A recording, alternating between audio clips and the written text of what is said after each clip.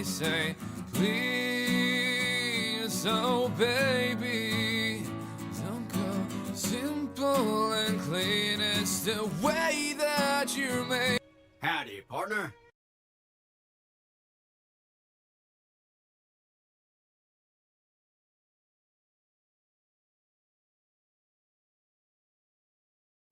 Howdy, partner.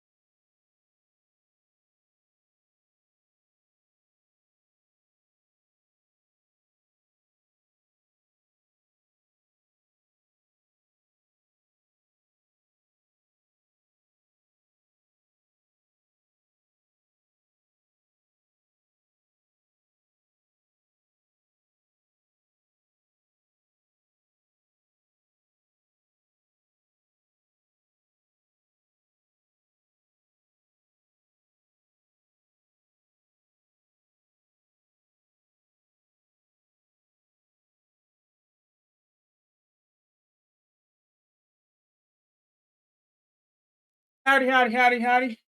I got my food. Hope y'all are having a good day. I've been up for a while. Been out hanging out with my sister.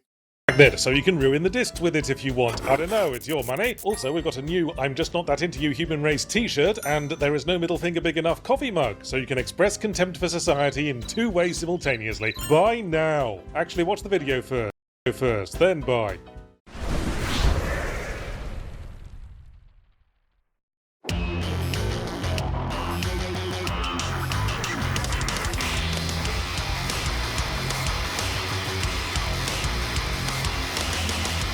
Ah, what a joy it is to finally see an early access game hit its 1.0 release. It's like witnessing a birth of a full-grown man who is already dead and was thoroughly autopsied several years ago. But hey, there's still plenty of unclaimed bits of intestine to toss around and make into balloon animals, so here I am reviewing Palworld, a game that earned a certain amount of fame with its succinct elevator pitch. It's like Pokemon, but where the colourful doe-eyed balloon animal creatures to collect can be equipped with submachine guns. Once you actually get into the game, that pitch has to be qualified a bit. It's like Pokemon, but where like 3 of them can be equipped with submachine guns, and only if you jump through so many fucking hoops you feel like a spider in a bowl of Cheerios. Also, that pitch doesn't mention how much of your time will be spent punching trees, because it's an indie open world game and therefore also has to be a crafting based building tech tree climbing simulator in accordance with the Treaty of Terraria. I remember thinking when I played it early access on Yahtzee Tries way back when that the experience was a bit anemic. You pick one of about 5 different generic anime faces and then get dropped on top of a grassy hill with the suggestion, hey, go punch some trees and build yourself a house because of reasons. And if you happen to see a spherical sheep, hit it with an axe for different but related reasons. Well, it's still the early access version, I thought. Doubtless they'll add a bit more context to this in the final release, and they do. They remove the words early access from the title screen. Oh, and I picked up a couple of random lore documents from chests, but I was buggered if I was going to stop and read the fucking things, because as an online game that couldn't give 2 chunks of poo from a heavily armed squirrel that I was playing offline, it refused to pause the game when the menu's open. So Palworld didn't have a particularly strong start. I picked a more or less random spot, built a base, captured 5 or 6 frankly pathetic-looking creatures, resembling overgrown inflatable bath toys. I blew out my lips, cast a look around at a vast, extremely uninteresting world extending in every direction that didn't seem to contain anything but small spaced-out groups of 2 or 3 Pokemon, and decided I was done for the day. They're not Pokemon, Yahtzee, they're pals. I'm not going to call them that, Palworld. It's an ease of communication issue. It's like complaining about me saying that I hoovered the living room when technically I Electroluxed it. At that point I was unsure if I would continue with Palworld. I had no idea what I was supposed to be doing in it, and I hadn't recruited a single grenade launcher wielding ferret, but something made me go back for more. That something's name was Editor Nick, who helpfully reminded me that playing it was my fucking job. One of the unique features of Palworld is that yes, you keep a party of Palcomon with you to help brutalize passers-by in the field, but all the ones you have in reserve can be put to work at your creepy Jim Jones ranch manufacturing twigs and berries, not in the euphemistic sense, which is a much more practically minded approach than letting the lazy little fucks sit around in balls flicking their razor leaf storage bulbs all day. And it's not the kind of base management you need to worry too much about. Build them a berry plantation and a food basket and recruit at least one dude with leaves growing out of their head and they'll pretty much take care of themselves. Sort of makes me wonder why the game even bothers to have other kinds of food at all when you can get by perfectly well on berries alone, although you might have to fast track the ventilation upgrade for the base's toilet facilities. So a lot of the time the base can be left to tick along while you explore the world hunting for more higher level poker pals to enslave and arm like Somalian child soldiers in the futile hope of capturing one with better AI than a damp sandbag. They couldn't give 2 legally distinct pokeballs when you're trying to capture rather than kill your current target and will happily punch them into space, drop to the ground and look at you like they're expecting a treat. Or refuse to attack at all because they're trapped between a sloping section of ground and a cubic metre of thin air. Makes me wonder why I went to all that trouble of capturing a giant elephant turtle god the size of a hovercraft with afterburners when the moment I brought him out for the boss fight I needed him for, he got wedged between a pillar and the outer wall and couldn't move. Oh yes, the boss fights. I'm glad you brought that up, myself. That was where the game clicked a little better for me. I found a tower with a boss fight inside that was like the 2 leads from My Neighbor Totoro set up a tag team wrestling partnership. I could see he was electric type, so I called upon my knowledge of Pokemon thinking, okay, I saw a ground type around here somewhere, let's be smart about this. But then I thought, or I could just strap this submachine gun wielding chipmunk to my head, and then when he runs out of ammo, bring out this fire-breathing fox for whom I crafted the upgrade that lets me hold him like an assault rifle and make him tactically vomit on things. An upgrade that I assume consisted of 15 McDonald's milkshakes and a vicious punch to the solar plexus. So in the smouldering remains of that boss, I found the fun in Palworld, especially afterwards when the game mentioned there's 7 more of these boss towers scattered through the world if I'm looking for stuff to do. Oh, fucking finally, a coherent objective. Glad to hear it, Yards. Now, why don't you go over to this village 7 miles away to gather more information on where to find the second boss fight? Or I could just go straight to that very obvious boss tower I can see over there. Well, you were the one who wanted context, asshole. Sadly, the newly ignited prospect of exploring the actually surprisingly large open world, filling out the map, finding all the boss fights and mini-boss fights, and stomping all over them like the inadequately stored away plush toys all over my living room floor that they somewhat resemble, was soured by the continued obligation to go back to the fucking base and craft things. Now, I like a game with two interconnecting gameplay threads, exploration and base management specifically, actually. Sorry, the alters, I'm just talking to the internet, go back to sleep. But around the point of beating the third boss, I just couldn't stand any more fucking ingot farming. You're obliged to keep progressing up the tech tree, because it's the only way to keep your weapons and armor and pal upgrades competitive with the hostiles, and once they get past a certain level, you can get a random pal down to 1 health point, and he'll still react to the basic Pokeballs like you're blowing dandelion seeds at their face. So you gotta have the mega upgraded Pokeballs, and to craft those you need ingots. You need ingots for fucking everything. 100 for a new weapon, 50 for a new crafting station, 75 so you can strap a tactical warhead to a manatee. Ingots that all need to be smelted, and my little fox pals can only work the furnace so quickly. I just got so sick of always having to go back out, find some more, mine it until my trousers are around my ankles with the carry weight, and then waddle back to a fast travel station. So for all its virtues, the fact is I packed in Palworld because I got bored, and that'll do for a final summarising word. Boring.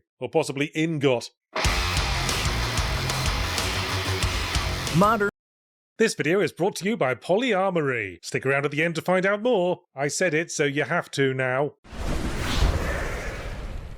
I'm interested. Just based off the name. It's an interesting name.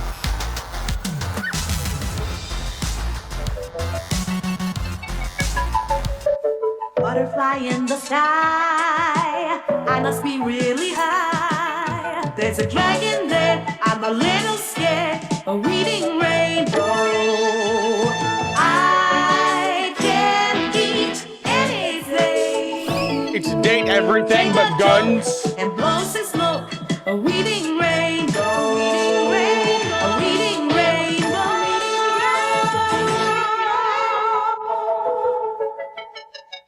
Oh my god. Dude, it's date everything but guns.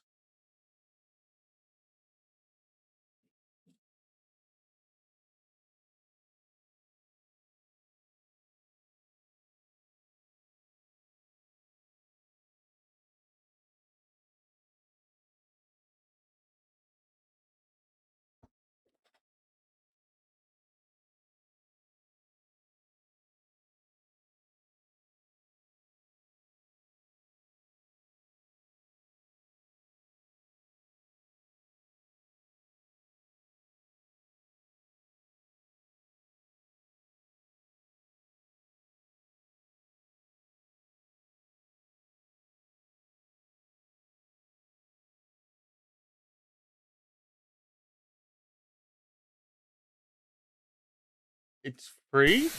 There's a storm coming. There's a storm coming, people.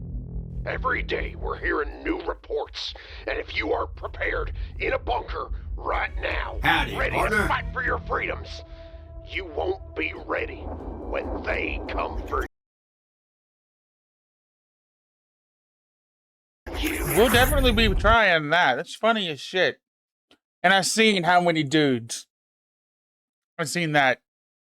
I didn't know you bought it, but I seen that it released, and I was thinking about buying it. I gotta pay my bills first, but I'm thinking about buying it and Assassin's Creed. The games industry seems to be, as ever, in a nostalgic mood, going by all the remakes and remasters that have shown up lately. Gothic, Star Fox, Ascreed Black Flag, Halo, to name but several. And I've been thinking about a particularly nostalgic topic. Gaming nerds have always argued over which of two things is best. Is Mario better than Sonic? Is Xbox better than PlayStation? Which of Lara Croft's two boobies could one most comfortably rest one's head upon? But there was one classic argument that was a big one for me and a lot of us 90s PC gaming kids, the big debate of 1996. Which game was better, Duke Nukem 3D or Quake 1? And I suppose it lingers in my mind Quake. because, like with all of the most compelling debates in life, like the Lara Croft tit thing, I still have... How the fuck is that even a question? It's fucking Quake. What? I wasn't even fucking probably born yet when this fucking debate was going on. But it's fucking Quake. Are you fucking kidding me?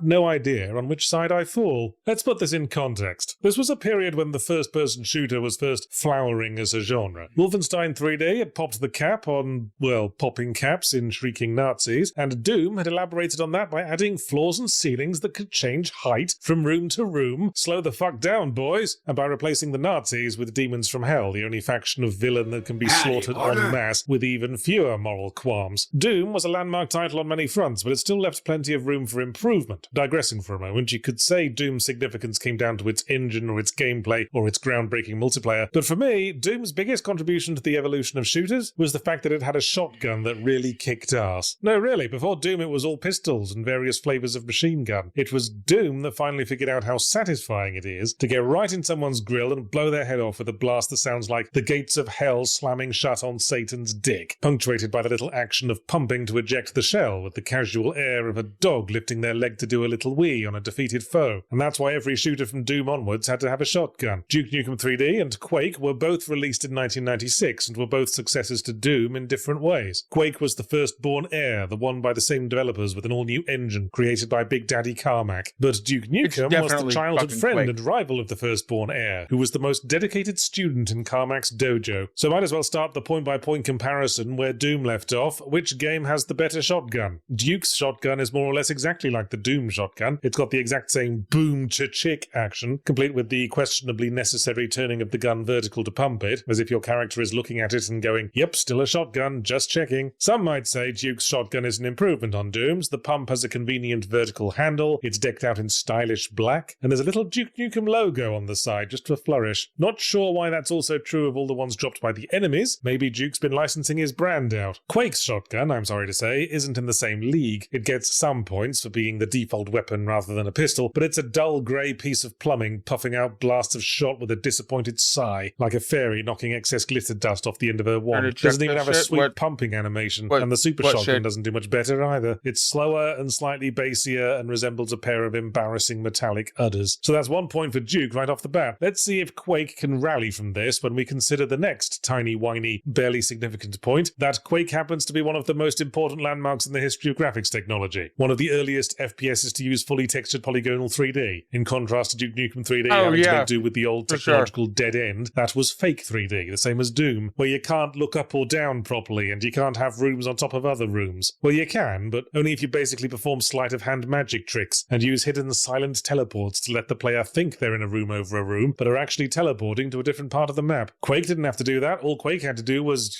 put a room on top of another room. Polygonal 3D just looked so much better and was so much easier to work with. You can look all the way up and down, you can have dynamic lighting, you can make a model for a monster, animate it, and you're done. You don't have to make 8 more animations for every angle one might look at the monster from, like you had to do with billboard sprites. Plus, it was the shape of things to come. Polygonal 3D has been the standard ever since. There are engines to this day that still contain scraps of the Quake engine. But while Quake obviously wins the tech event, was it really making the most of that tech? Design and story-wise, it was taking all its cues from Doom. You're a lone soldier who has to go to the evil monster dimension and save humanity from invasion by clearing out a whole bunch of illogical monster mazes. Lots of castles and dungeons and tunnels that don't seem to be laid out with any function in mind, besides challenging an invading one-man army. Meanwhile, in Duke Nukem 3D, the levels are modelled after actual places that could exist in the real world. The first level is recognisably a street in Hollywood, with stars in the pavement and billboards referencing the O.J. Simpson trial. You go into a cinema, and it looks like a cinema. There's seats, toilets, a concession stand, a projector you can turn on to reveal a looping gif of a lady dancing around in her pants. Quake might have had polygons, but it could just about manage doors and elevators. Duke was fake 3D, but it had doors, elevators, underwater swimming, breakable glass, rotating doors, working trains, TVs that broke when you shot them, toilets you could go wee-wees in, working mirrors you could press the use key on to make Duke say, "Damn, I'm looking good." And that gets us to the other thing, personality. Duke 3D had gobs of it. It was inescapable, the way Duke was constantly spouting Army of Darkness quotes from behind the first-person camera. Admittedly, he comes across as a massive bellend, but that's still something to latch onto. All Quake can offer is an angry face in the middle of the status bar that gets bloodier as you lose health, and the very disquieting screams the main character makes when you fall into corrosive liquid. Normally, at the end of a video like this, I'd throw the debate out to the comments, who I'm sure will have many compelling arguments for both sides, but the fact is, in isolation, debate debating whether Quake or Duke 3D is the better game is pretty pointless now, obviously. The correct answer is that a game that comes along with both Quake's shiny new tech and Duke's excellent sense of setting, say with a name like Half-Life, would immediately be superior to both. What makes the question interesting is that it's not just about the two games, it's a duel between two philosophies that has played out through time immemorial. Quake represents the argument for always pushing forward into new territory and new discoveries, even if the first results are duller and less effective. Duke, meanwhile, represents the case that making the best with what we've already got might be smarter in the short term. You could frame the debate as style over substance, although honestly I'm not sure which is which. I suppose Quake feels more substantive, in that it's one of the first major FPSs to have a consistent emotional tone. The gloomy visuals and creepy industrial soundscape do a good job of solidifying its constant dismal atmosphere. Duke, on the other hand, can be lurchingly tone deaf, especially when Duke pauses between movie quotes and making veiled references to his willy to interact with the captured women in slimy green cocoons who can only beg for death in raspy voices. Yeah, maybe that's another event in which Quake wins the point. It's not as rampantly misogynistic. It doesn't treat women as inanimate props to occasionally be handed $20 for a 2-frame booby jiggle. Kinda hard to do that when there are no female characters in the game at all. Well, there's one. The final boss, Shub-Niggurath, is referred to by female pronouns, but that's hardly misogynistic, just because she's an inanimate lump of flesh with 3 bloody vaginas for a face that we kill by literally penetrating her insides and then forcibly birthing ourselves.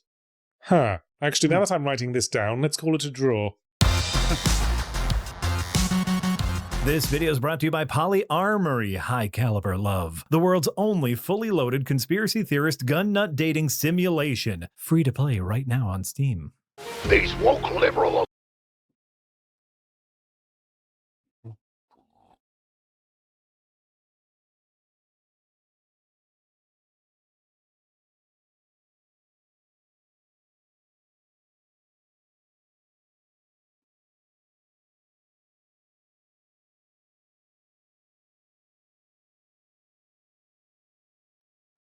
Where is that going? I don't know, but we'll find out.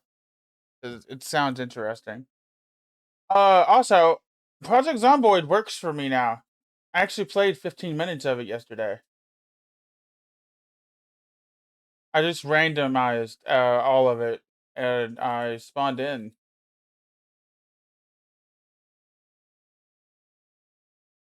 Like, I actually played for like 10 minutes.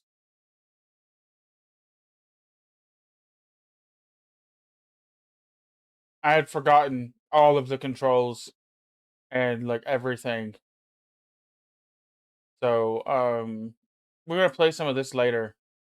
Maybe tomorrow, if nothing else. But I'm very excited about this because I wonder, will it show the UI? Oh my god, it will. This is what the UI used to look like before I was able to change it. I was able to find a UI scaling setting that they added in Build 42. And you'll see it in just a setting, in just a second. Damn. It actually froze for a second. And then you see how much more legible that is?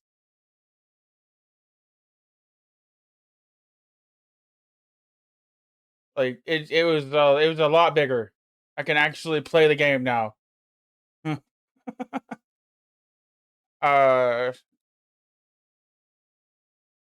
I'm very excited to get into Rosewood and see all of the different places and houses, because this is like the only really place I went, and this house, it looks completely different. I don't recognize fucking anywhere I went yesterday. Rosewood looks completely different.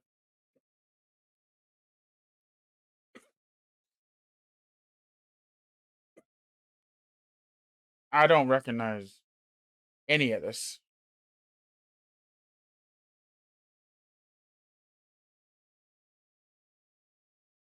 I had a shit ton of zombies on me. Like, I'm very excited. I had no weapons, no nothing. I completely forget where to go to get weapons. I don't know. I do not remember how to play this video game. I don't remember anything about it. So it's gonna be fun. I'm looking forward to it. So our game list is RuneScape, Power World, and Zomboid, with maybe a little bit of Black Flag added in if I buy it, which I'm considering. Depends on how much my glasses are.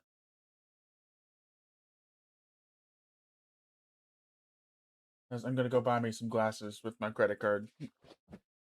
I want some new glasses and some sunglasses that are prescription. Whew. Okie dokie.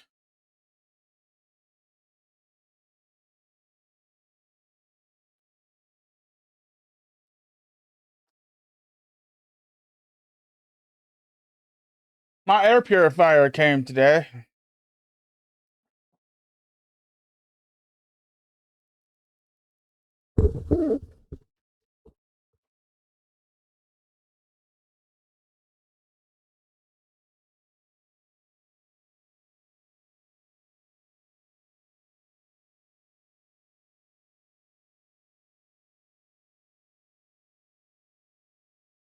On and on and on and on and on and on and on and on.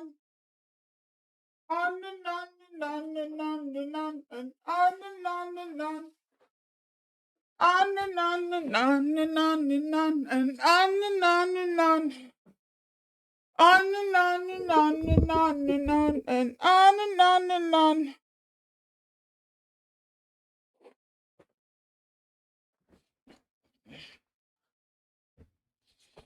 How does the air feel? Ask me that tomorrow. Give it a full day to like circulate and like do its job, and I will answer that. Because right now I can't really tell the difference. But give me a full day, and for $130, I better be able to tell the difference.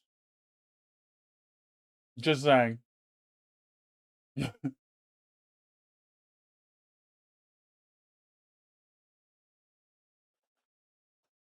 And I figured I'd put it right there.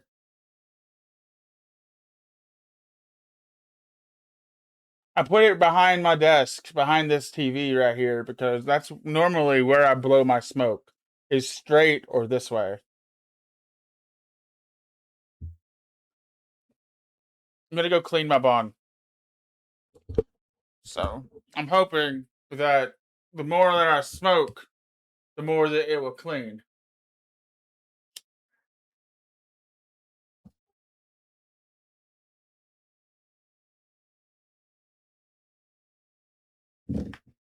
Like, for example,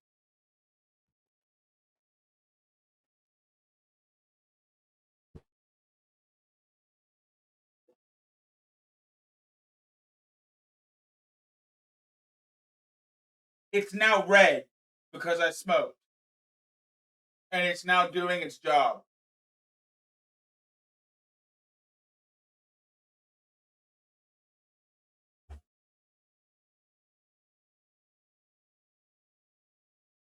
I'm not smart.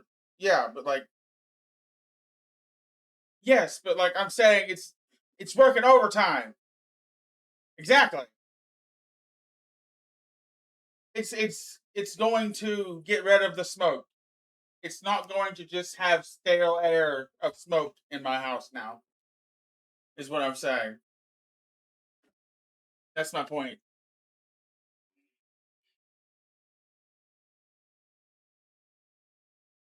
Like, that's my point.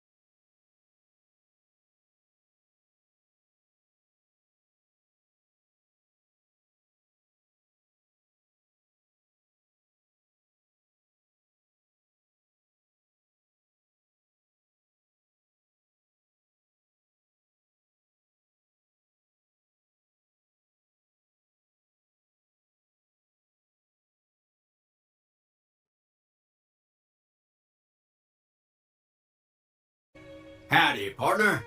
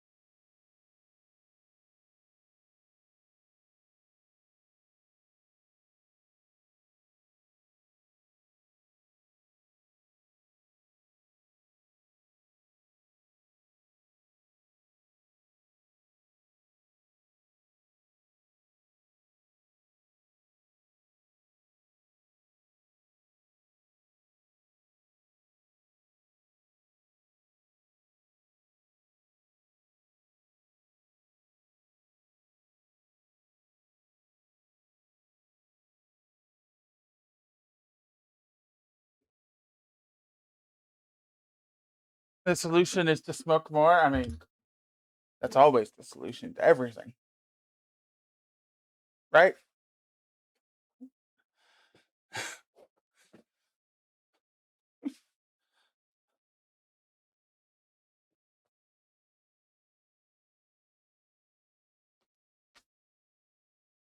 I don't want it to be perfect. I want it to be better.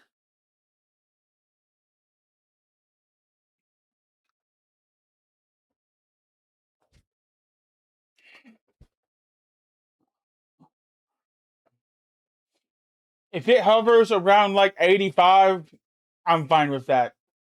Because when I first plugged that motherfucker in, it was at like 60. That's not good.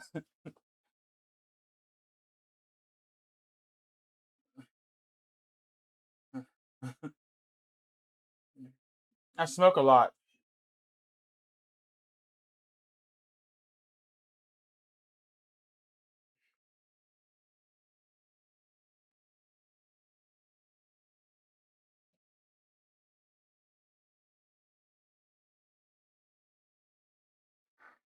I'll put it this way: when I was at Jules's, when I first got there, I think it was at like 95. It was very, very high.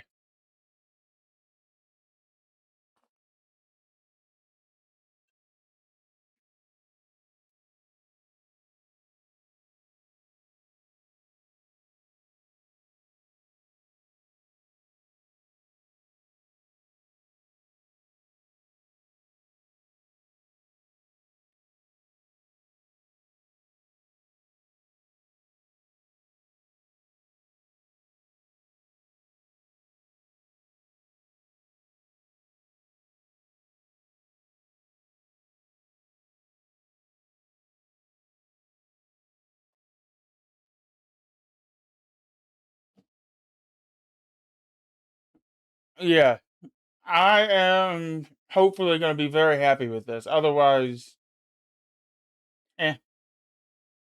If I am happy with this, I plan on getting a 2-pack and putting one where this one is and another one in my bedroom and giving the one I currently have to my mother.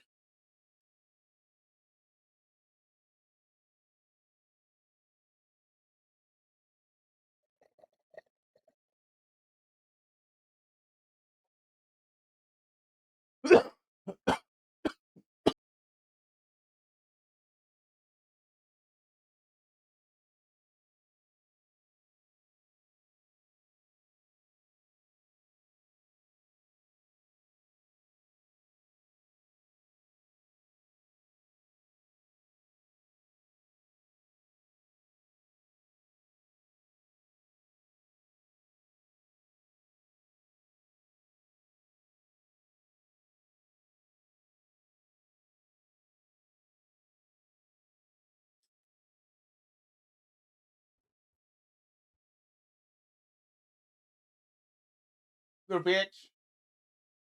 I see you. You better not be clawing my couch. Better put those claws up. Psst, psst. You better put those claws up.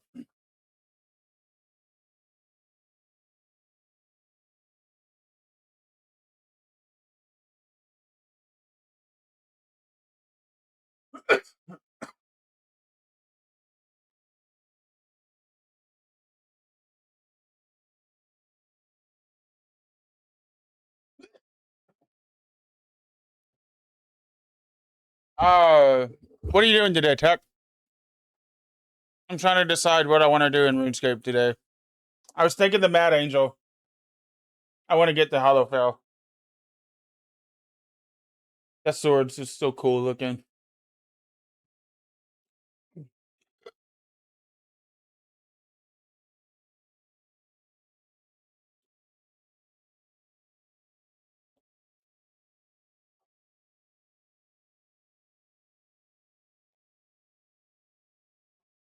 Beat some gooses, ravens, and goats.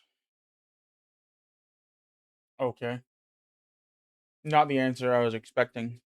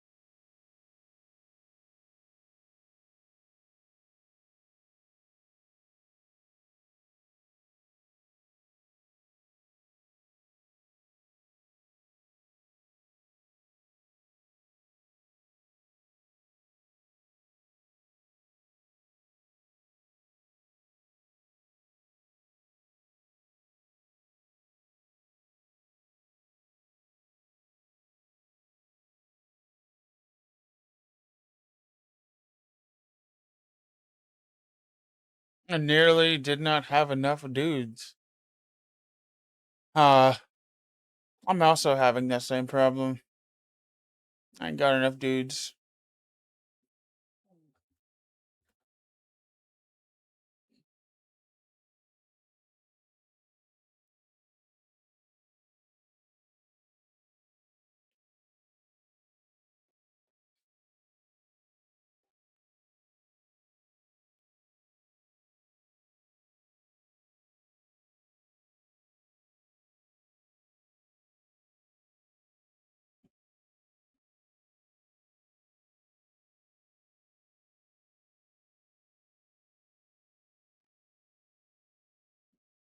I love you.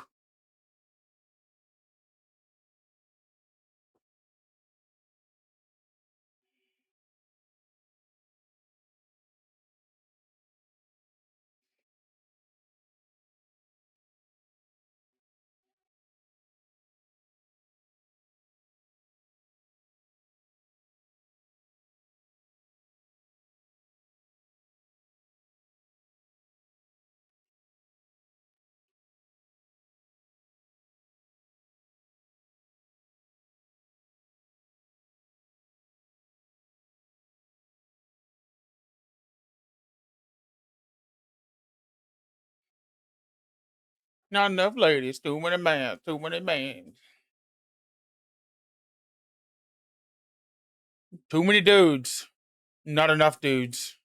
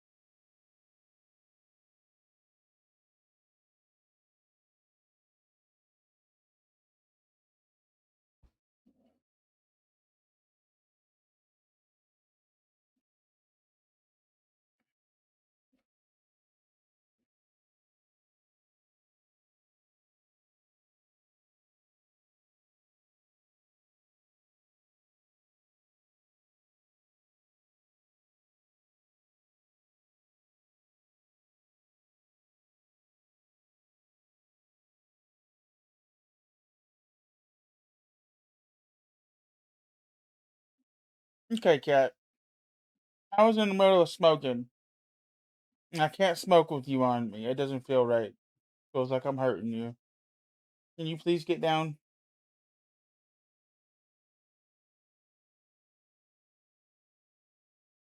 She's just laying right here.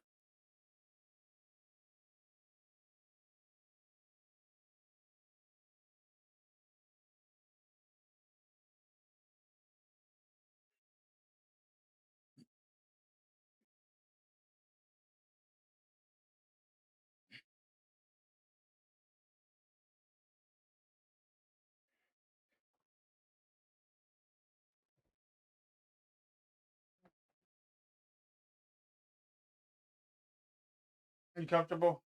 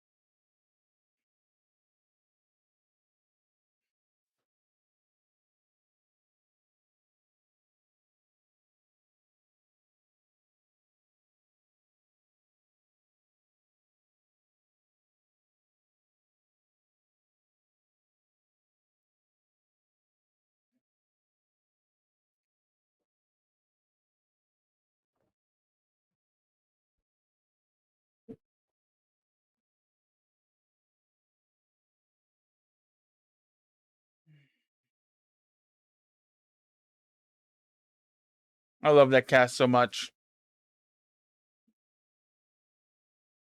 Take my hand.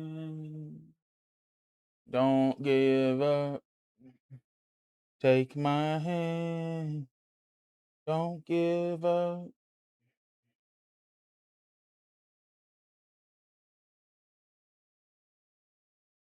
I'm not the same. You said I was subject to change.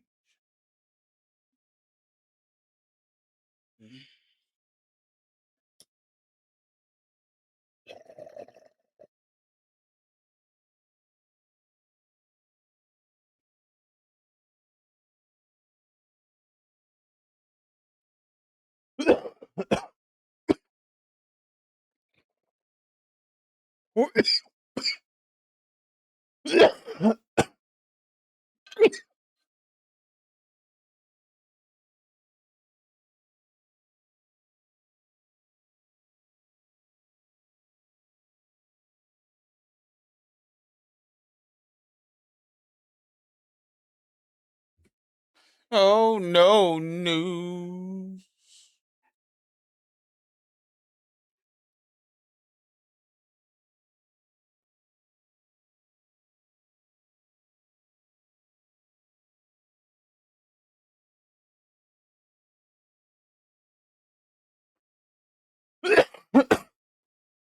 Okay, should we do the Mad Queen, Mad Angel now? I think we should.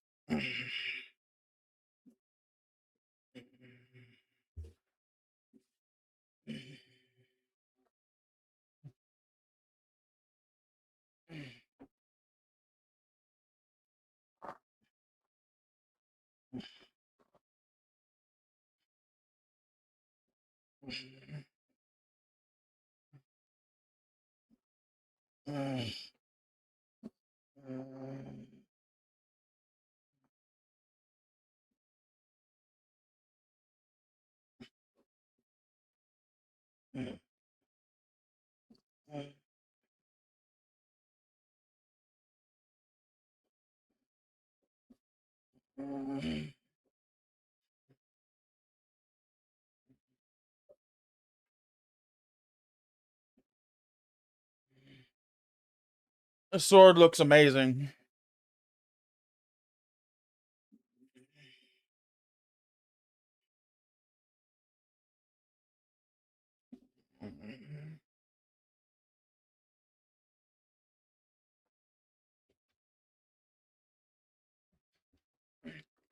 Oh my god.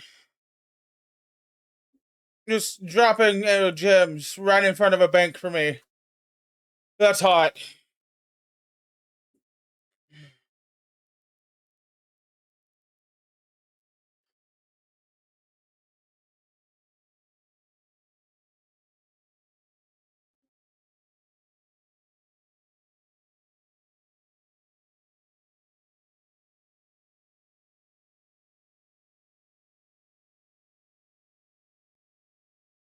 Hopefully.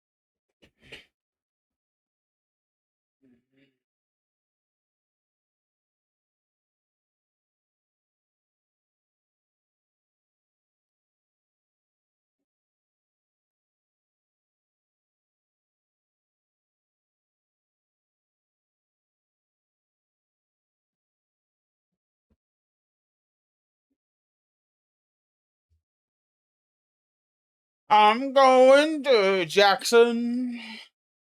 Because I'm Jackson bound.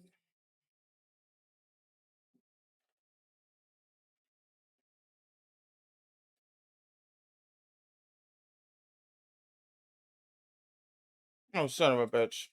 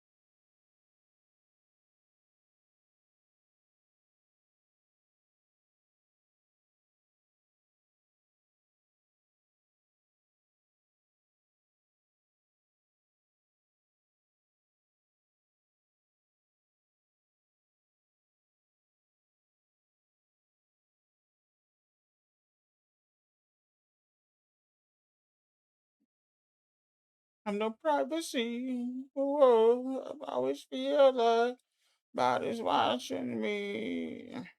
And tricks on me.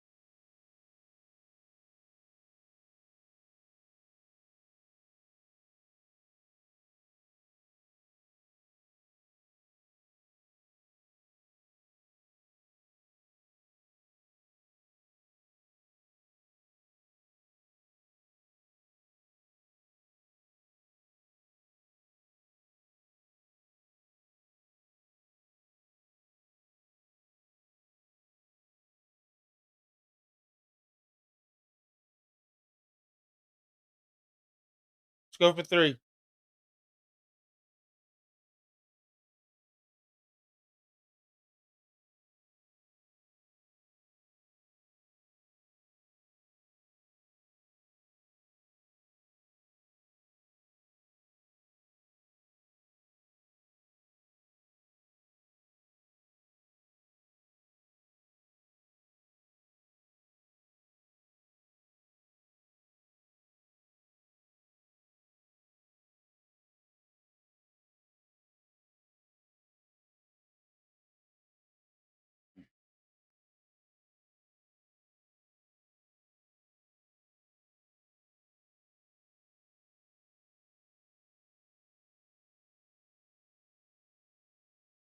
Ooh, that's a 50.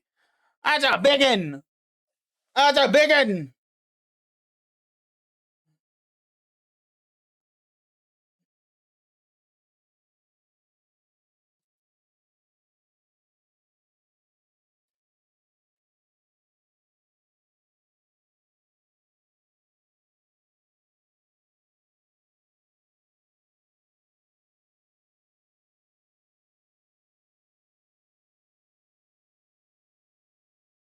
Ow.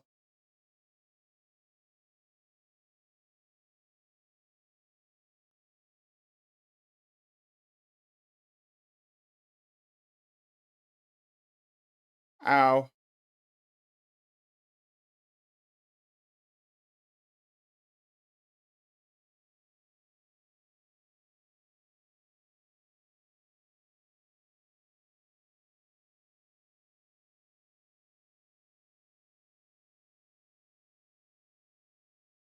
God damn. Okay.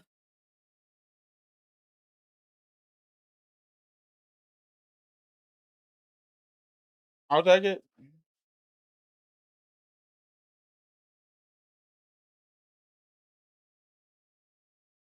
151 also new PB.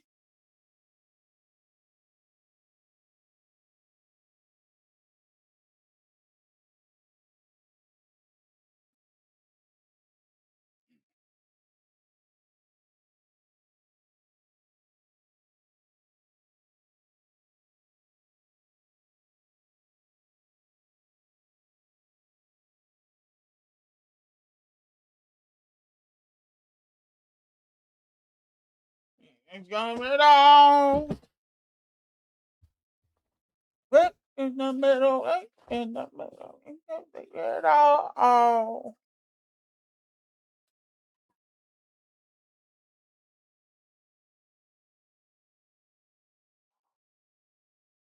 I better hold your head back.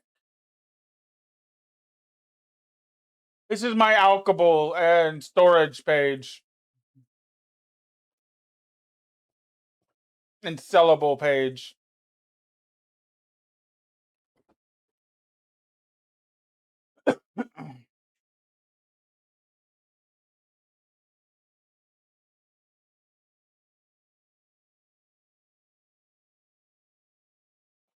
I recommend it. It cleans up your bank. If you know everything in this page, you can just immediately get rid of without like whether that means dropping it, selling it, or storing it.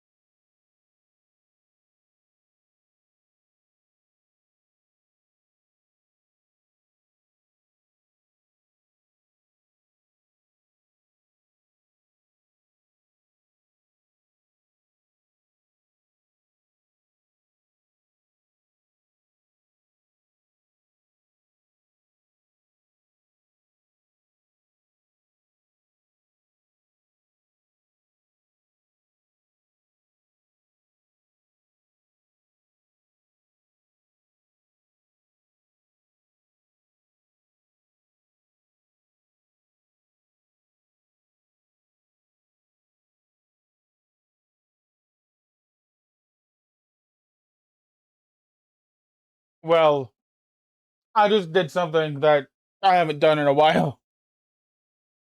And my apologies if you use your subscription feed on YouTube and you're subscribed to me.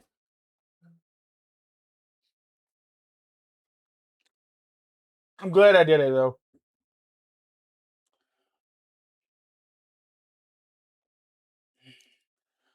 I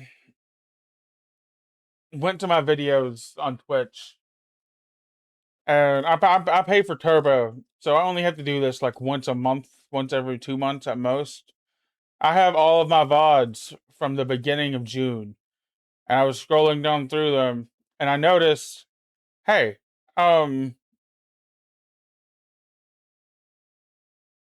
Junes are about to expire, so I just exported every video from June 1st forward, every video from June 1st to yesterday to YouTube. Like I literally just did that. But like for all of those.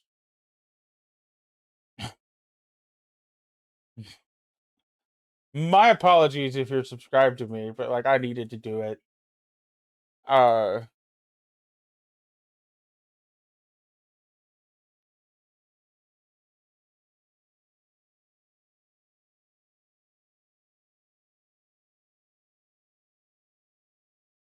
you know,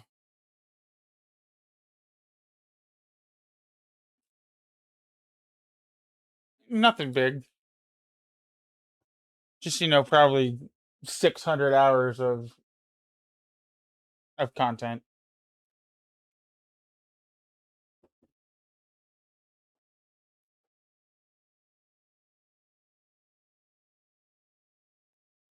I'm actually curious now. I'm actually really curious.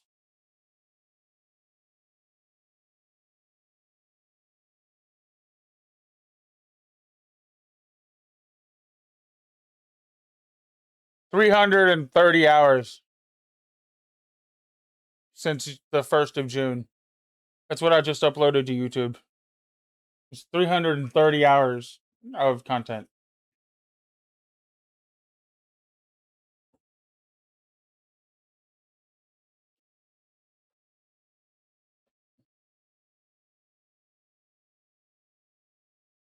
Okay. I have my boat here, don't I? Wish there was a way for me to check.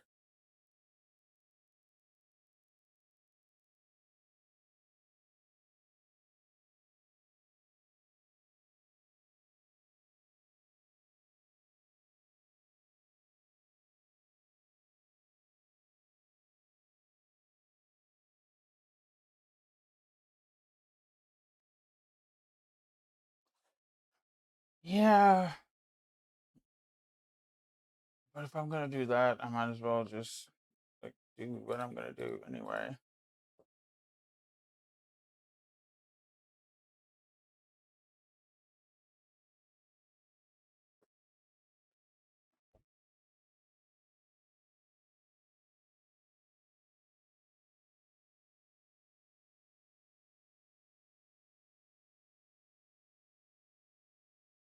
Cool.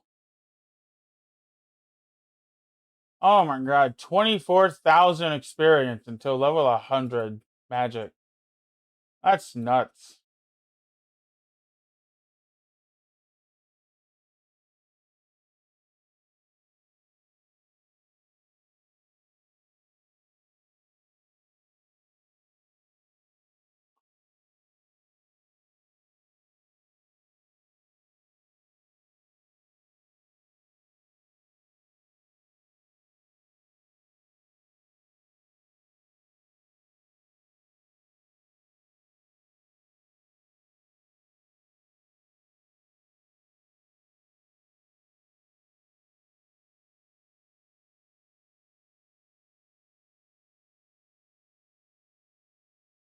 Bucket of milk.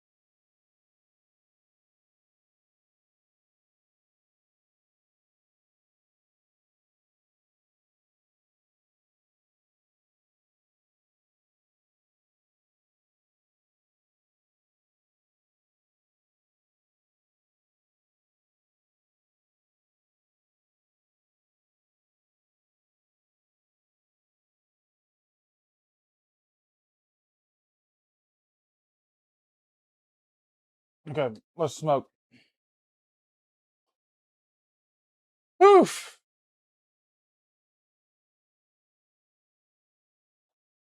How many times have I killed her? Like, what, 6? 7, maybe?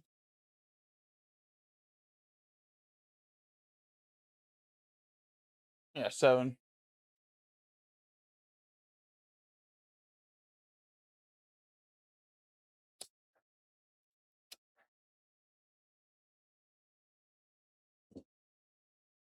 I told Pizza last night before we got off and I watched Shameless uh, that he should focus on getting to this boss.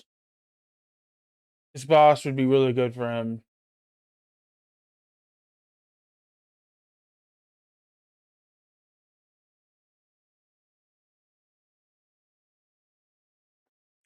Honestly, I think this boss is easier than the rat.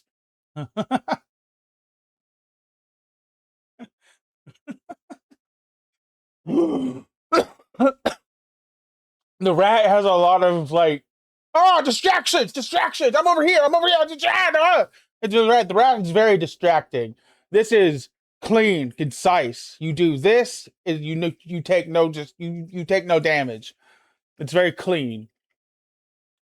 Uh, this is a lot easier, and I don't think they meant for that. Honestly, I feel like they could add some stuff to this fight, and it would be harder. But like, I like where it is. And that sword's gonna fuck when I get it. Oh my god. I can't wait. I also thought it would be harder.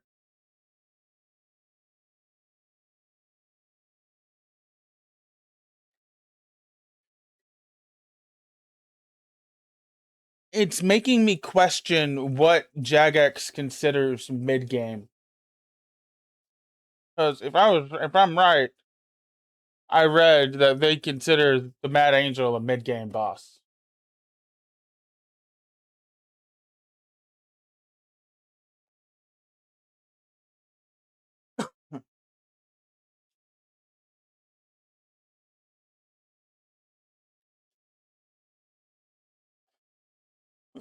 Designed as a mid-level PVM encounter, it's a great next step for players who have already earned their fire cape and are looking to take on a rewarding new challenge. I don't know about that.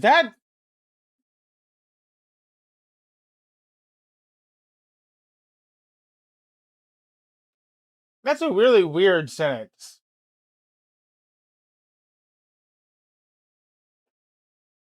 I don't know if I agree with that.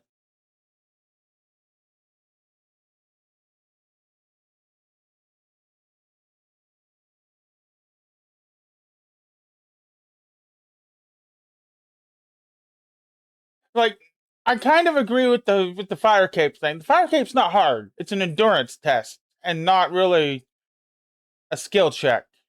It's more of an endurance test. Because Jad's not hard. He's just after like an hour of your time. Oh God! If I fuck up one time, I have to do an hour of a boring bullshit to get back here.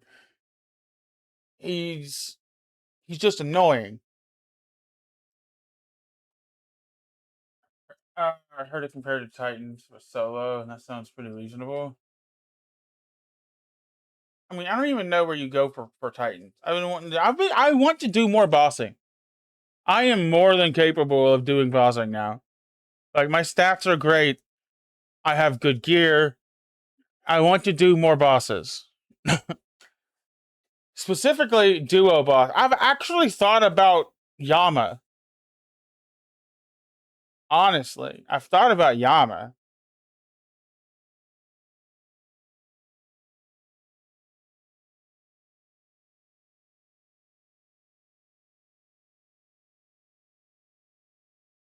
I don't know if I'm good enough for Yama.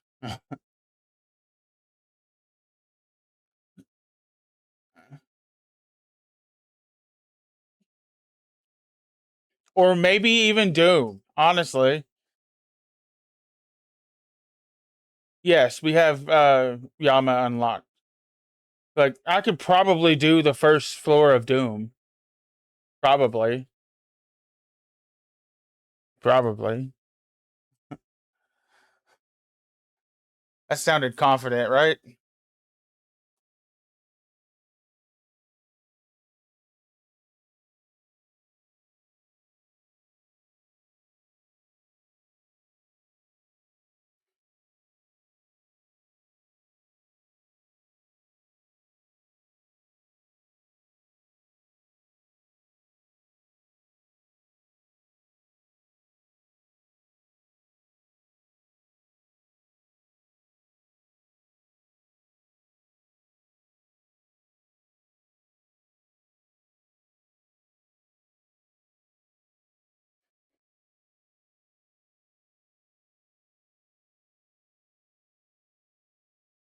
For the sets, which I really like, doesn't seem to punish directly. One person does more damage either. Good. I didn't know that. Pick one. Pineapple, Big Bug. I forgot to soak this last night. I should do that tonight. Pineapple. Oh.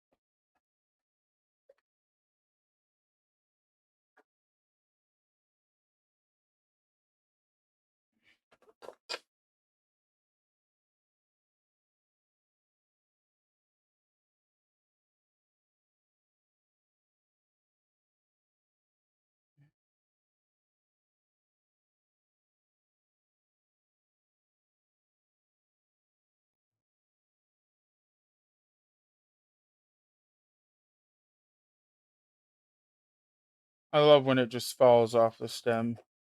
Oh my god. Great. I don't have to fight it. Ugh.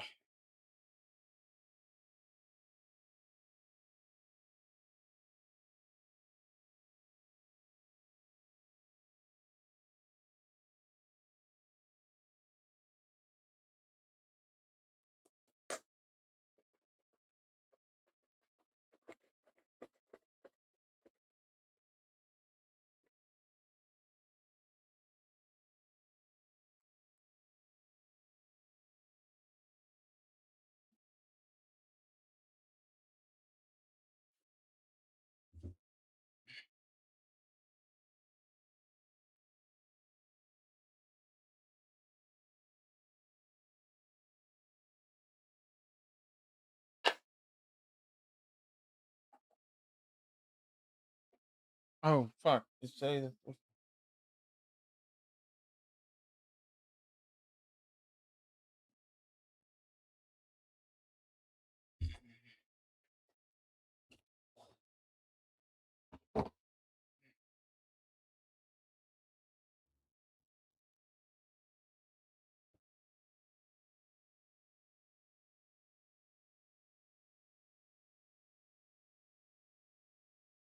Okay, I got 2 more days.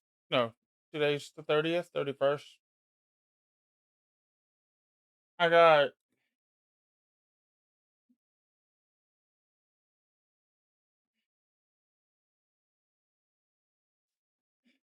July have 31 days? Yes, it does. Okay. Hmm.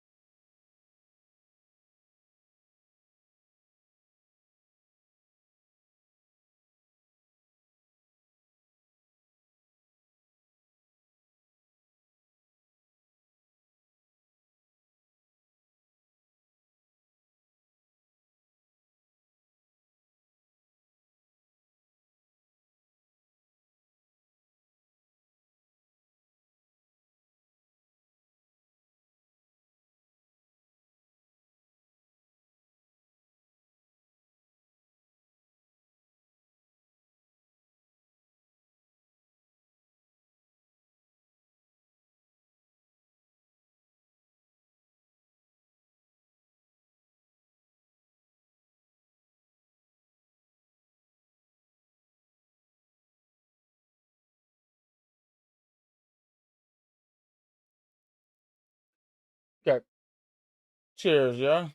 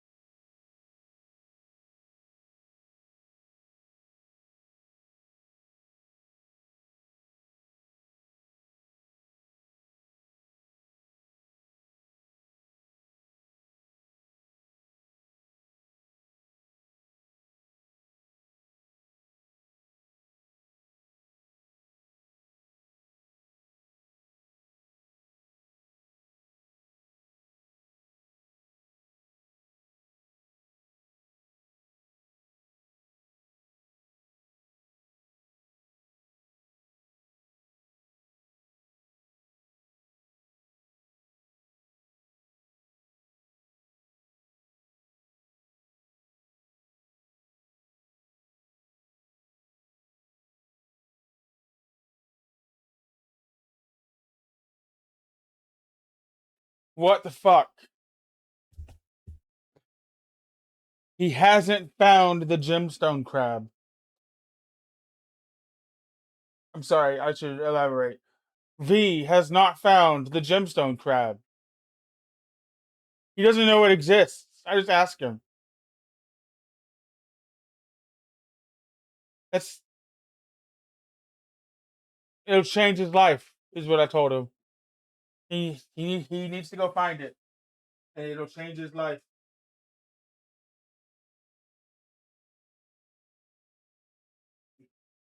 Do you know Varlamore exists? That's a good question.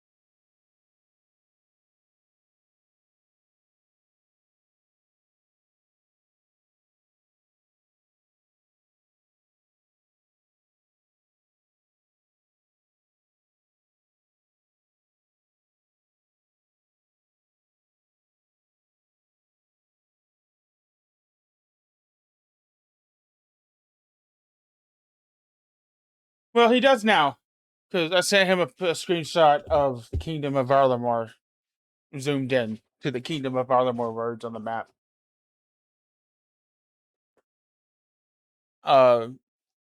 He can go from there. He likes to play this game even more single player than I do, without being an Iron Man. If you can believe that, if you can believe that.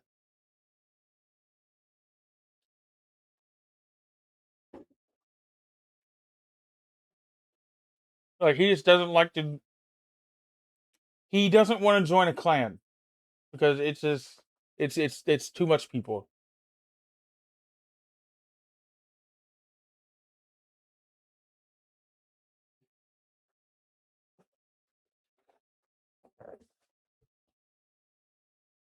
I understand. I mean, I get it.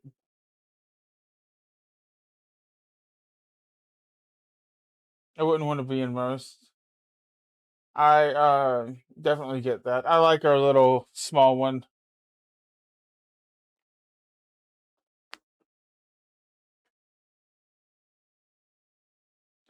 I think anything more than like 20 people in a RuneScape clan is too many. Honestly. You know what I mean? Yeah. That would be too many. And I say 20 because you're never all going to be online at the same time, especially with time zones and work schedules and stuff like that. But you would almost always have someone online to talk to if you wanted to. But I also like seeing people's drops. Like I like seeing the PBs and the drops and the skill ups and stuff like that. That's my favorite part of being in a clan. I don't give a fuck about talking to people. If I want to talk to you, I'll message you. But I love seeing like when you level up. I love saying congratulations and stuff like that's the best part of it.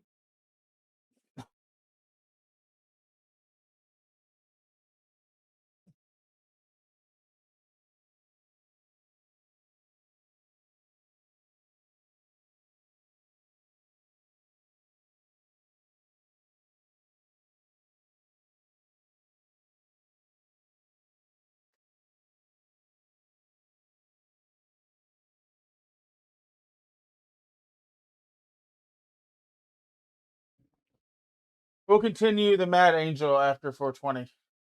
I was waiting on that. Taking a little break.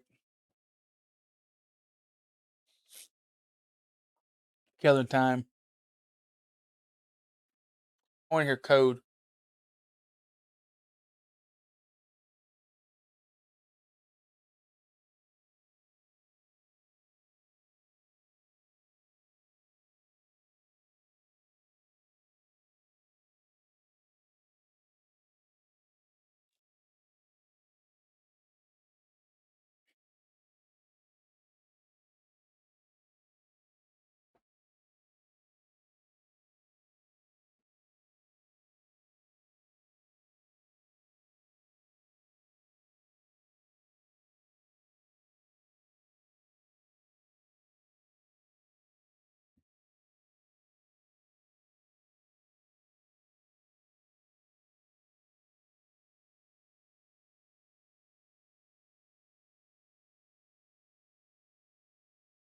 I'm gonna boot up the TikTok stream, I guess, to do a couple of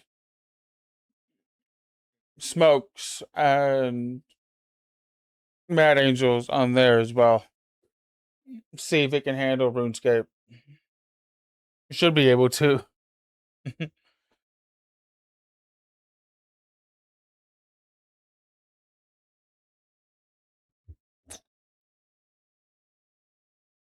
Hopefully, I have access to.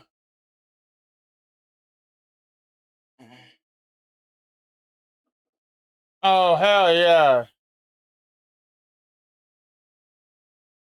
That's what I'm talking about.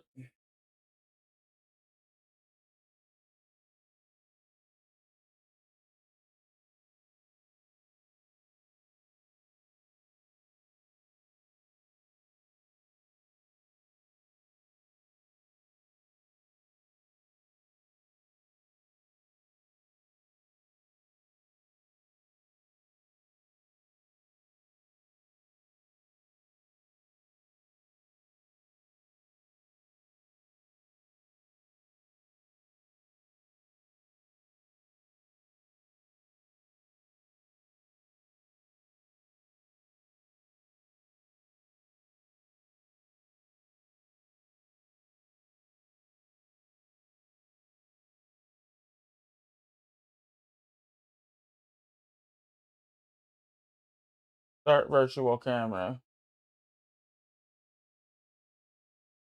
Add source. Camera.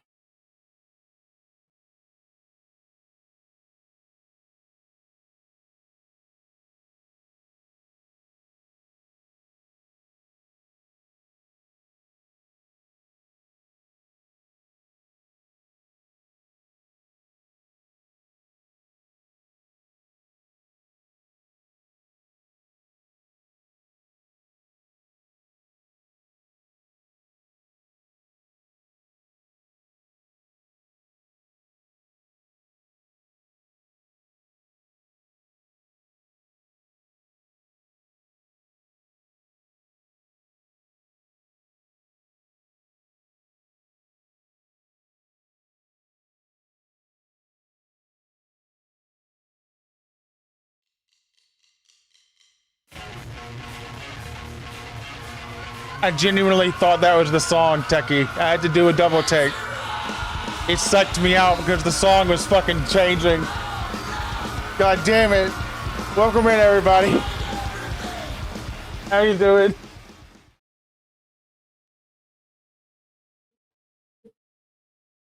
Perfect timing. It's almost 4:20.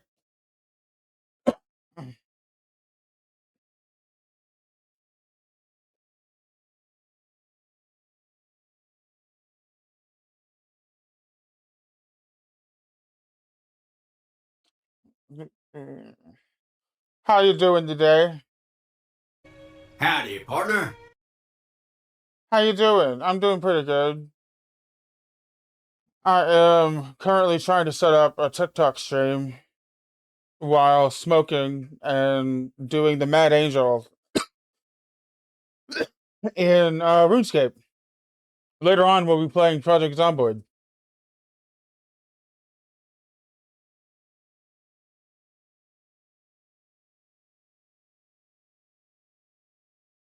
Universe a little tired from streaming. Well, if you need to take a break or go get you some food or whatever, I very much understand that. I stream for pretty long hours.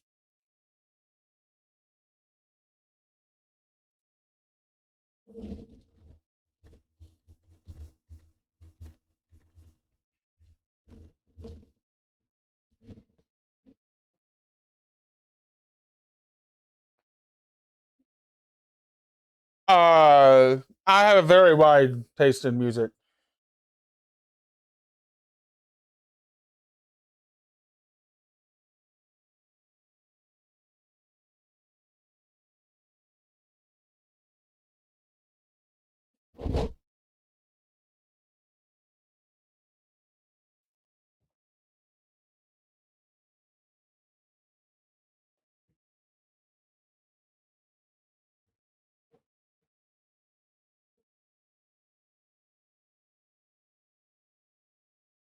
Confirm. There we go. Add source. Oh, that's really zoomed in.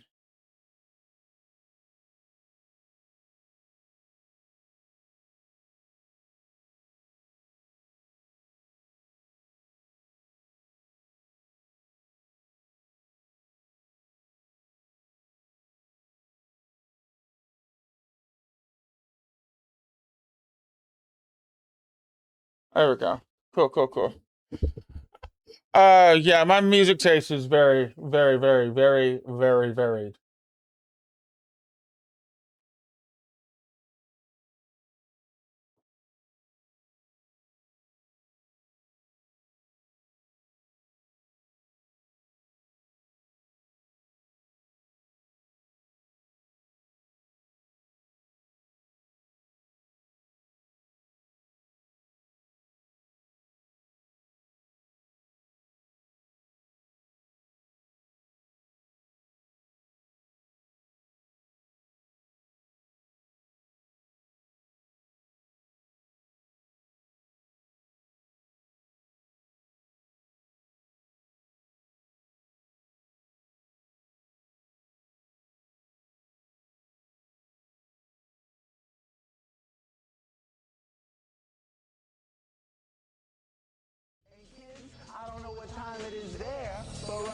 Cheers, everybody. 420. 420. 420. 420. Howdy, partner. I like Jules. Cheers, Jules. Characters say things I want to actually. I didn't mean it like that. Far greater frequency than they did in Fallout 3. Narrative, character, and dialogue are prioritized so much more than the flat.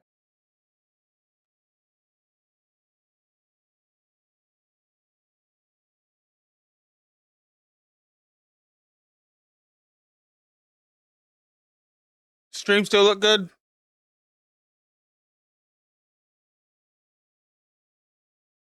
Eh. Ah. I don't think so. That's not good.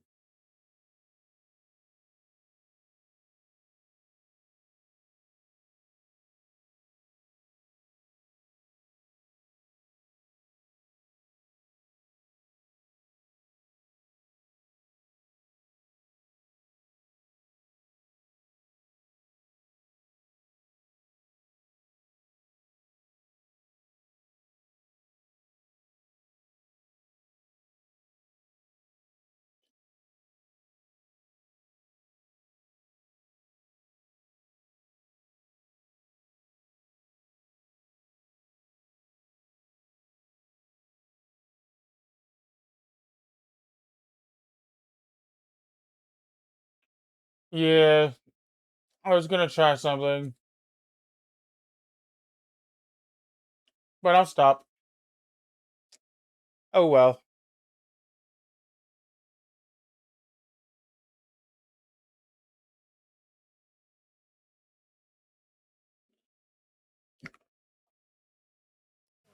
But why do I always feel like I'm in the twilight zone and I always feel like somebody's watching me and I have no privacy.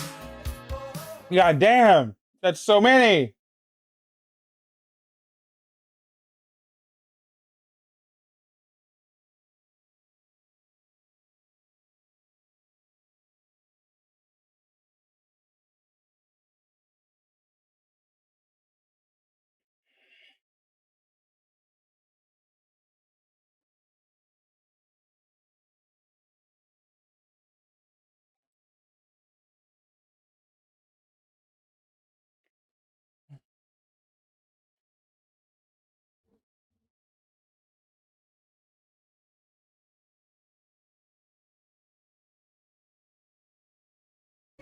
Howdy, partner.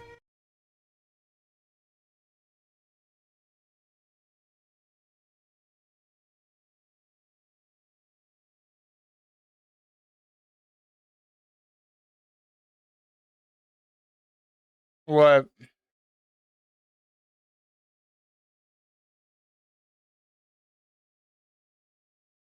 One of the dude types is pirate dude. Looks like Captain Jack. Nice. I really like this pineapple bun. That's a lot.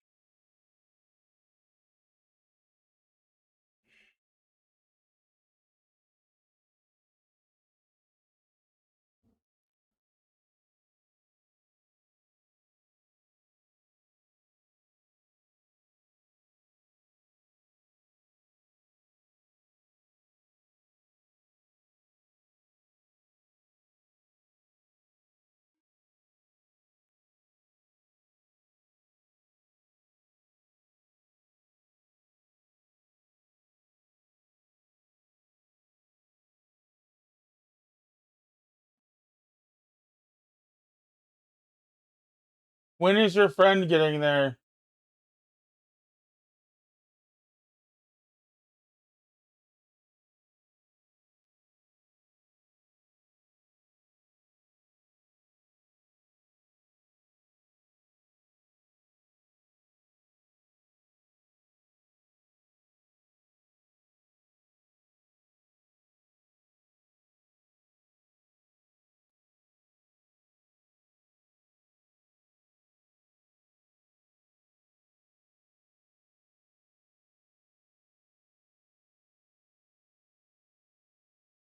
Don't know. Fair enough. Usually 6-ish. Okie dokie.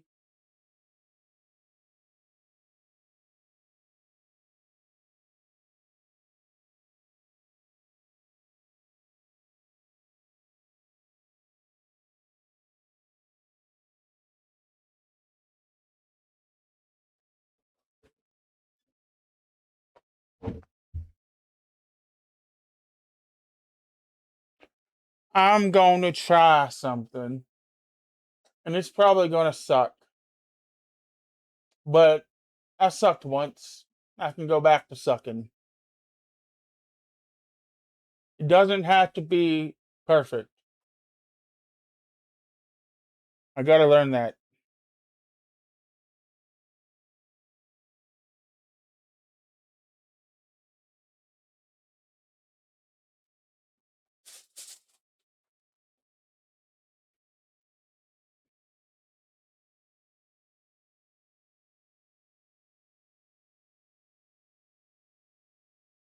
This thing's going to fuck with me, and I'm just going to do it from this.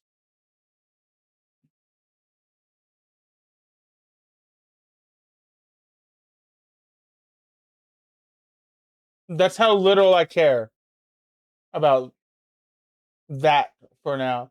I just need to do it. I don't care how I do it. I just need to do it. But this is the last resort.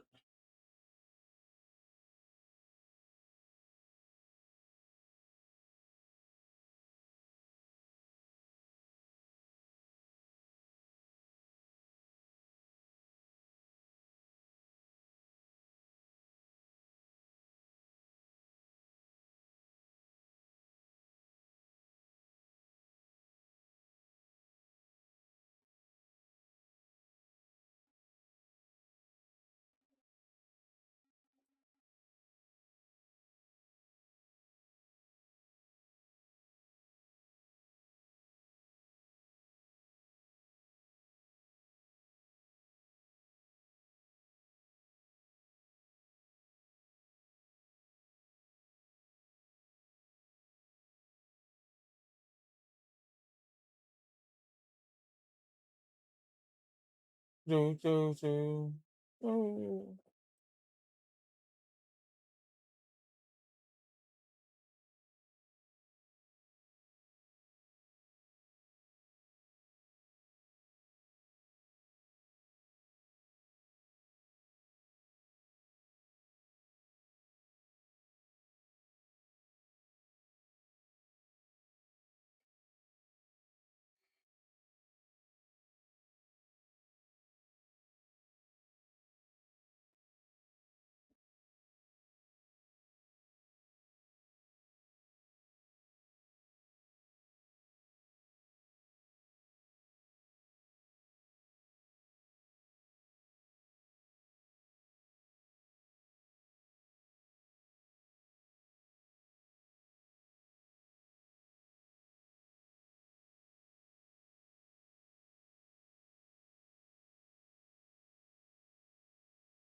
Do, do, do, do, do, do, do, do, do, do, do, do, do. Do, do.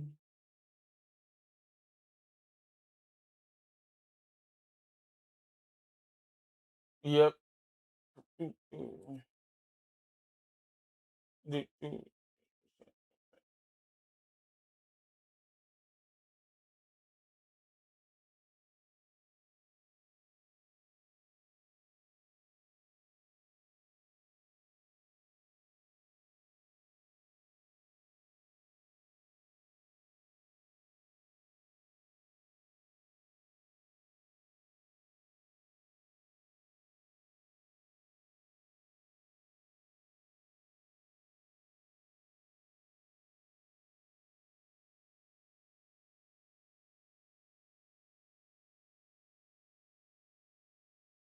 Do, do.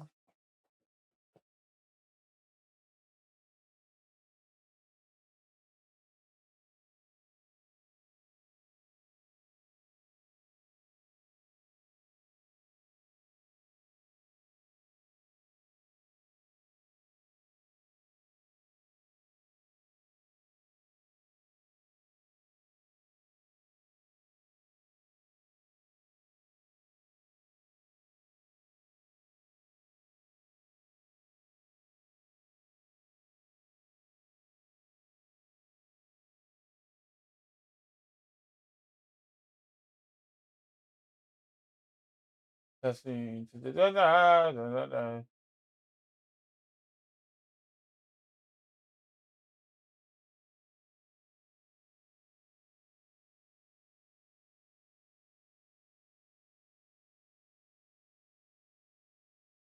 Can't tell.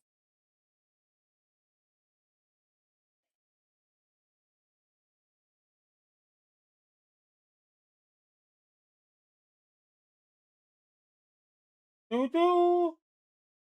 Yes. Okay. Cool. Wonderful.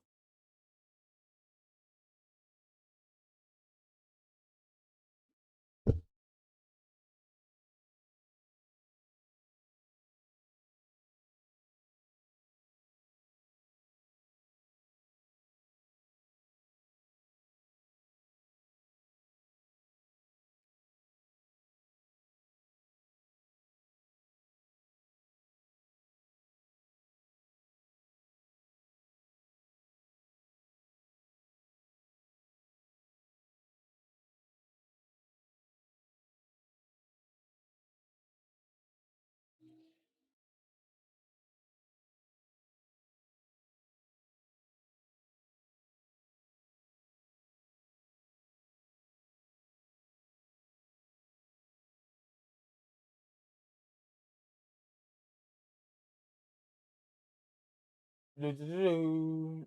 Cool. Okay. Cool. Cool. Cool.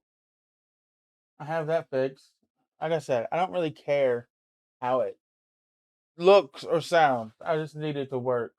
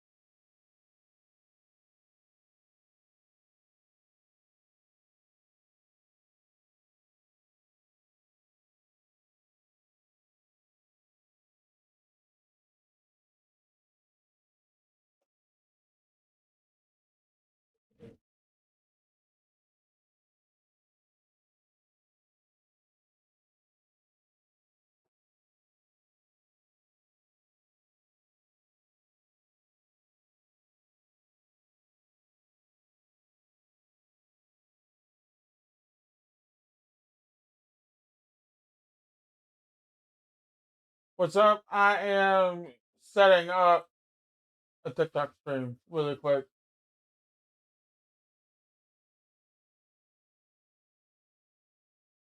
And then we're gonna smoke. And then I was considering playing Project Zomboid.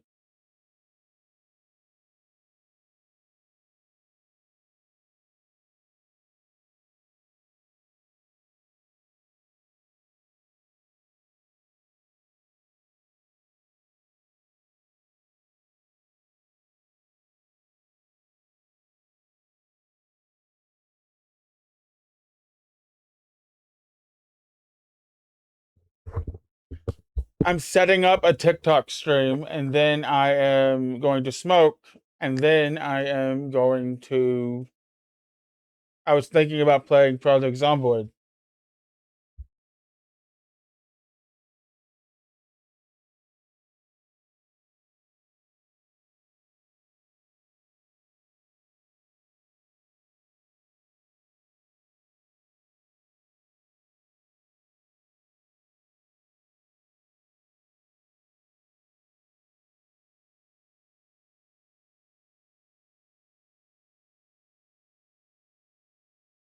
All of them are relatively new, so not really any ideas.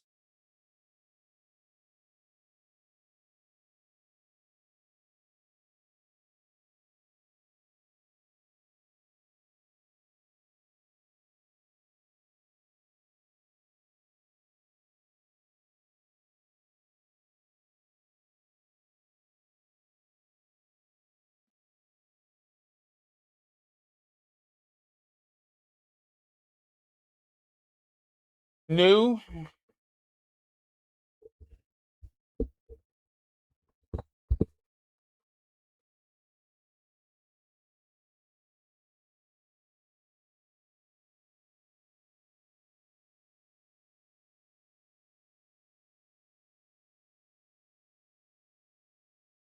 new. What do you mean new? The new areas, like everywhere has gotten a big ass facelift. Like everywhere is basically a new area. I looked around Rosewood and I didn't recognize anywhere that I seen. Like all of the houses got a facelift and stuff like that. New? Oh,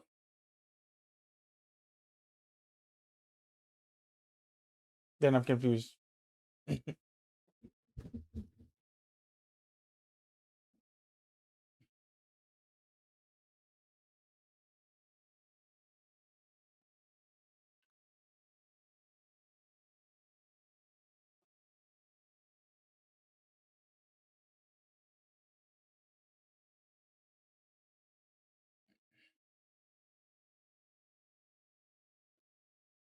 I don't know. We'll cross that bridge when we have to burn it.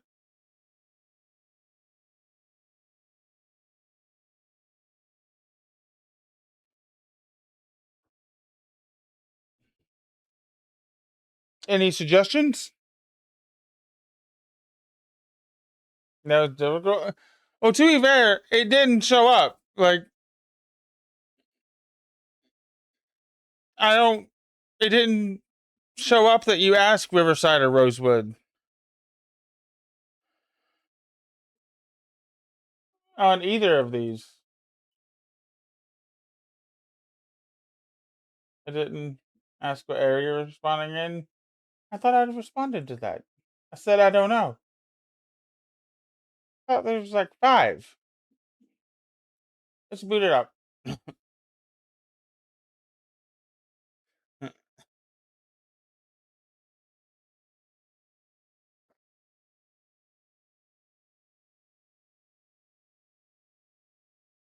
Wait, sell itself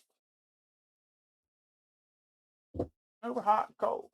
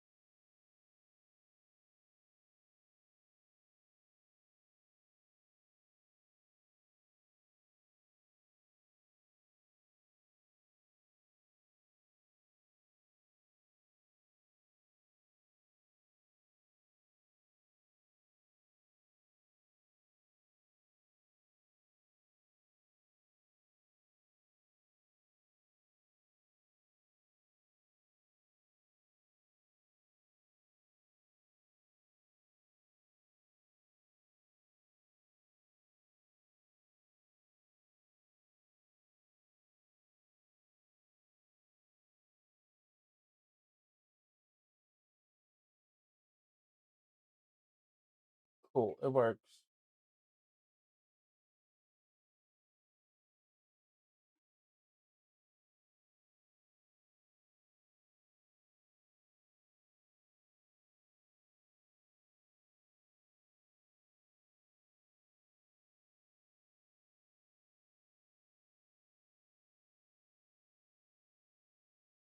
Okay.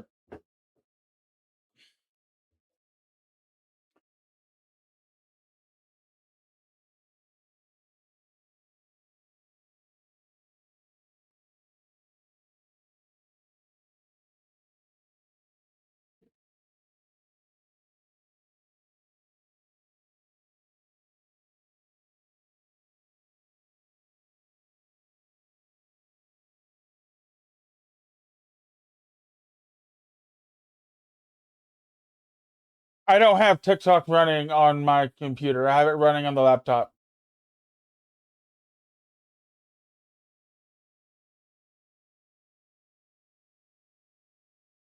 And I actually stopped it because as soon as I took her hit, it told me, "Hey, go fuck myself." So I stopped it for a second.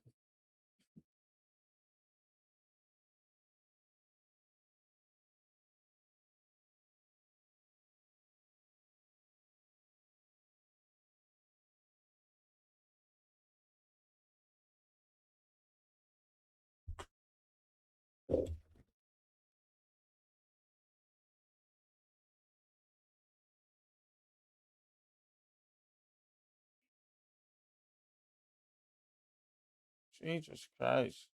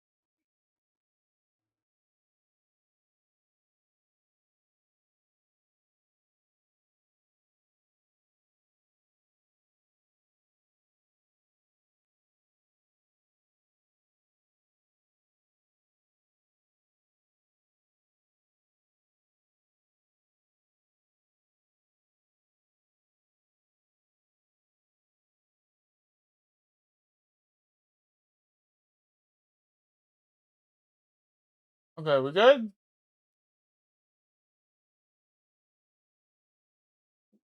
For some reason, fucking Steam was the culprit that time.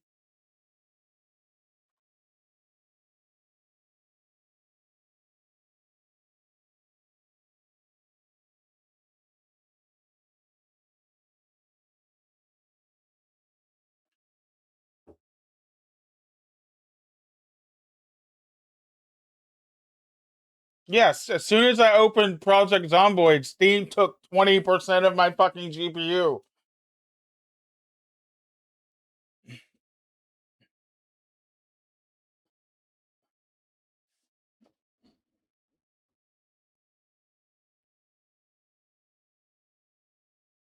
I do not understand, but whatever.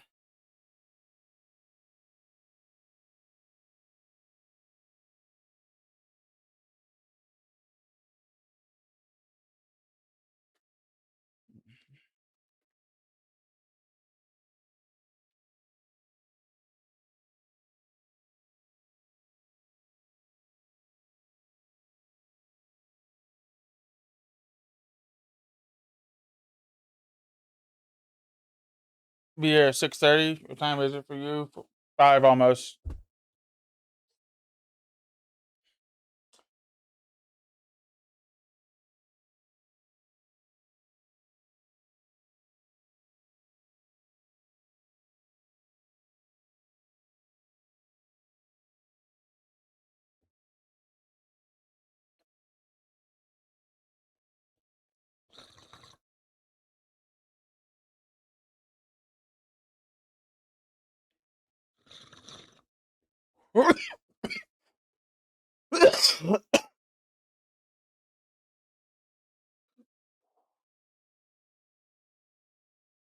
Just nod and shake your head and go do the rest.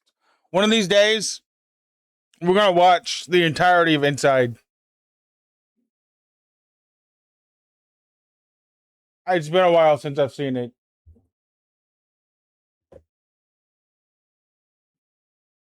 Oh, speaking of Inside,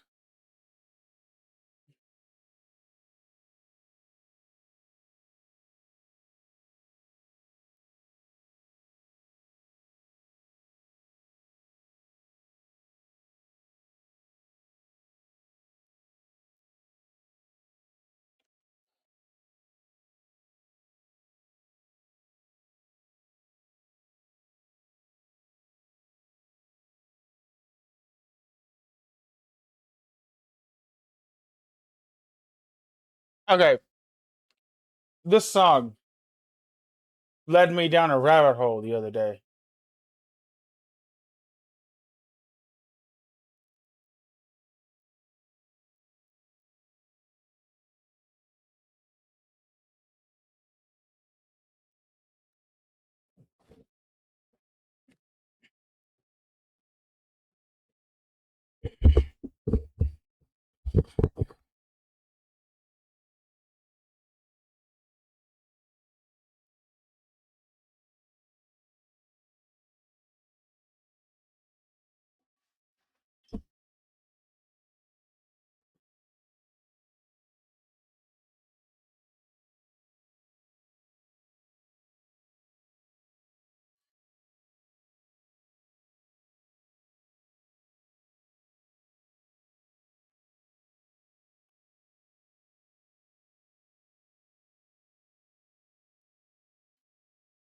I don't understand why OBS is using 50% of my GPU.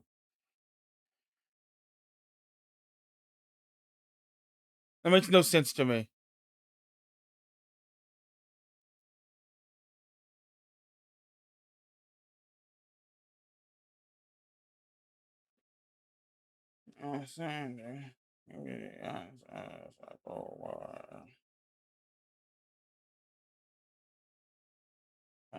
Ship the ocean at your door. Live action Lion King.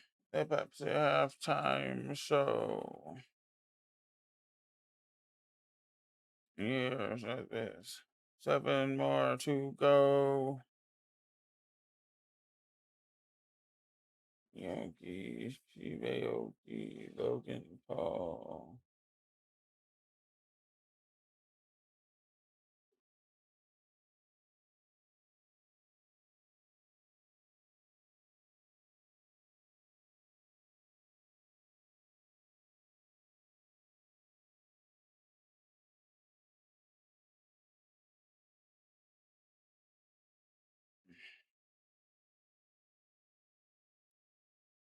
Fine, I'll come down to 1920 by 1080 with the peasants.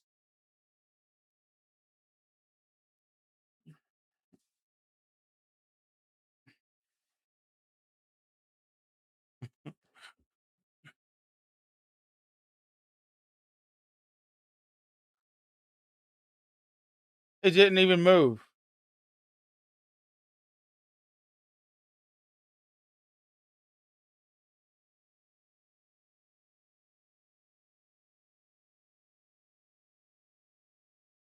Oh, I'm just gonna have the music on for when we make our characters. I'll be turning the music off.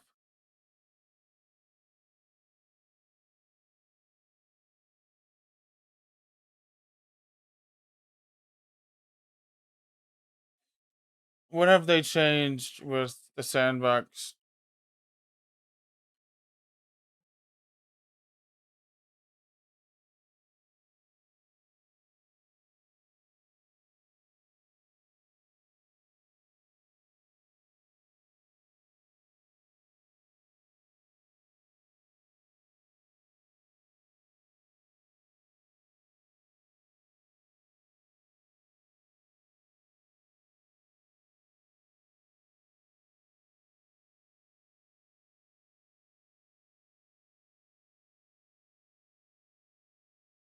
Oh yeah, it's definitely a game where you need audio.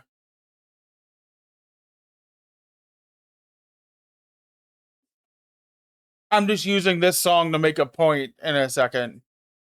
This song sent me down a rabbit hole.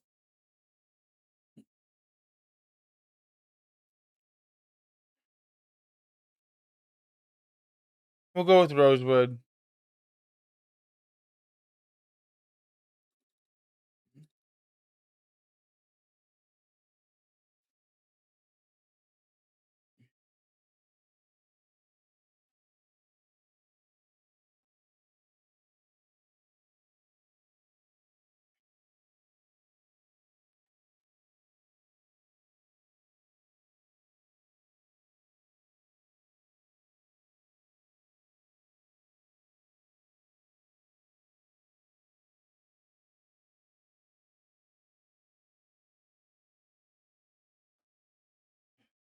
So, you remember this song?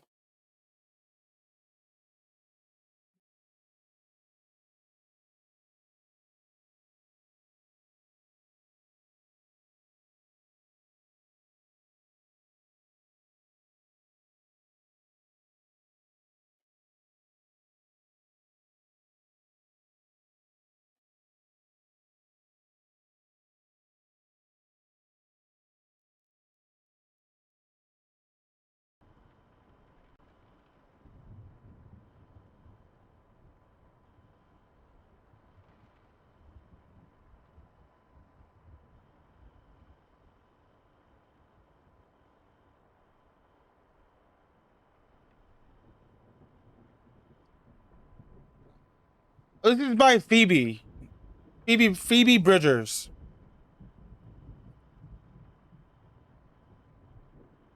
I swear there's a point to this.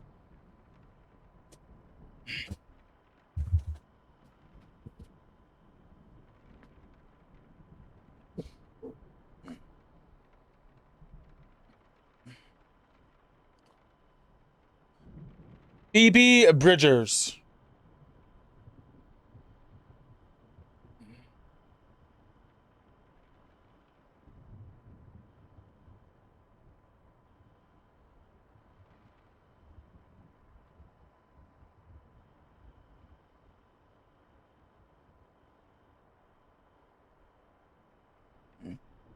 That is the artist to this song.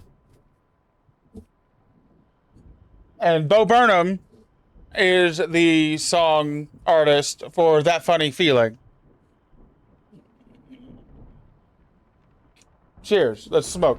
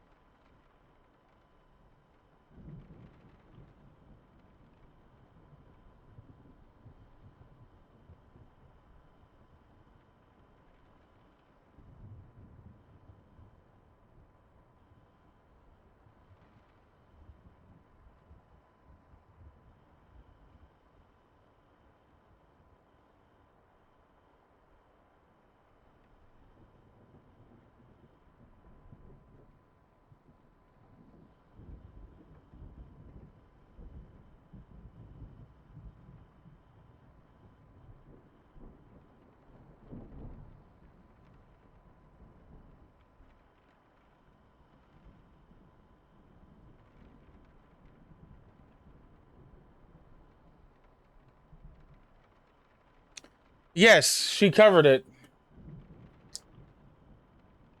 And also, yeah, I was muted, so you didn't hear me say this. But they're fucking dating.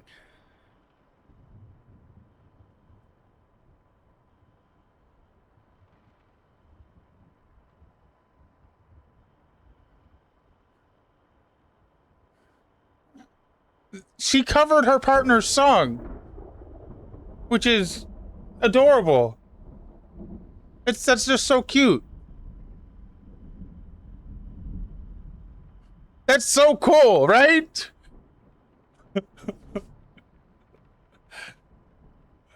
It's cute. It's not enough. Howdy, We partner. have a gallery of villains to look out for. How you doing, Now it's been Pizza? infiltrated by a shape changer. I can't even tell if any of you are acting strange because you've been replaced or because this group is full of weirdos.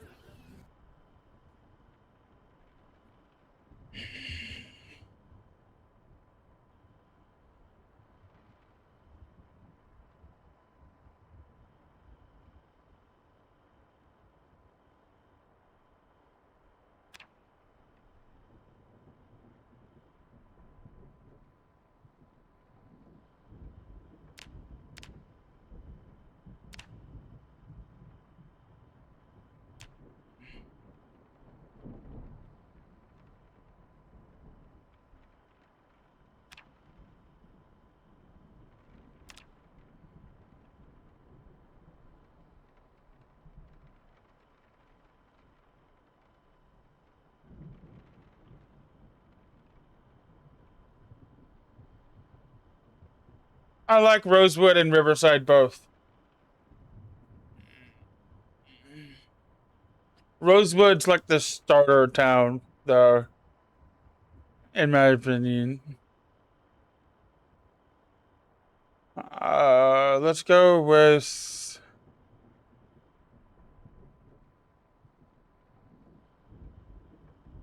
Are we less helpful?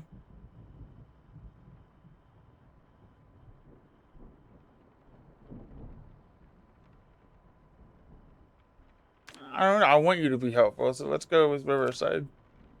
You can see all the new things they've done in Riverside. I forget, like, how to play the fucking game.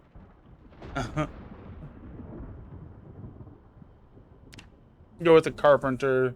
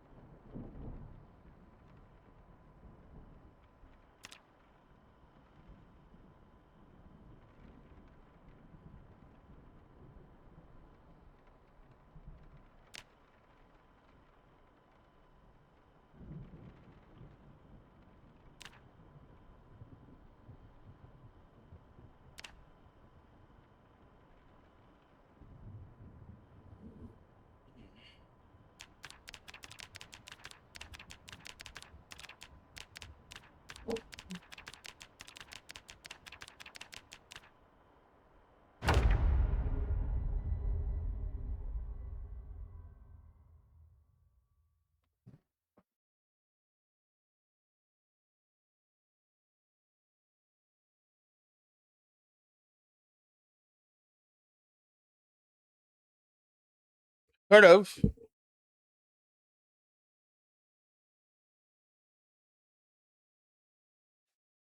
I didn't think to, but I could have.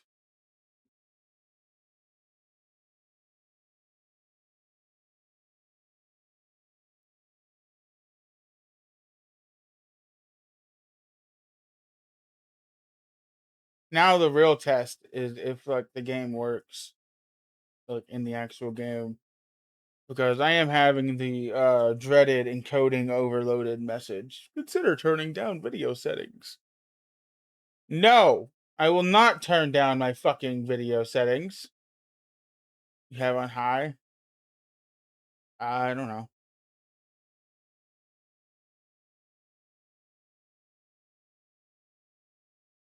I'm more mad I won't turn down the shit for my stream. I'll turn down the shit for the game all day long. But my stream is going to be at what it's set at, and OBS can fuck off.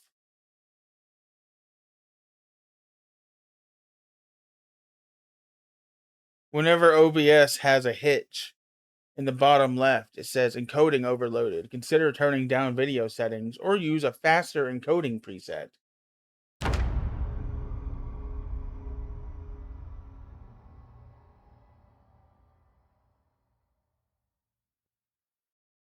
The dreaded blue circle of death.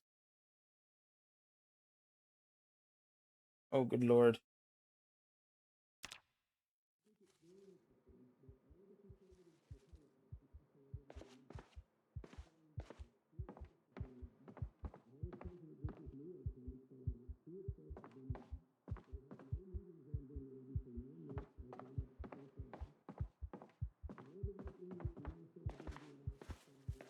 Well,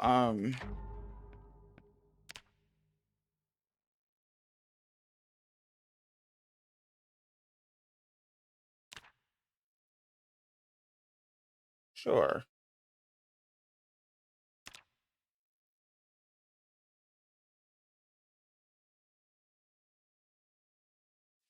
I have to stream in 2K in order to have a higher bitrate. And the bitrate is good.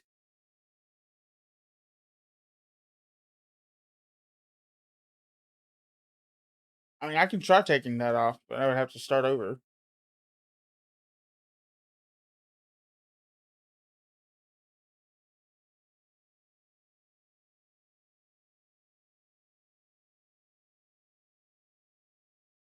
I don't really think it's that, though.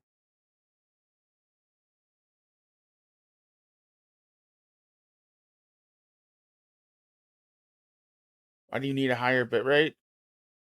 Higher bitrate helps with faster games.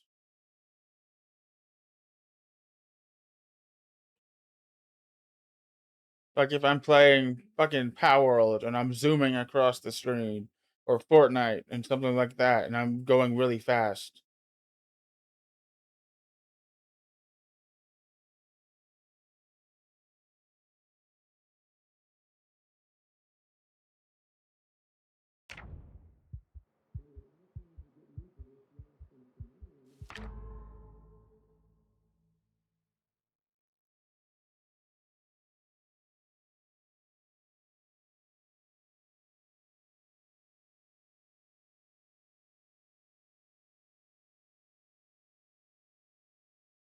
This game is not that intense. I am aware, like, about that, but like,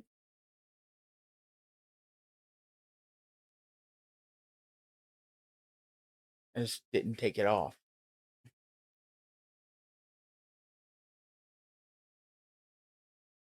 Yeah, like my computer also shouldn't be having this problem. Something's going wrong.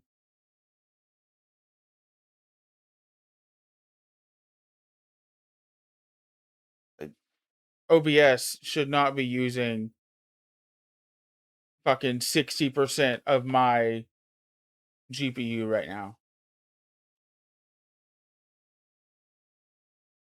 That's ridiculous.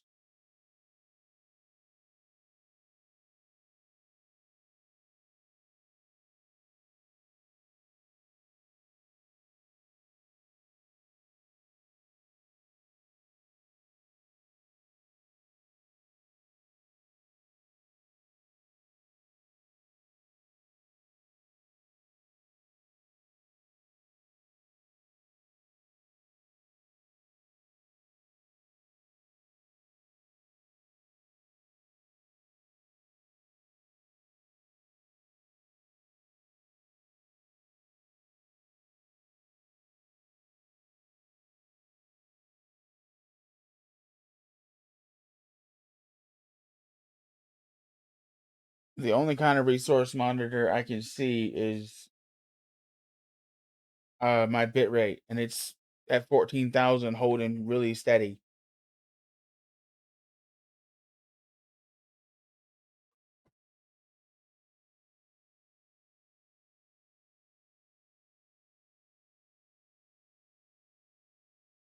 I think I will try just taking off 2K. I'm not sure if I need 2K to have the dual format. If I don't, then whatever. I definitely want the dual format.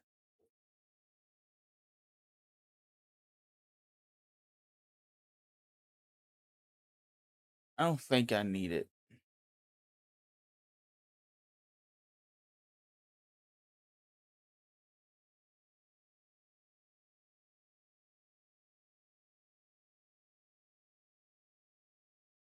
Yeah, but like it's causing issues with the stream, and I'm not okay with that. Like even right now, I'm literally doing nothing. Why is OBS using 30% of my GPU? I am doing nothing. Just sitting here.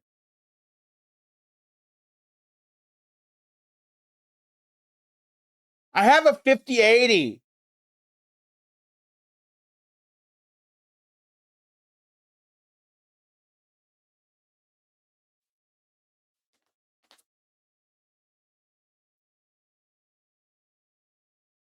I'm just watching my stats for a minute.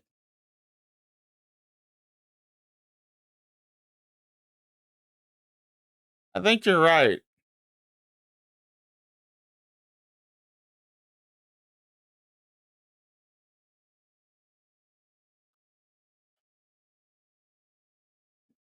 And I think that's my next.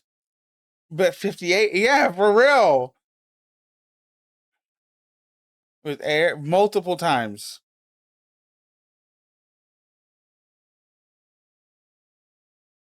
A 5080 should be able to blow past this with no problem and still be able to play any game on the market right now.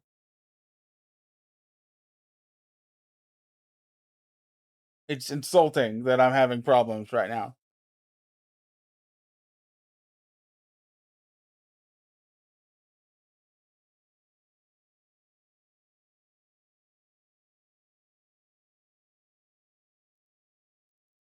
I mean, fuck. When I switched scenes, that was that giant spike right there. When I switched scenes right there.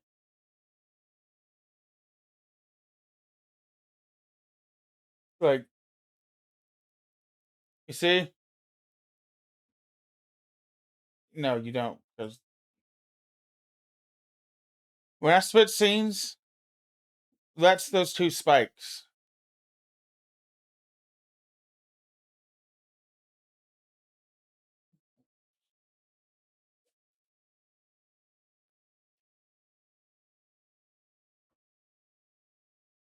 I don't normally have any problems playing games off stream.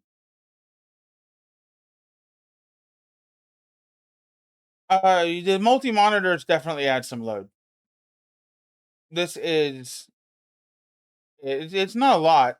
It's about 5 to 10% of my GPU is being spent just on my monitors. As low as 2.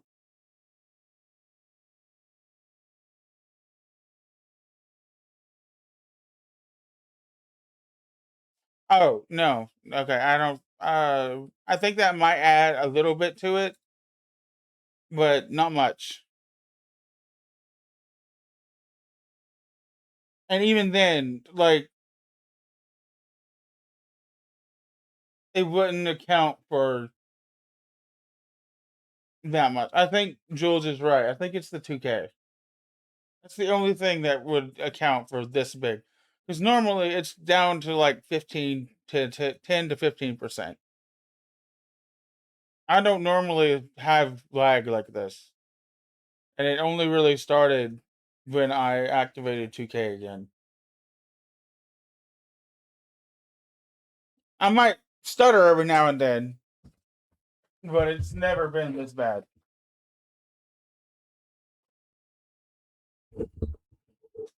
Ever.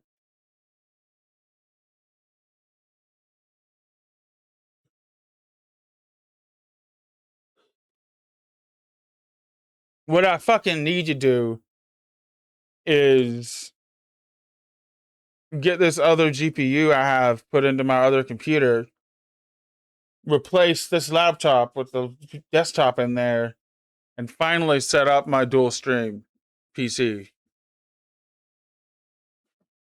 Well, that's what I fucking need to do. God.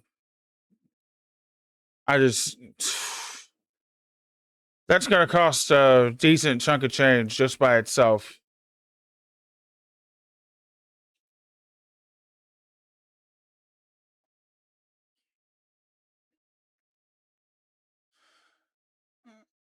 It's not that. That's not what I'm talking about.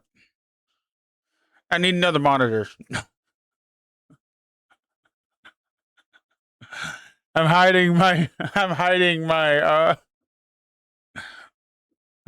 laugh. Get a shit. I have this one for this, yeah, just for the stream PC. It's not gonna be anything like crazy, but this one right here,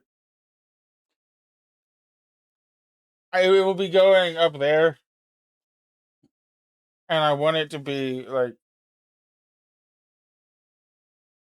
it'll be in that square between right here. I want it to be completely legible from where I'm sitting. Basically the size of this, but right there.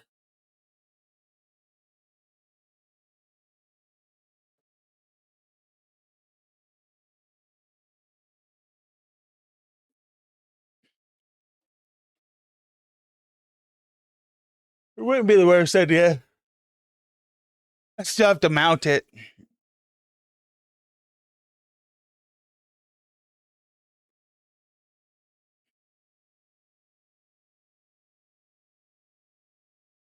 Yeah, the mounts is where the like money actually goes.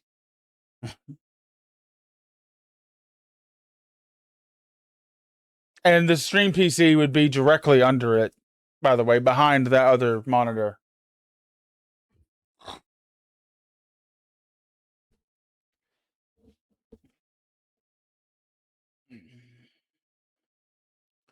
And if it is too cramped to fit right there, because there might not be a stud right there, I might have to like custom build a shelf or something that will like let it lean forward without like falling. So that's rest the monitor and the stream PC if it's the right height. This is true.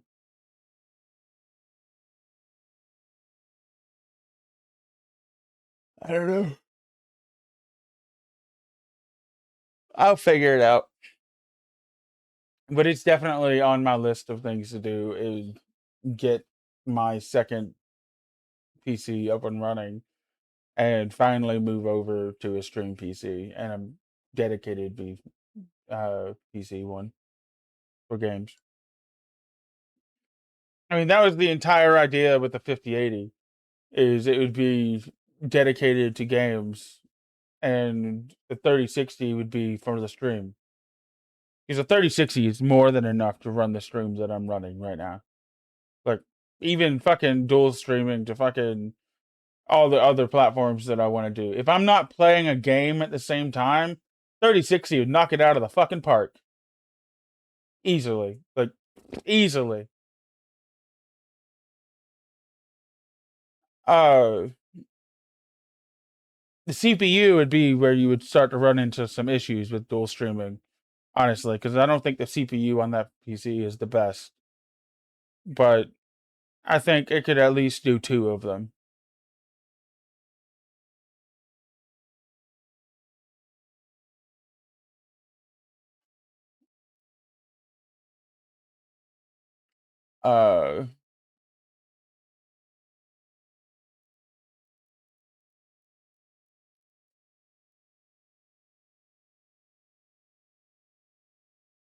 Yeah, it's literally just gonna be stream stuff, art, emotes, anything related to stream. No games whatsoever. Discord. That's it. Anything I use for the stream. Well, I would have to have Discord on it because that is where my mic and everything would be set up. So Discord is like that. That's where my mic would be.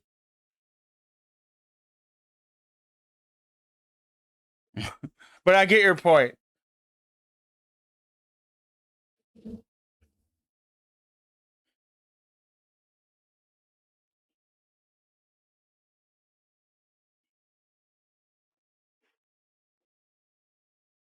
I have a 1 terabyte SSD just sitting in front of me somewhere. And I was thinking about putting it in that PC and having it be like everything on there is completely stream related. Transferring everything stream related from this to that and making it the go to C drive and just going from there. Basically, completely starting over without starting over.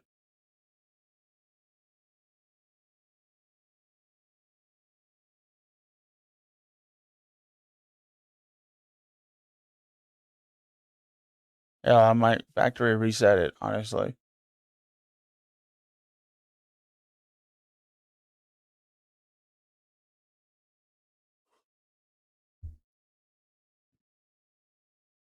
Because I've been really thinking about this is I want to improve my stream this year, and that's a good way to do it. I have the space, I have the time. I'm gonna have the money soon.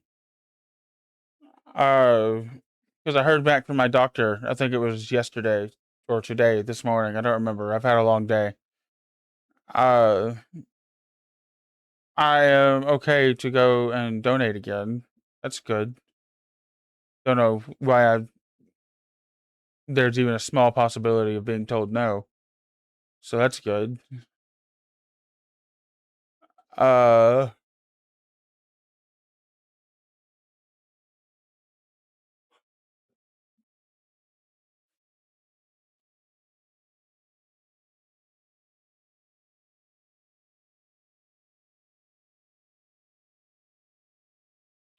that'll really help with a lot of things.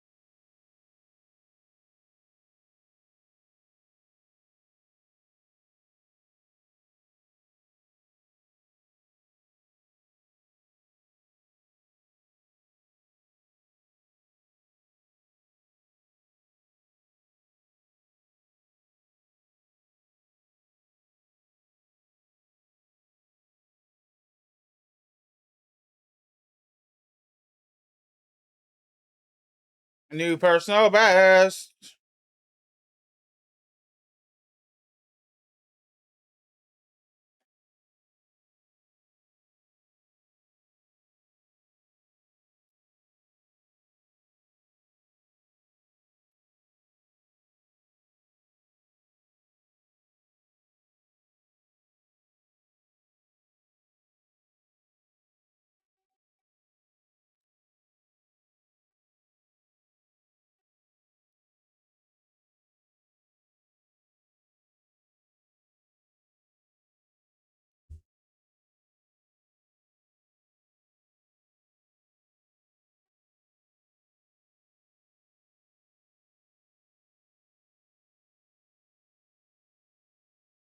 Cool tech. All I can see of that is Dragon Mace. I assume you bought one.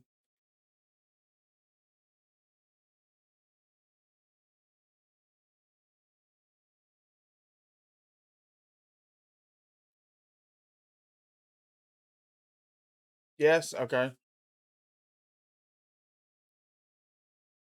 Cool.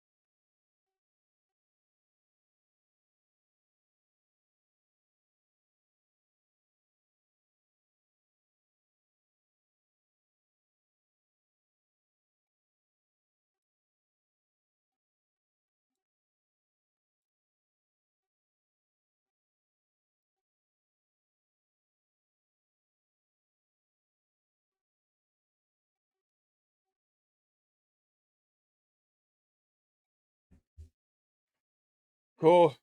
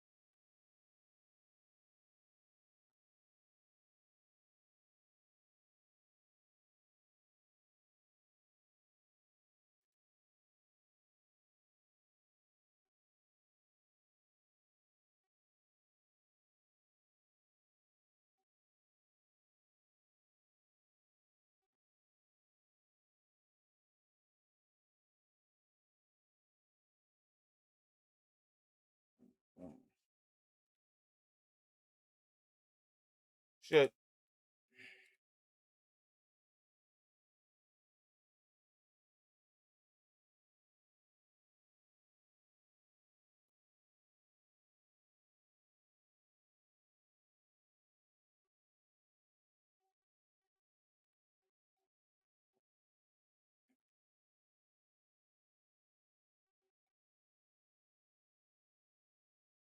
Even worse. What the fuck?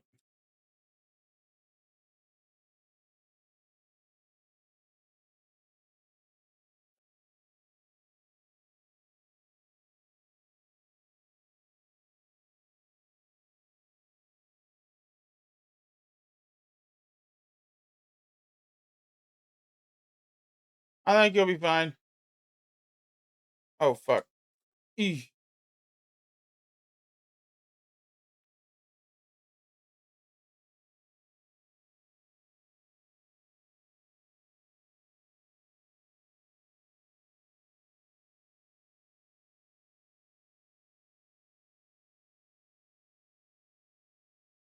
Whew. Fuck me.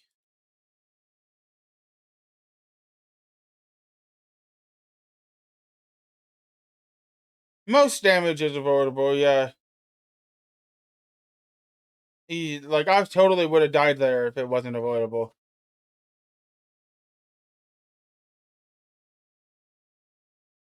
I got the Maeve's timing right, or I would have died there.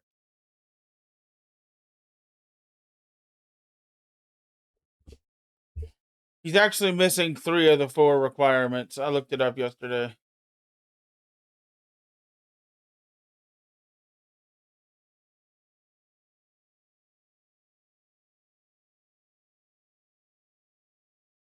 I love sailing. I think it's my favorite skill, honestly.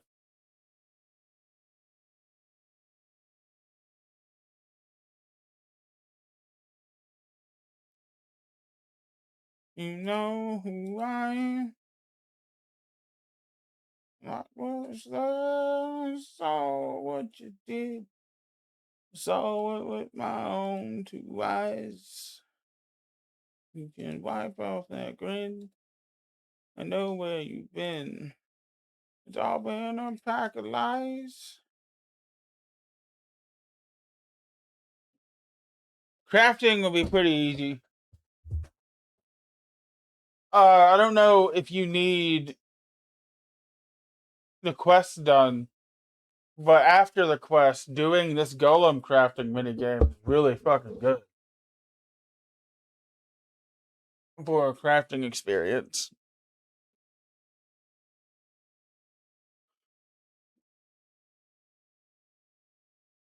And it also gives you gems, which, you know, you can give to me or I can buy from you.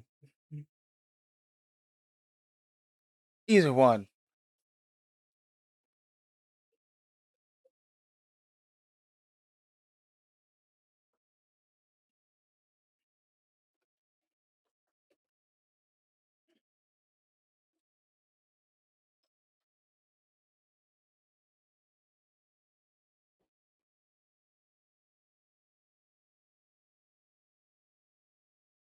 What? And I know the reason why you keep your silence up. You don't fool me. The hurt doesn't show.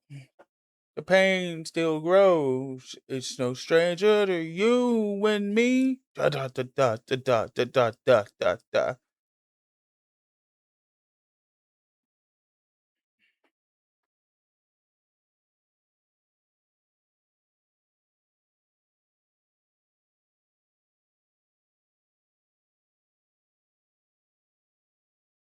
I have 672 of them.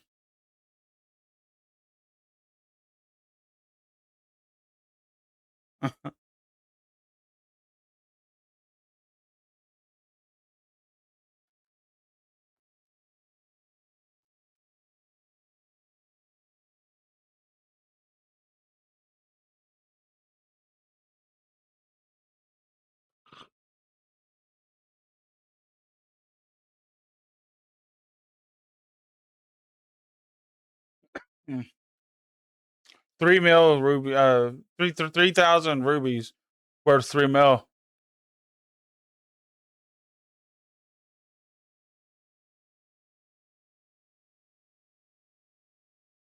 Almost 9 mil in rubies and cut ones. 5 mil in emeralds. 4 mil in sapphires. 10 mil in diamonds.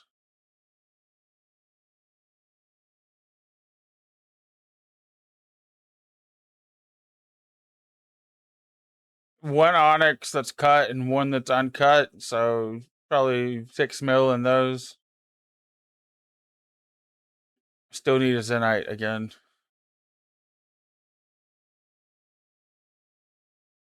Soon. I'll get into the Slayer.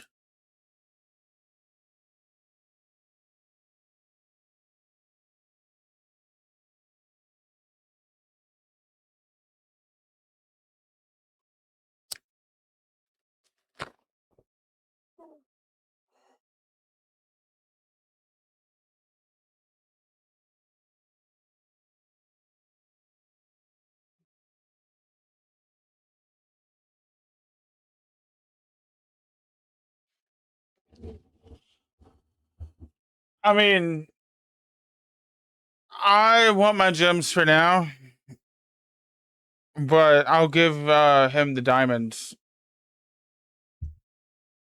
I'll give him the diamonds. I don't want him to have my rubies. I'm gonna do those eventually myself.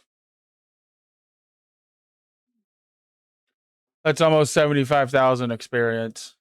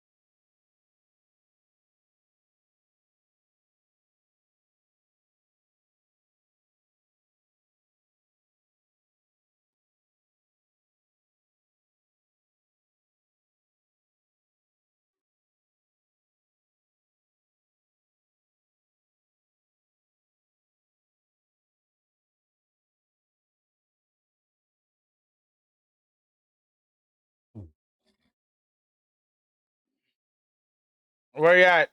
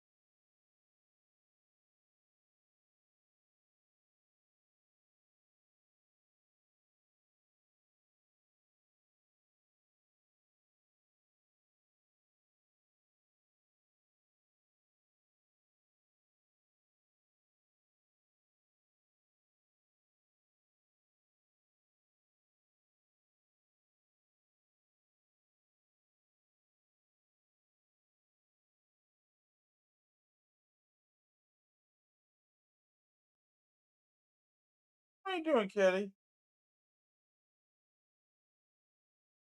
How you doing?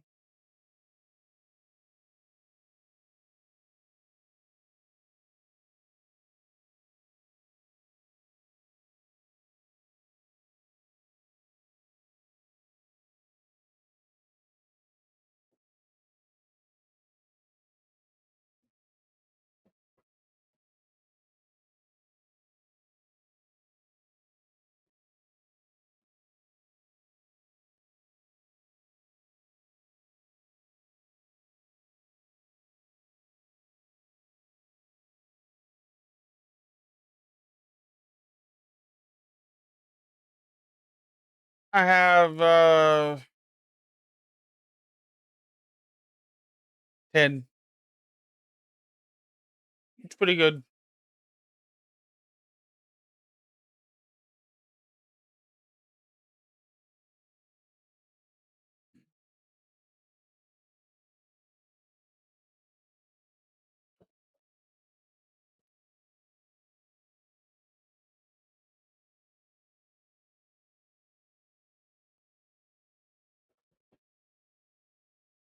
No, that's not good.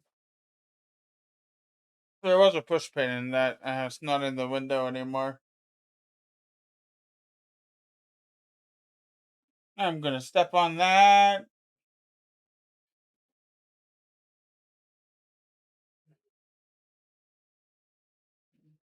You probably fell behind the couch. I just noticed that the cat can get back in the window now.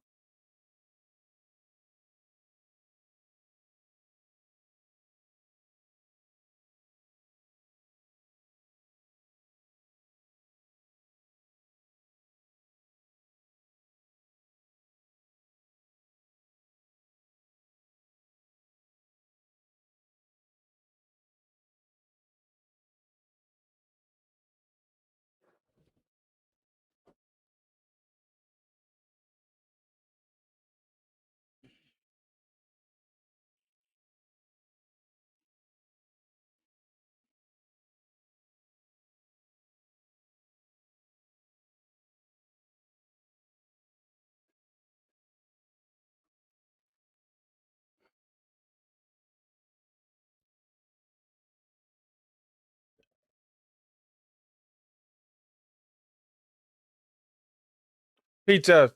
Techie and I both agreed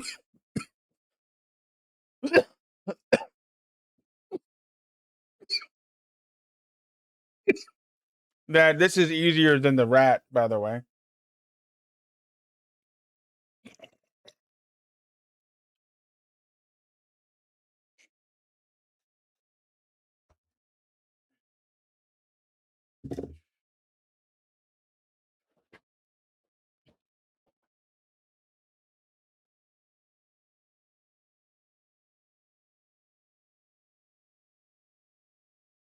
I think it is.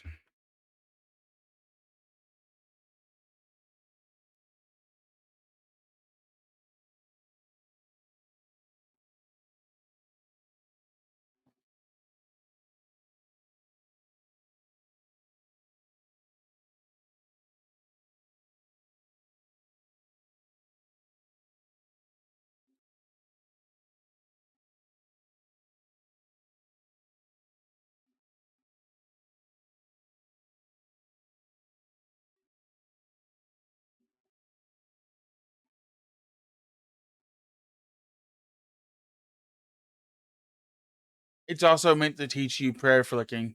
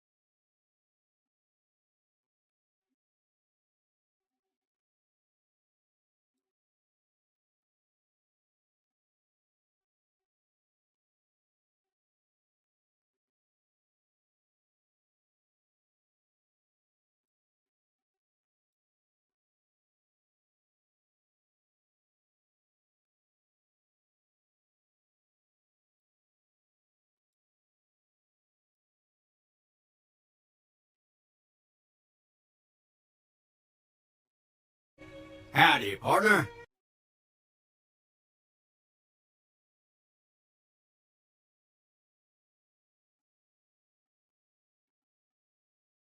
Maybe.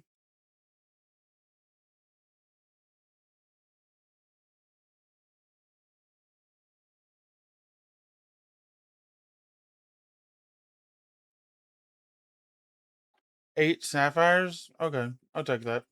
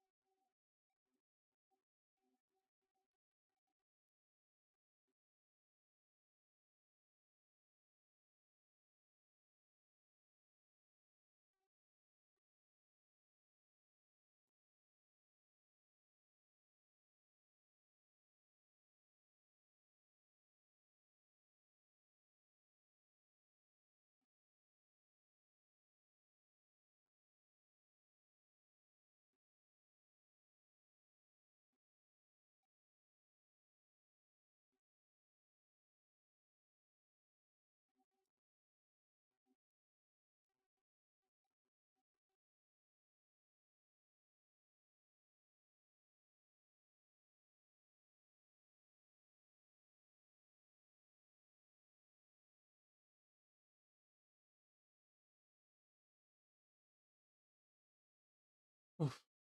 Okay. Smoke. Stressful.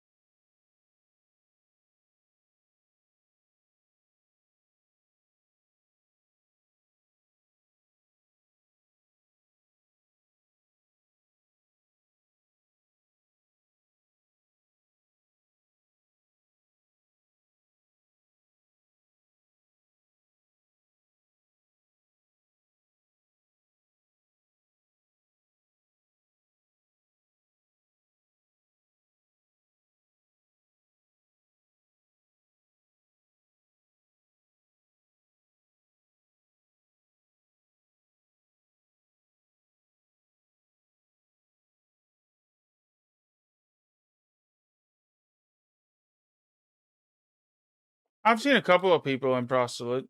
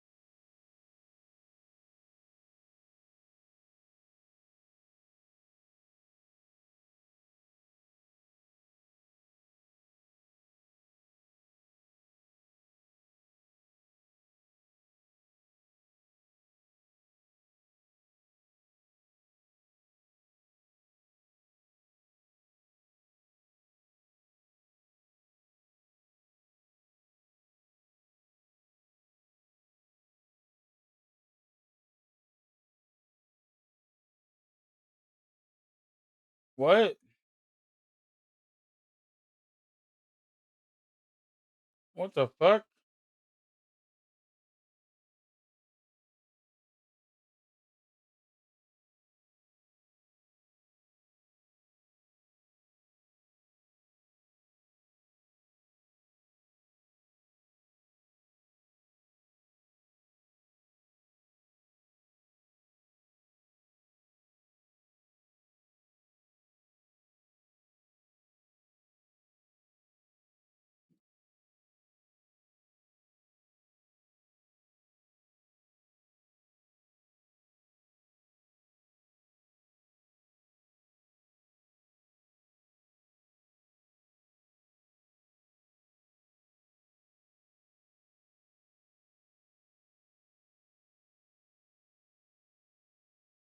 I have no idea why I was upside down.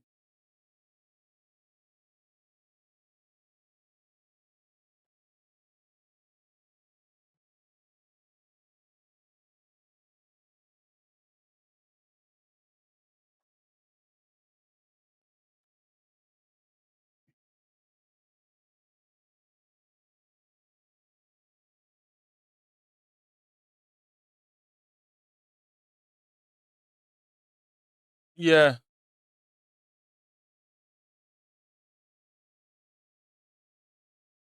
Stop! You violated the law.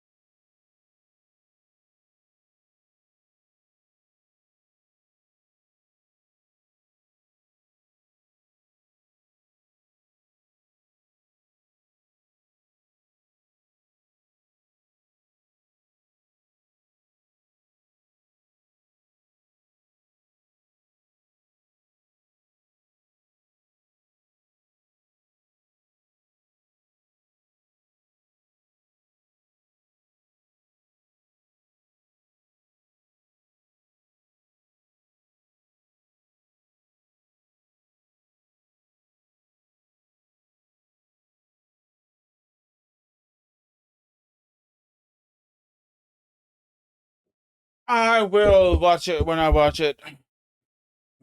Probably from the comfort of this chair on a website that is not Disney Plus.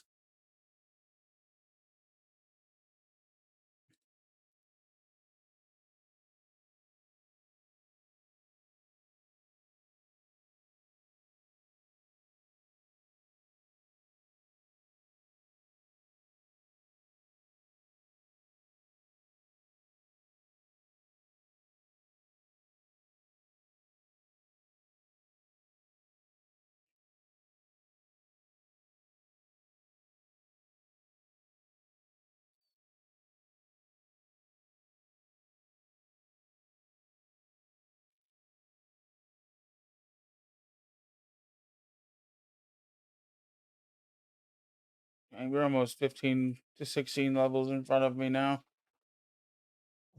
Oh my god.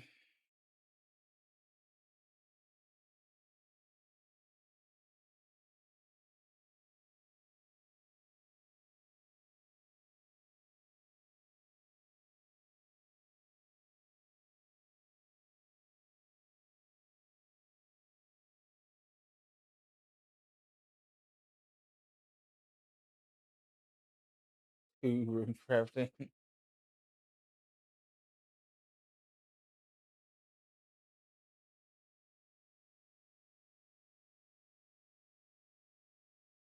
I don't blame him.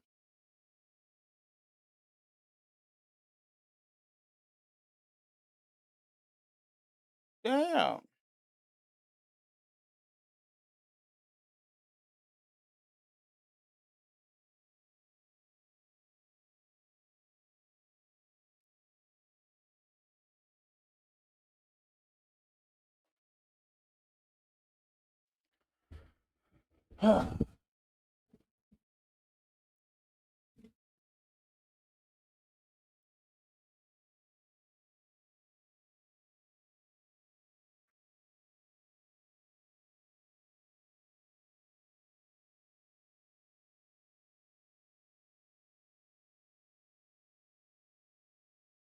Cheers.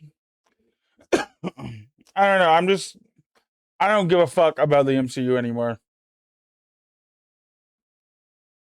And I'll give even less of a fuck after Doomsday and Secret Wars.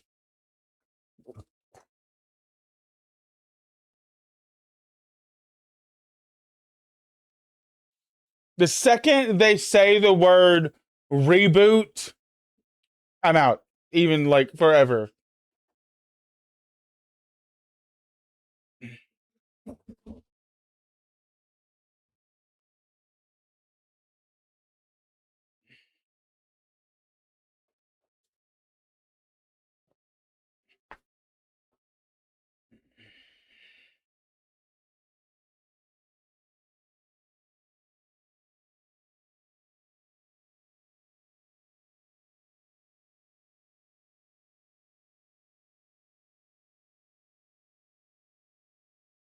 I'll watch it if there's nothing else to watch and I'm not like actively watching another thing. Yeah, like what Techie said. They'll never capture that genie in the bottle again. Then they should stop trying. It feels desperate. I love Toby and Andrew, but you're off your fucking rocker if you think having those two show up on screen has any of the same amount of impact as on your left and those portals opening at the end of Endgame.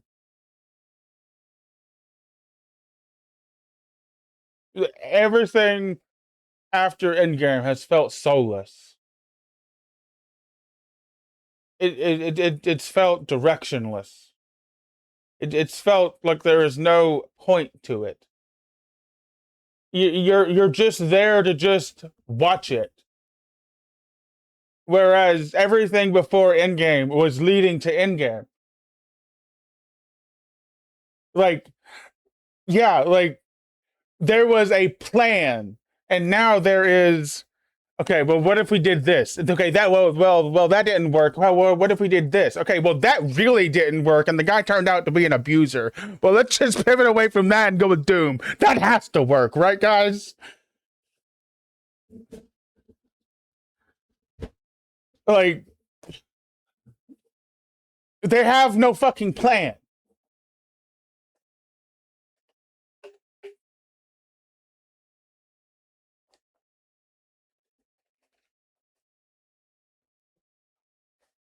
And I'm sorry, I have zero interest in seeing anyone from the X-Men universe besides Cyclops. I don't want to see Logan again. Logan has had 3 goddamn send-offs now. I'm sick of seeing Wolverine. Put the motherfucker to bed. He's old. He's tired. Let him sleep.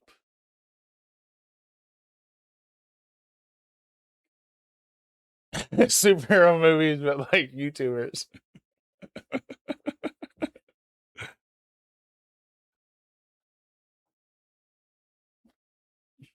I know that's literally the joke they did in Deadpool and Wolverine, but it really does feel like till you're 90. They're not gonna let these motherfuckers die. They're not gonna let these people rest.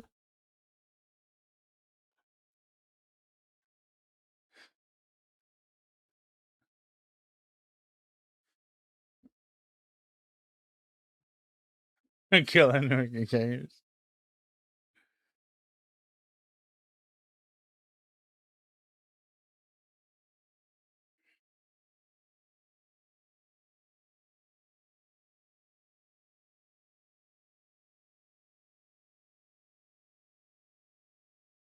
Oh shit! Let's go!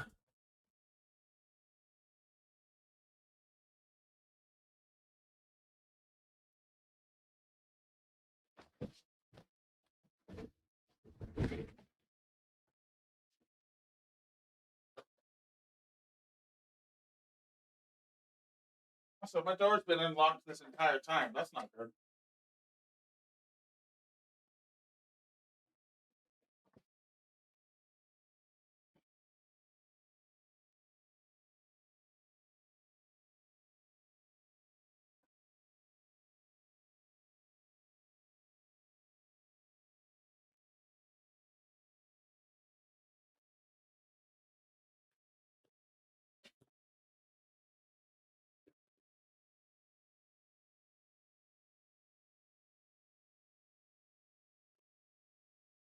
Some expensive ass fucking light bulbs.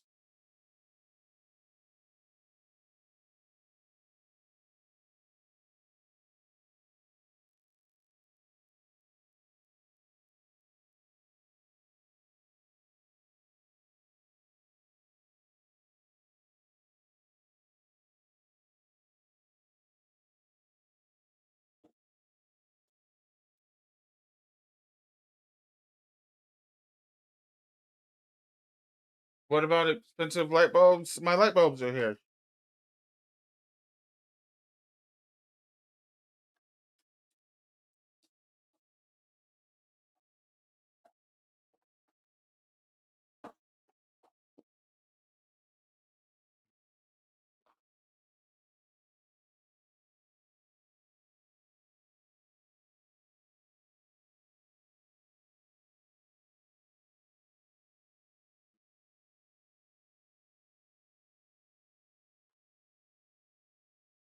User manuals. Cool. Kind of crazy to me that light bulbs come with a fucking manual.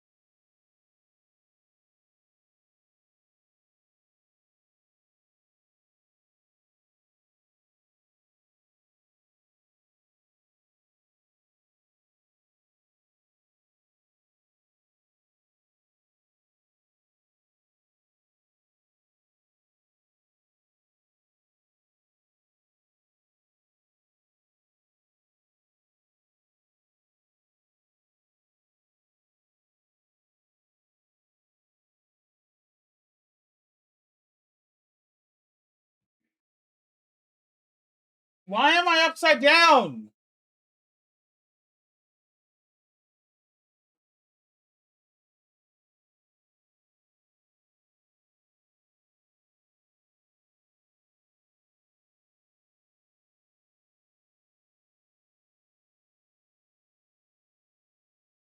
Australia mode. Fucking obviously. I don't. There's spiders down there. I'm afraid I'm gonna get ate. Scared. I wanna go home.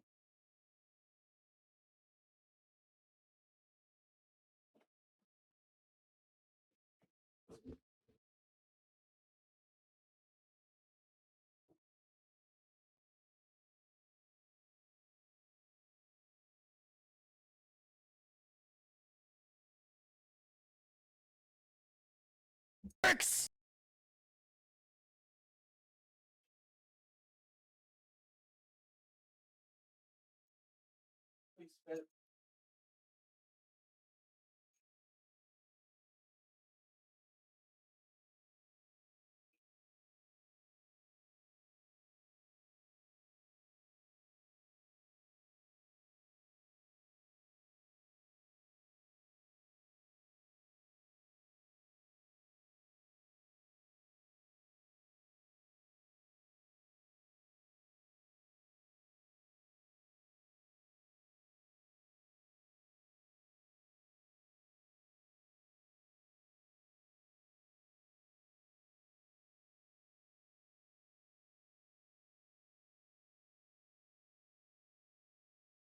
One, two, three, four.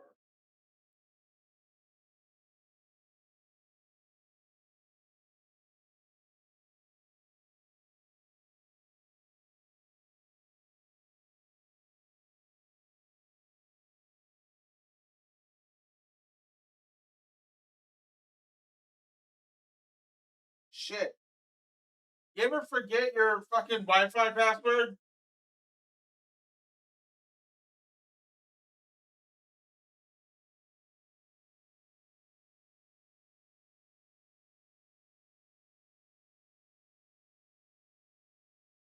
I have.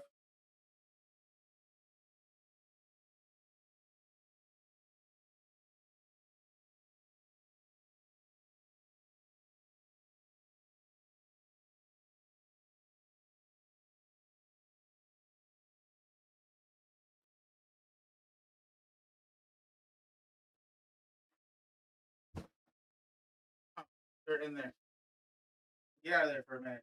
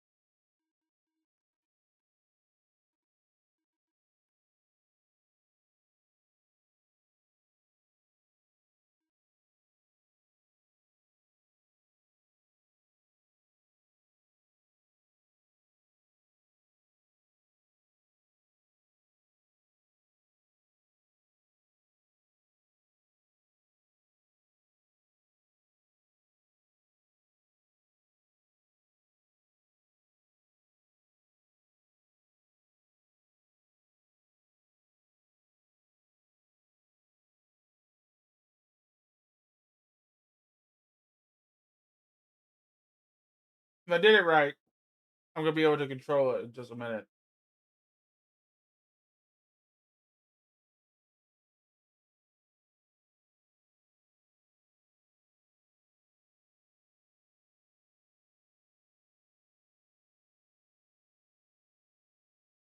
Cool.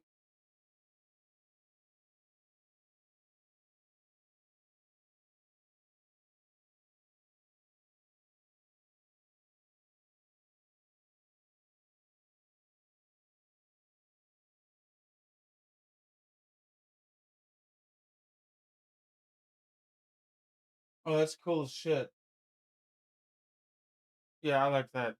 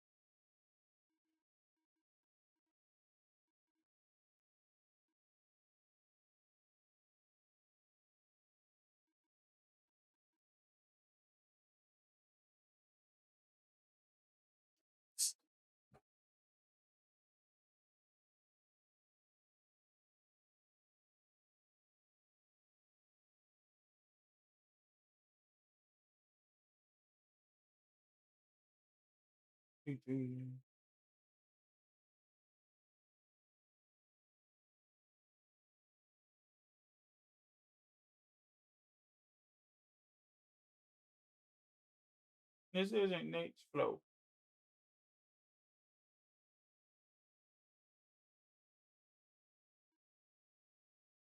And this is the last one.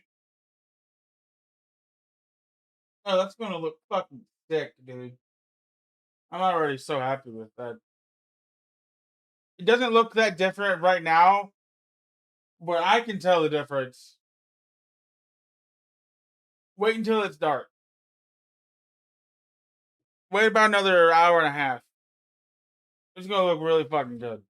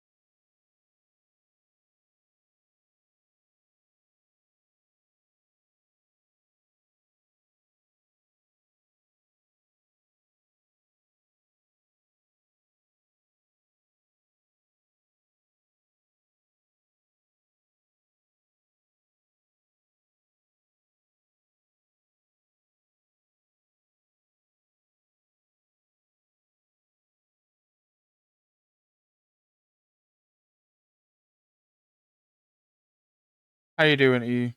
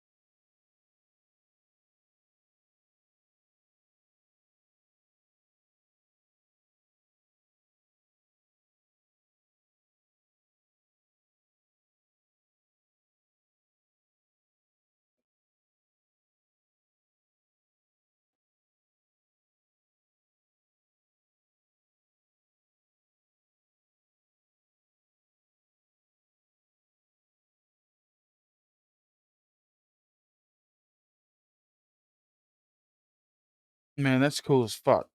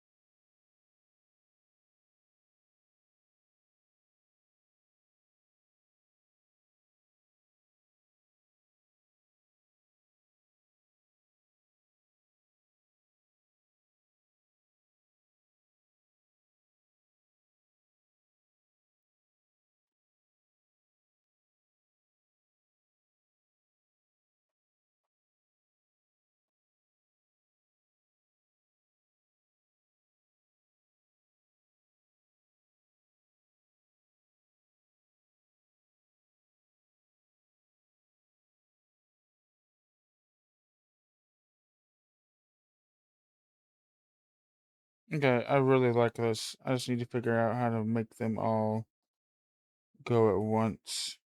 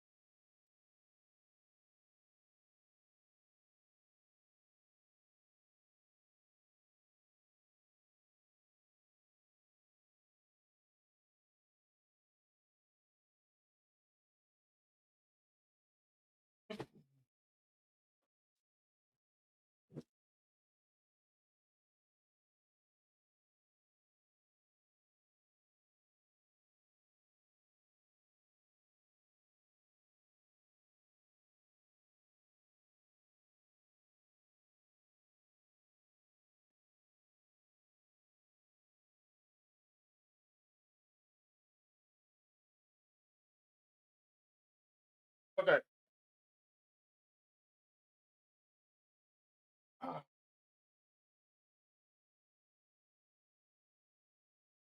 Holy fuck, Techie. How'd you knock off 30 seconds?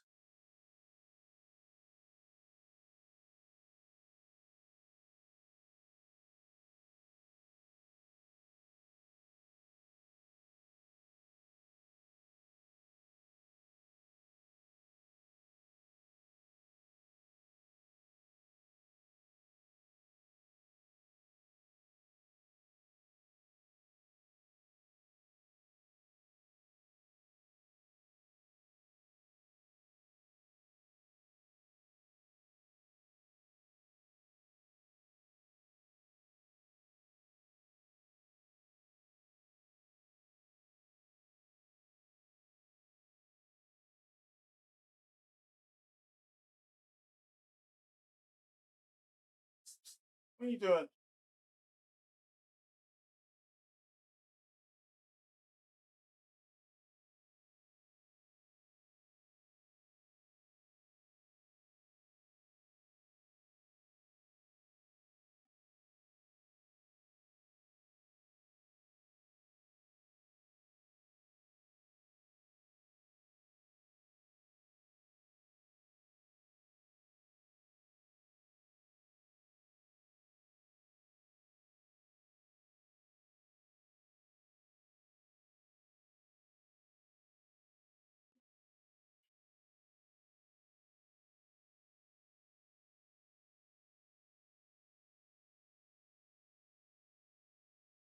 How did you knock off 30 seconds?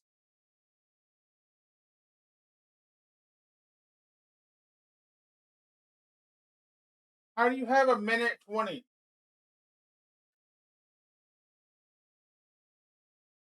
What the hell?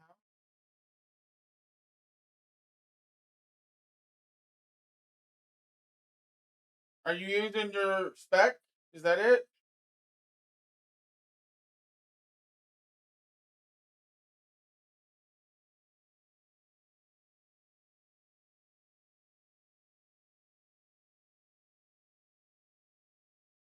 Honestly, no, not really. Well, I'm fucking confused then.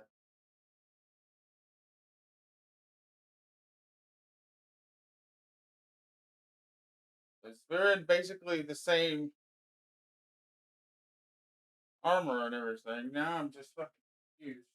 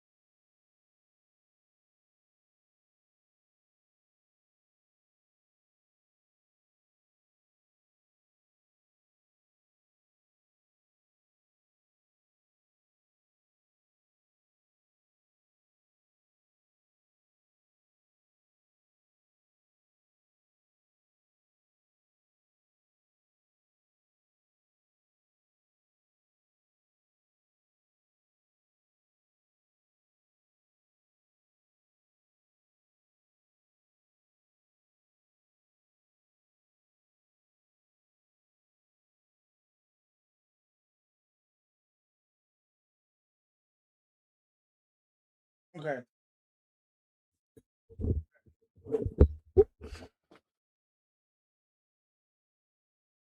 Uh,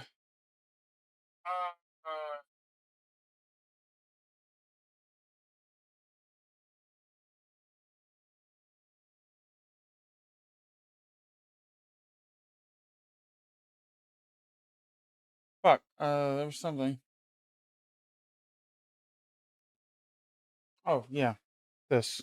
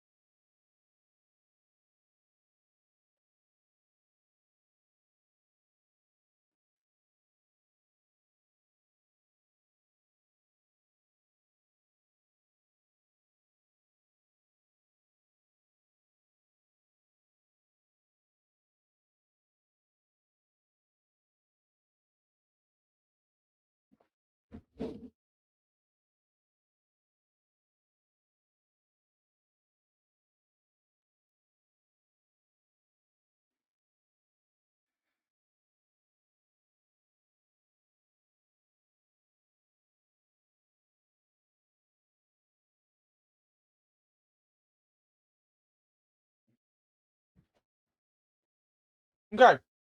Purple.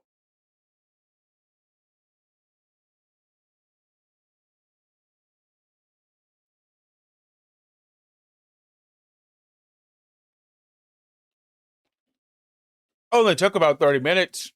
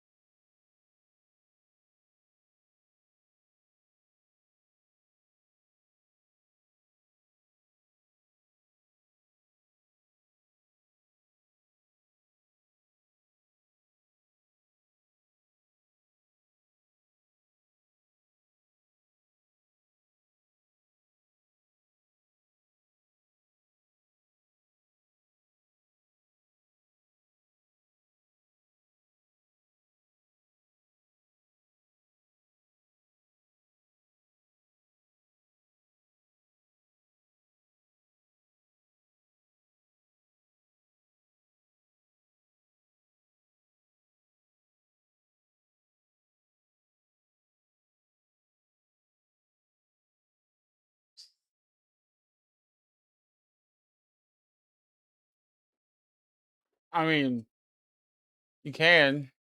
It'll just take you a very long time.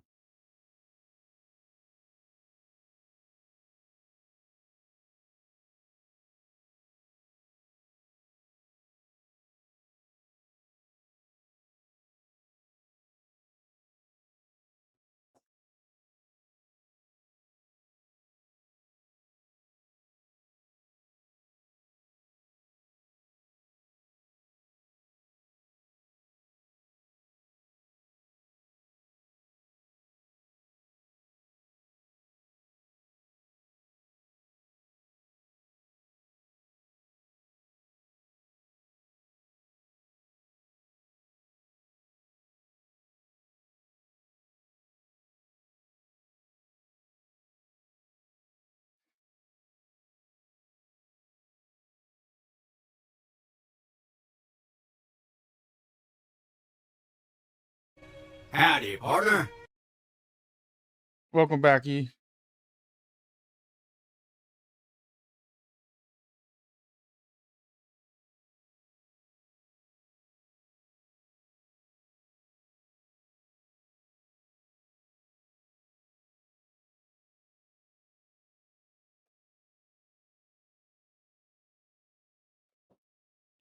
We're doing Mad Angel today, but soon. I haven't forgotten. Don't worry. Trust me, I know you haven't forgotten.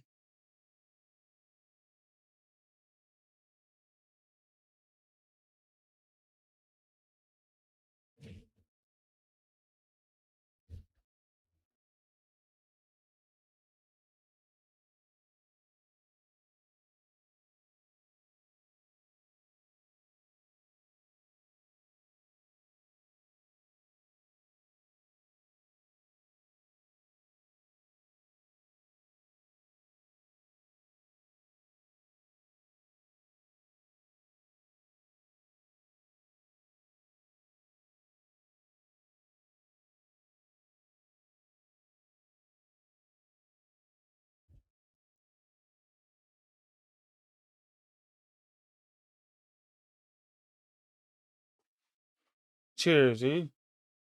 I'm currently setting up a bot for my lights.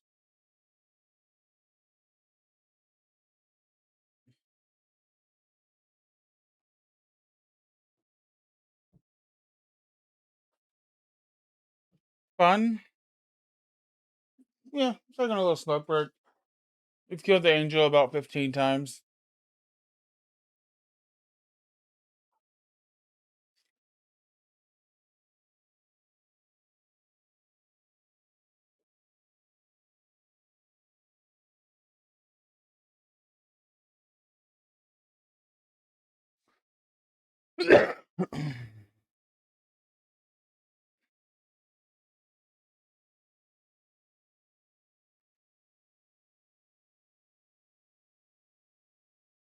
Copy text.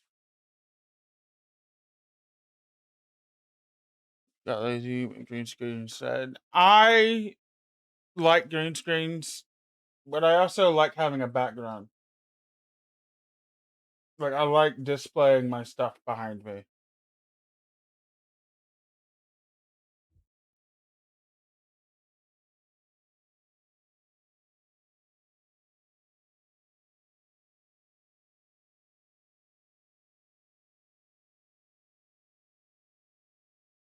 Oh, yeah.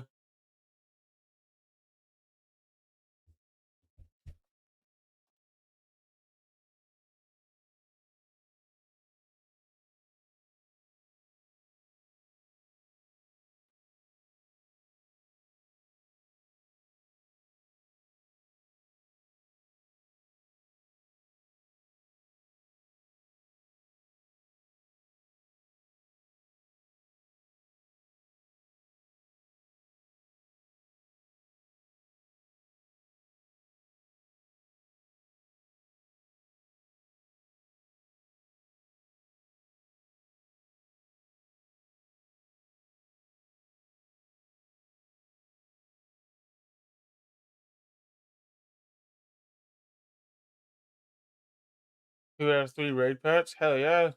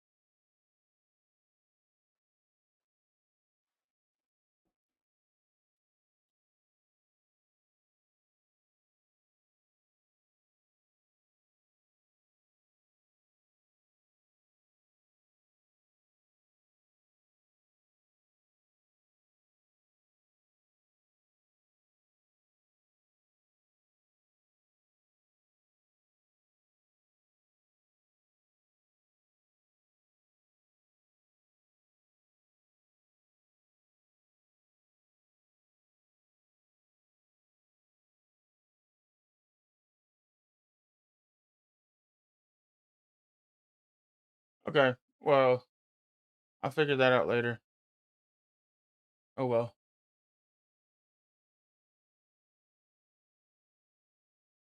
If I have it right, you all will be able to control them via channel points and channel commands. I think, if I'm right. I have it installed. I just need to like reset everything.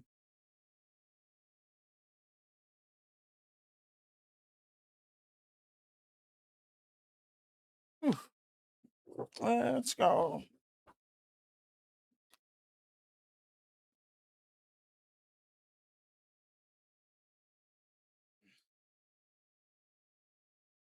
So, E, got a question for you.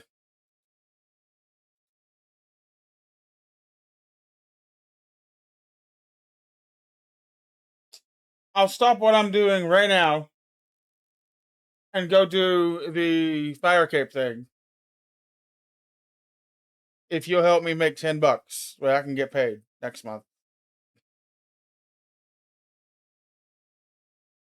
Otherwise, I gotta wait.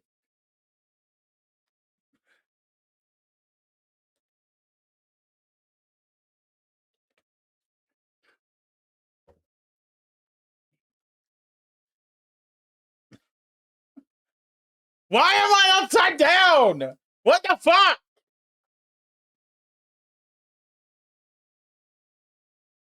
This is so weird.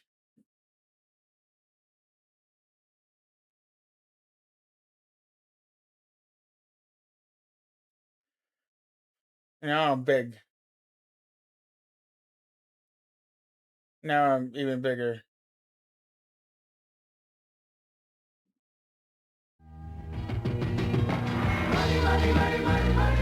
Hey, you! Come here, Okay, that's not Eve, but thank you, Tacky.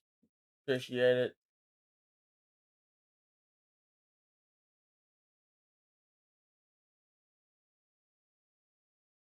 It's not who I'm just trying to make a deal with.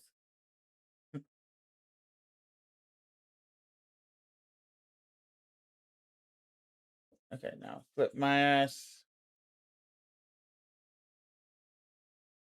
There we go. Jesus Christ.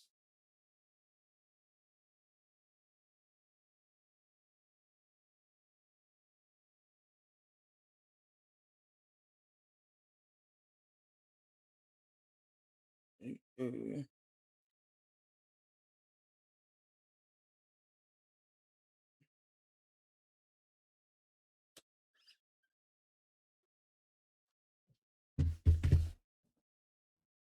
I appreciate it, Tacky.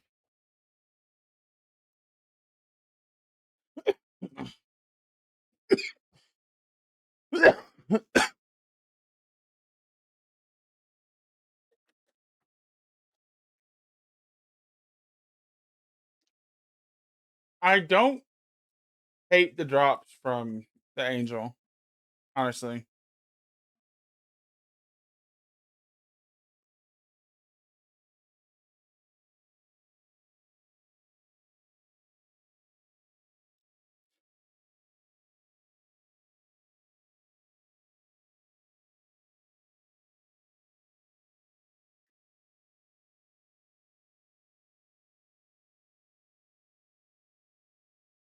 Damn, I got a Dragon Battle Axe at 1 out of 75. That ain't bad.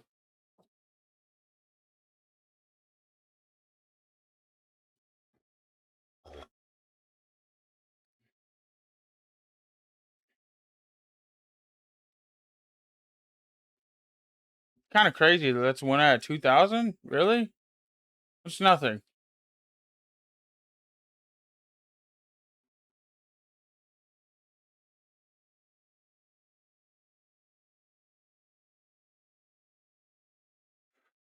Still blue.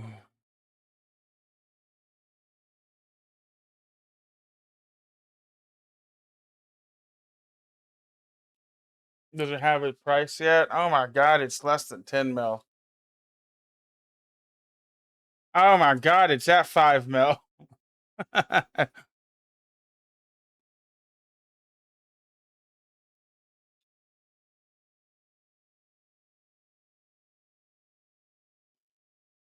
5,814. What?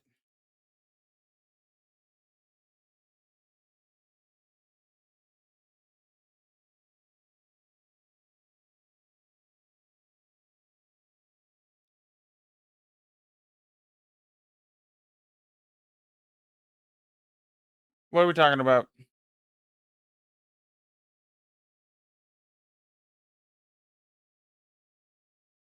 I know all that there is to know.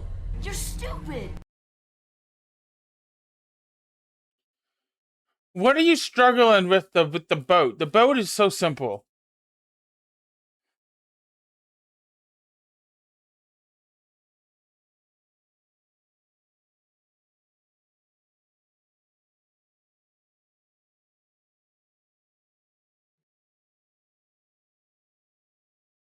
The only problem with the boat is it's a gold sink, and you're kind of broke. And even then, like the early boat upgrades are cheap as fuck. And if you need help, just ask us, and we'll give you the stuff. Like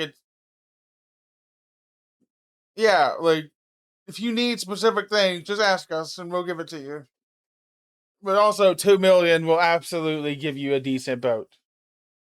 At least enough to get you started. Yeah, same. I have it in quantities.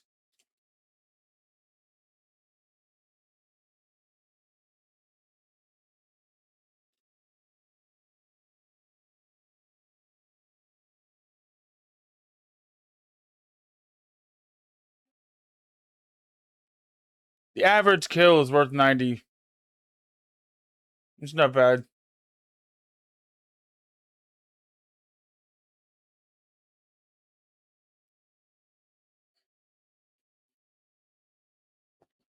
Okay, let's take one more hit and then we'll get into it. Am I going to flip again?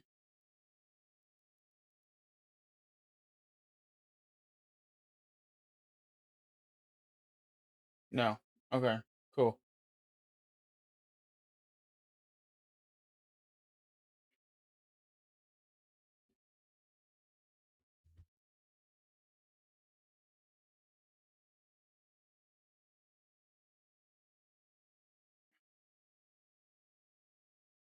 Making your boat is just construction on the sea. That's it. That's it. It's literally it.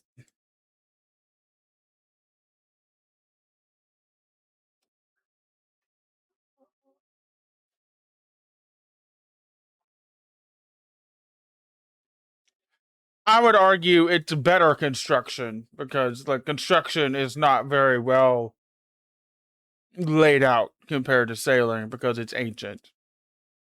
Sailing is at least demonstrated to you better than fucking daddy's home.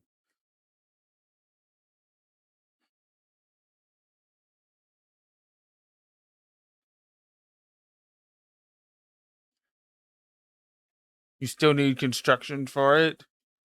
So go make boat repair kits. Or go make keels. I think it's keels. No, man, that's smithing. Mahogany, hooms.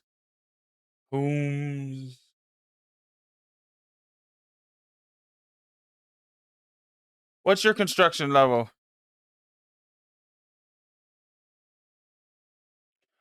I do not agree with that saw. I like the crystal saw because it gives you a boost. 27? It's still a good thing to get. Do not get me wrong, you're right. I just don't agree.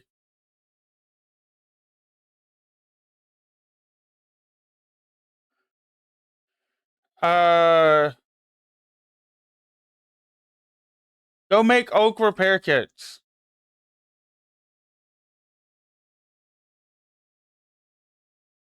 Do Song of the Oaths for this guy. You don't get that. You don't get that from that.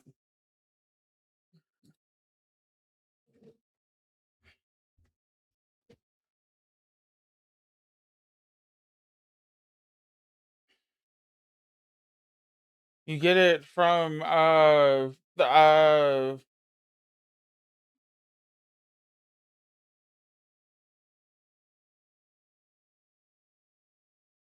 Eyes of Guthrie.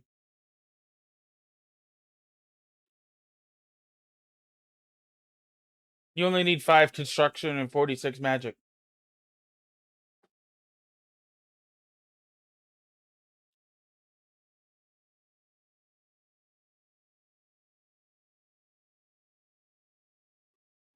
I couldn't remember where it came from either, so I had to look it up.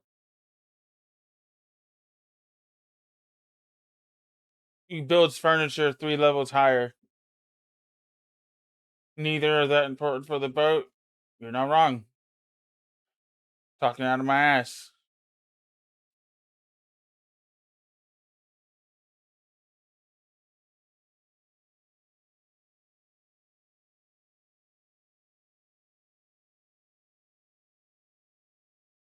Saw can be used to boost your construction level for sailing facilities and core boat parts, despite the latter not requiring a saw.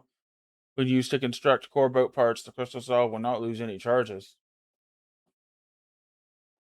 So, I guess we're both wrong. It is useful with the boat.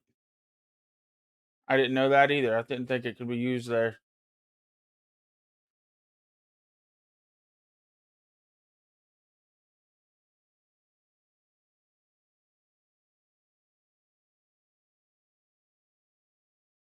If you don't want to just build shit in your house, just go build repair kits until you can build the next kind of repair kits.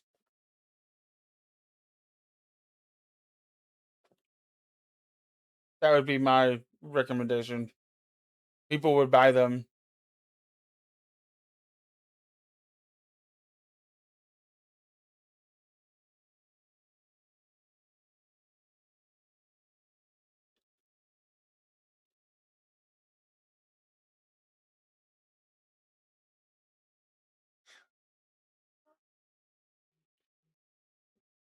Whichever level you need.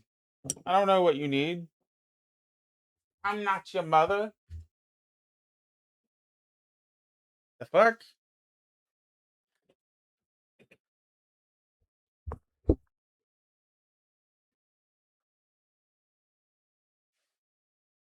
Yo, what the fuck? Where's all my health? Where's my food?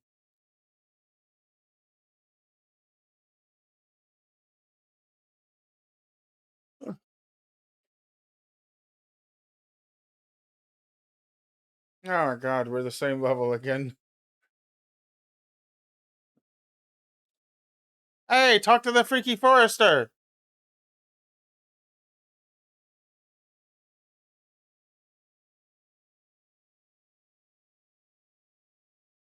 It's your sailing man. Thought you would know. What are you talking about?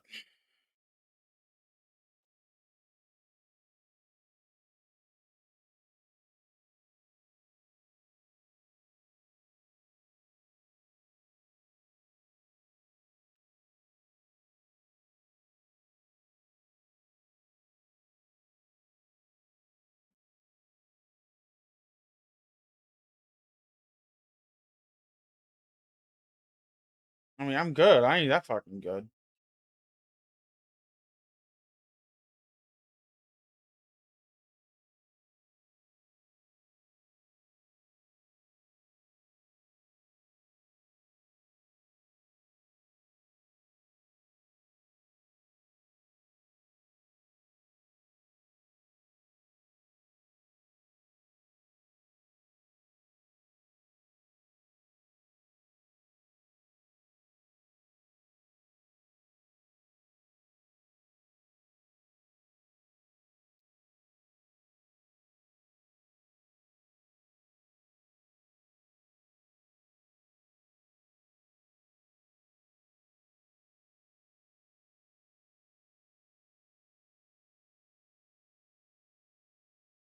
He's trying to get to this boss fight. I know that. I just don't understand what he needs to build. Like, he doesn't need anything special to get here. He just needs to sail south. Like, he doesn't need any special keel or nothing, as far as I know. I think. That's for this stuff. And it's a dock here. I think you just need uh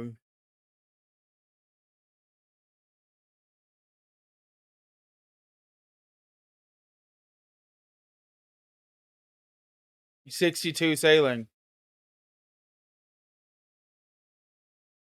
That's it.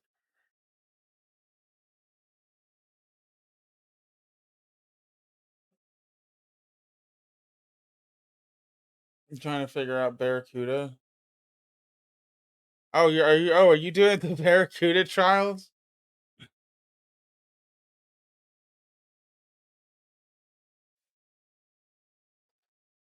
Well, to be fair, um the Barracuda trials kind of suck.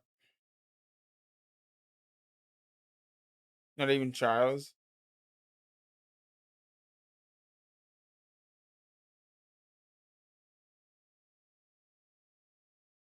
Now I'm confused.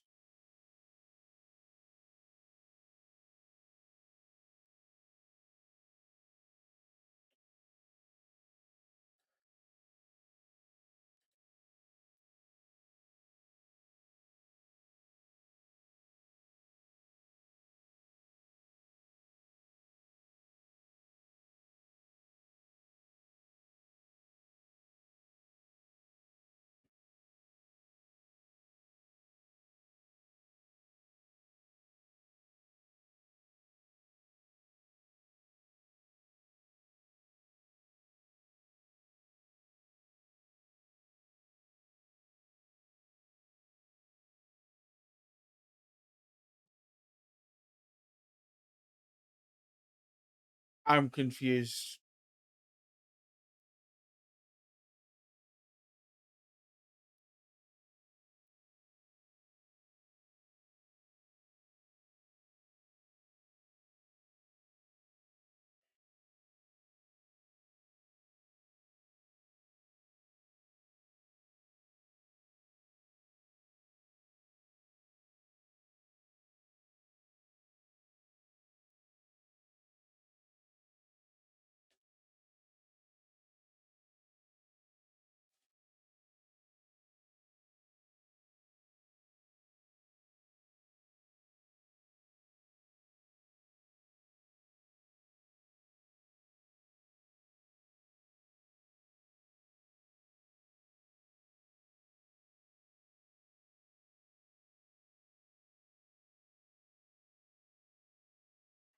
Where are you?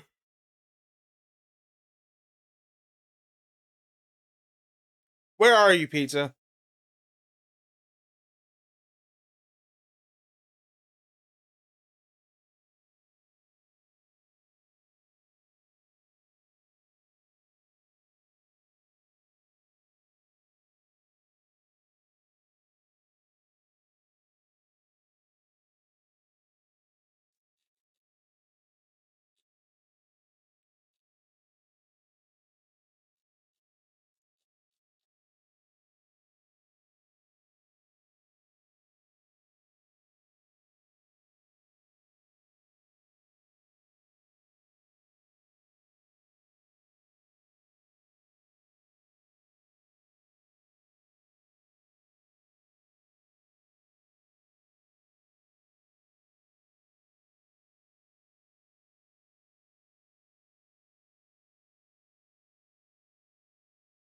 What's your sailing level?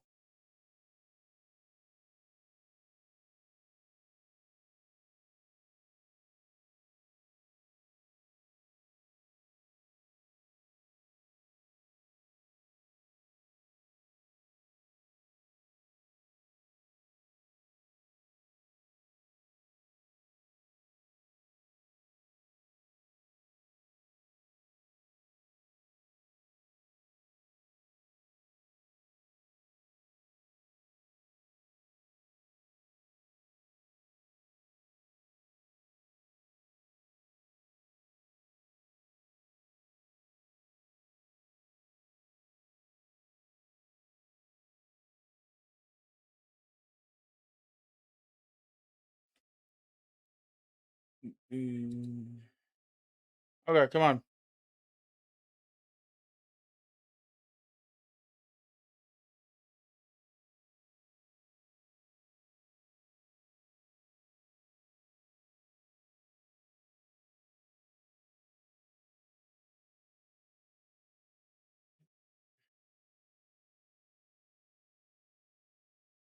Yep.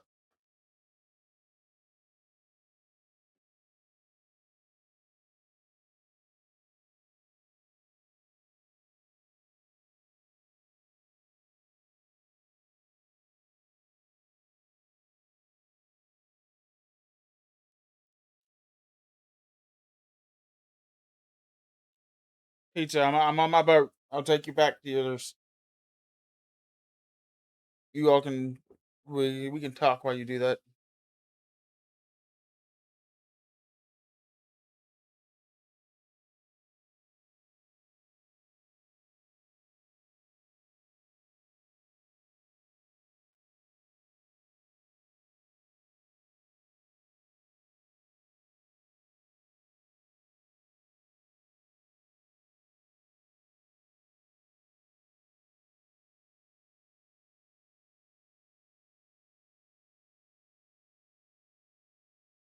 I recommend you do some of the charting as well. Like the sealed crates, the mermaids, the ducks, the landmarks. You'll get a shit ton of experience from that. I did a couple. If you complete an area, you get like a massive XP drop. Fucking thousands.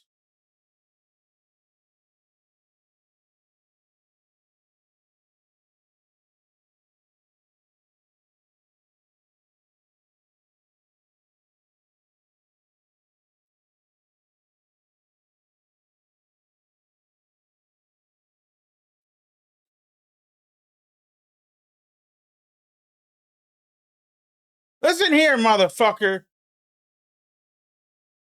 Fucking cunts. Oh, I hate the fucking ship.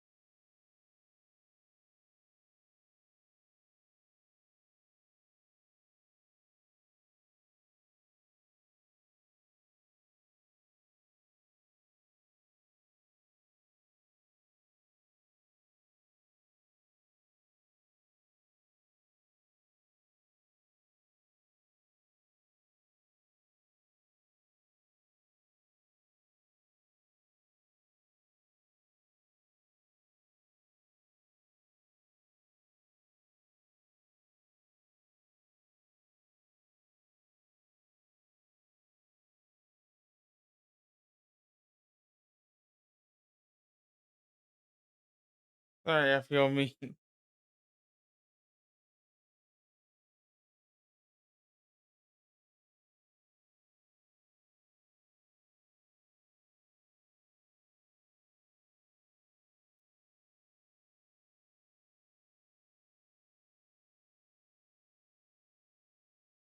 Barracuda, it's just shipwreck.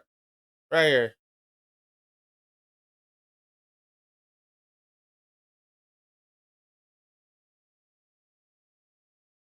See these boxes?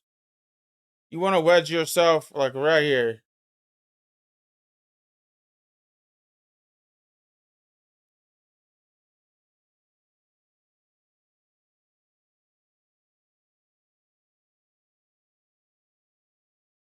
I mean, she's right though. I do play RuneScape constantly, and you did say like you wanted me to play this right as I booted up a game that she wanted me to play. That is kind of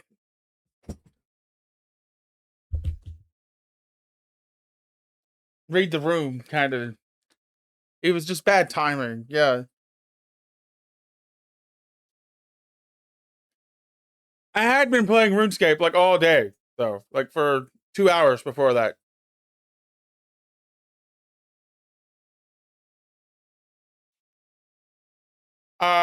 That's not entirely wrong.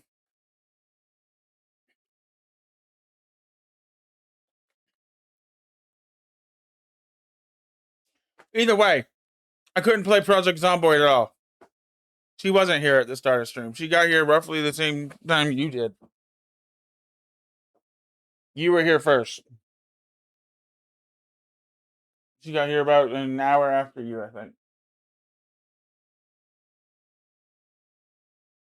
I want to play Project Zomboid a lot right now. Like, I've been wanting to for a while, and the fact that Build 42 is out and I can actually fucking see the UI again. The fact that I can't right now because my fucking GPU of all things is pissing me off.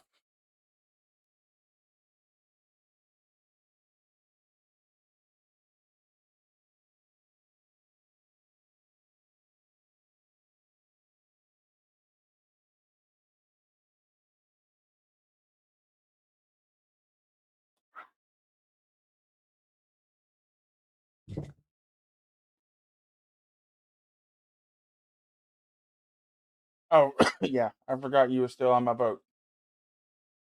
I kind of kidnapped you.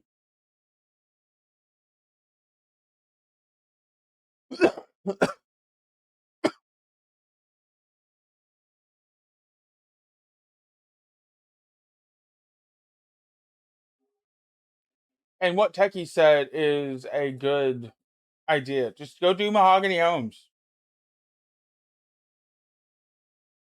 You said Port Sarum, not this.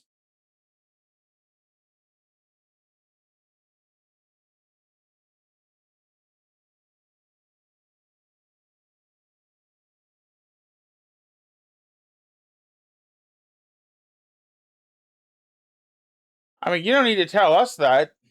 We're not the ones that you need to tell that to. So, just saying.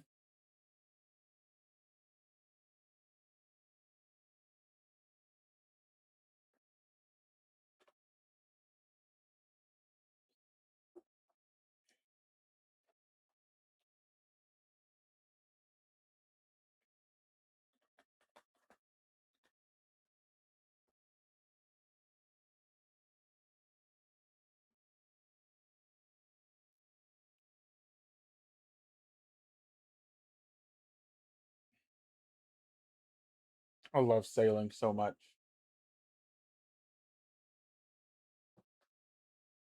Tiny Pearl.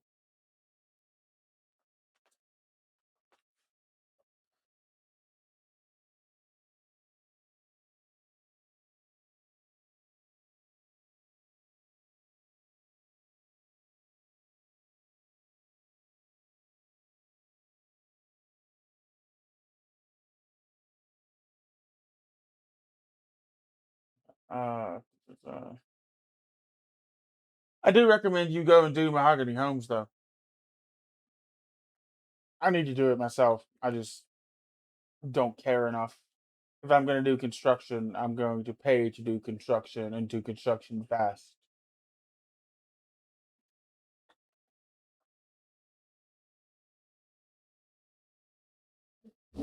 That looks so fucking good.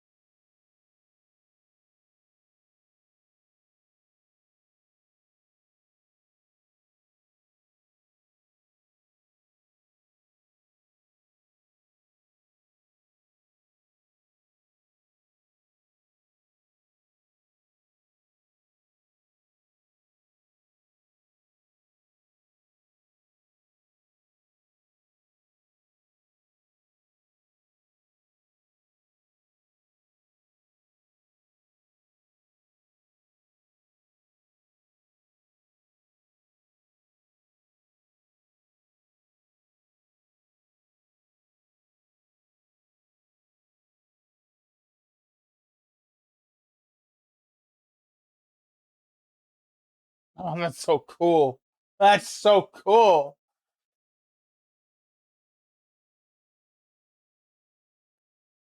And I agree. Um, with Techie.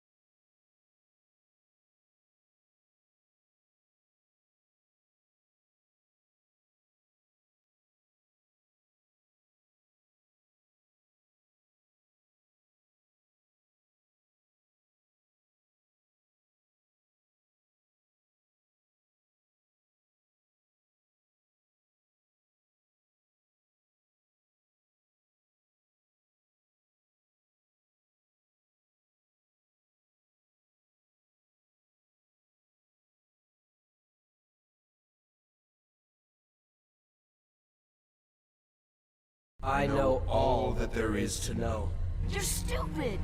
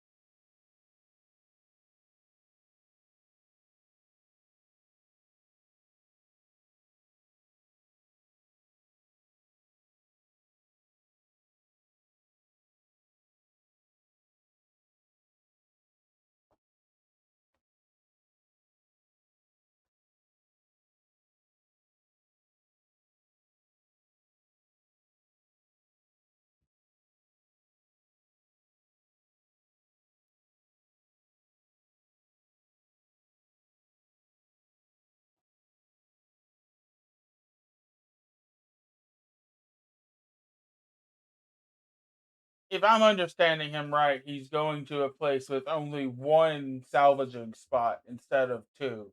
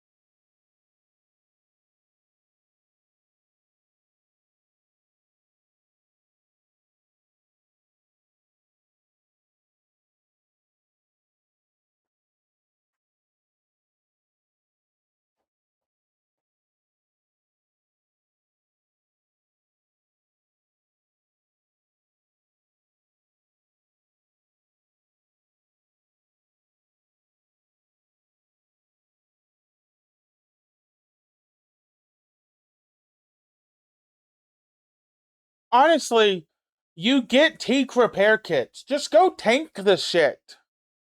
Just pay attention. You get teak repair kits from salvaging Barracuda Salvage. Just go tank it. As long as you have an iron mask, an iron mask, iron helm, and oak mask, you'll be fine. And also, yeah, make sure you have a salvaging station, for real.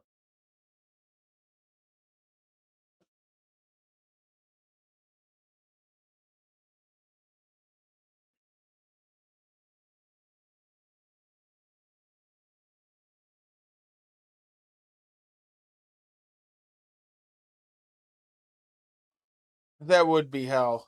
Oh my god.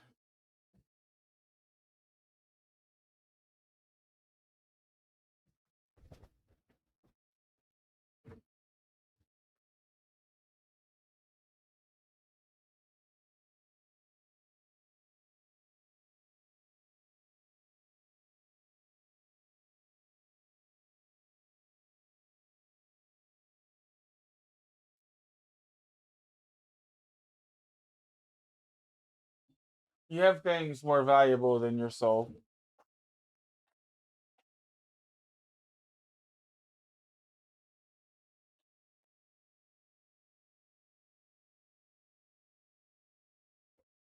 Who the fuck would want that thing?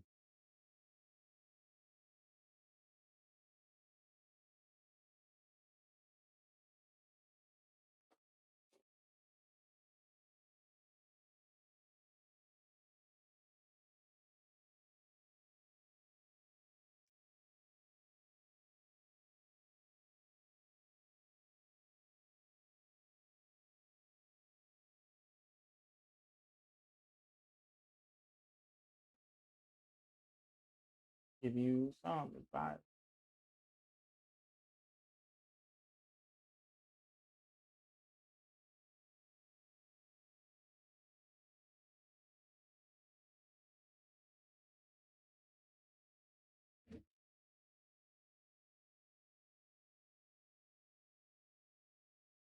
Yeah, like you're overestimating how important this is, pizza, or how long this will take. Like the early construction levels kind of fly by.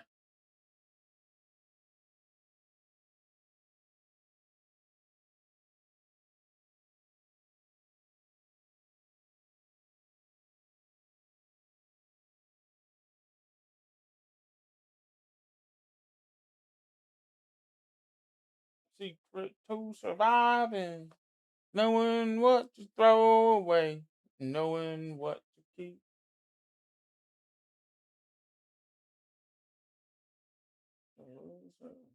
The best that you can hope for is to die in your sleep.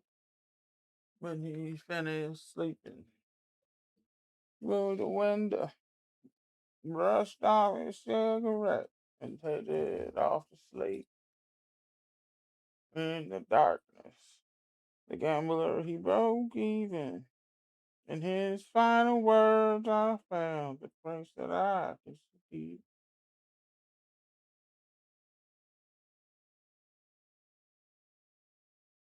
Know when to walk away.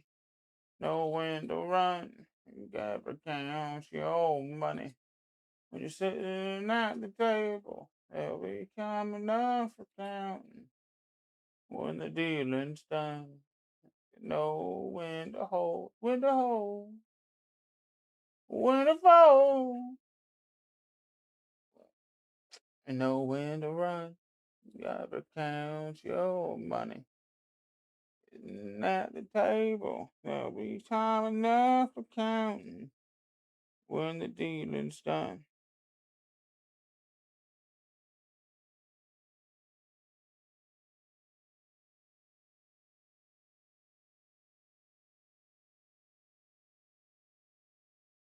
Money. When you're sitting at the table, there'll be time enough for counting. When the dealing's done.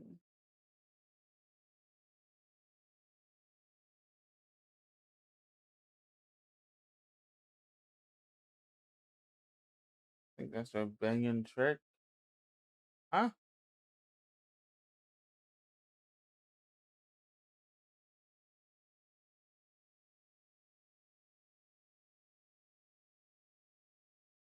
Guys, I'm really impressed by how good those already look.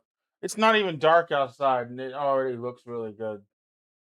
I can't wait.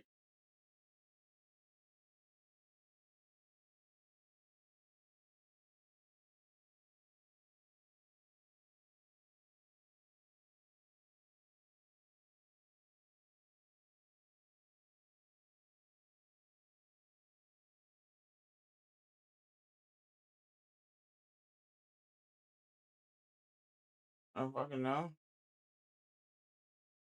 Maybe. Maybe. Who knows?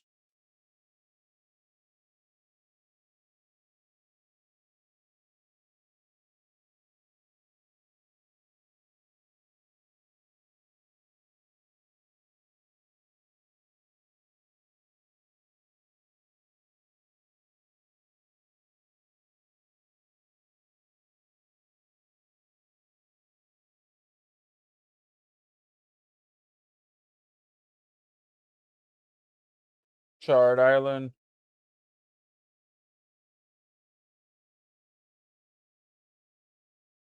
Could be just down here then.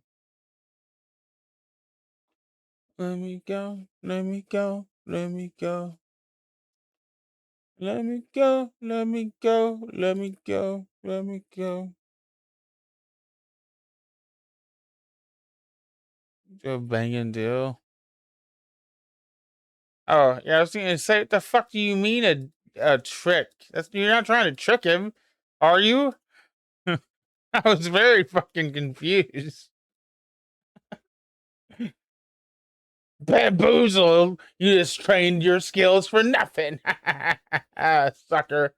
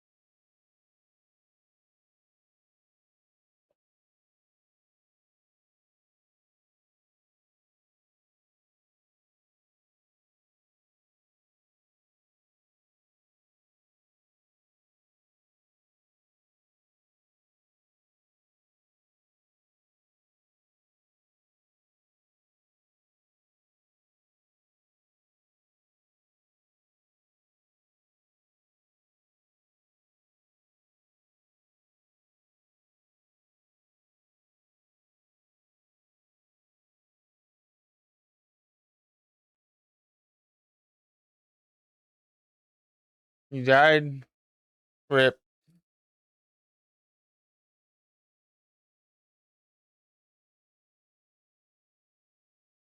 What the fuck?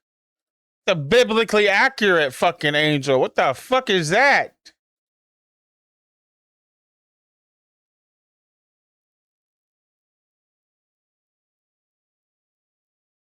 What the fuck?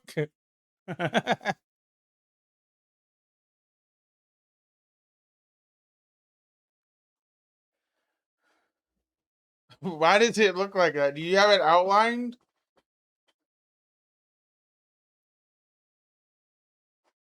Fuck. Oh, it's the hitbox highlighter. Oh.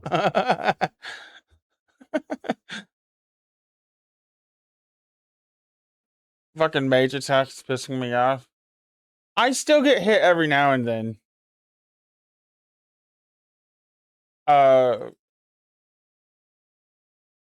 Probably about 3 out of 5 times.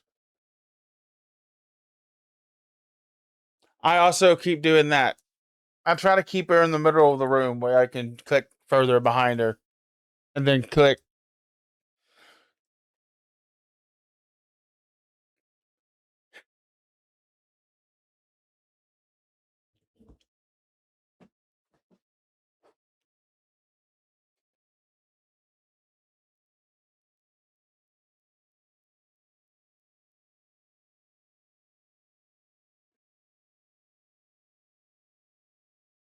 Fucking, I like the ball thing, honestly. Ball thing can sometimes go underneath her. I don't think I've seen that.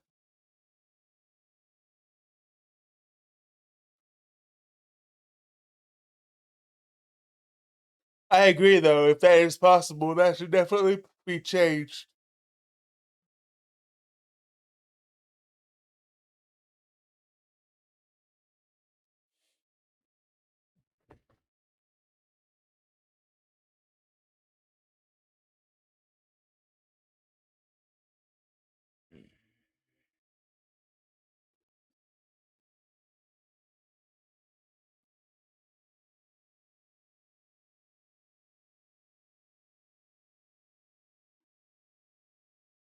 Okie dokie.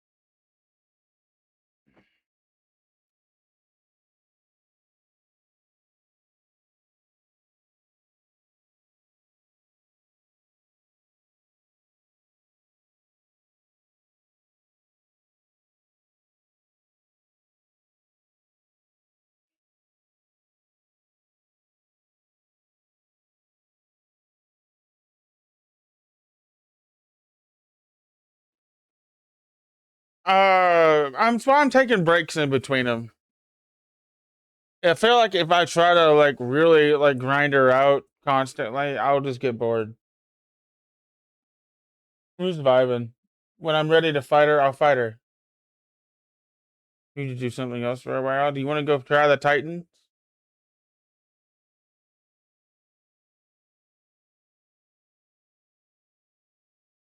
No. Fair. Absolutely no.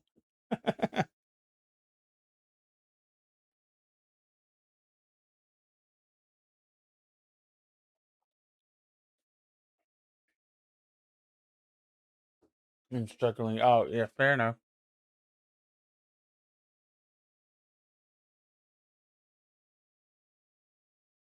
You'll get there eventually. Blah, blah, blah. I believe in you. Can't talk.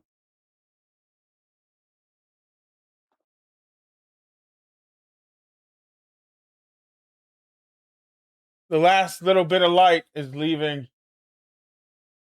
Oh, I'm so excited. Probably about another 20 minutes and it'll be down. I wonder what it'll look like if this is on.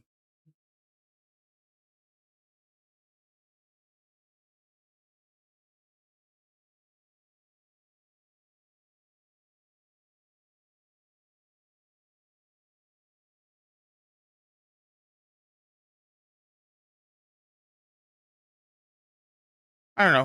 We'll fuck with it. Really can't. I don't know what to do about it.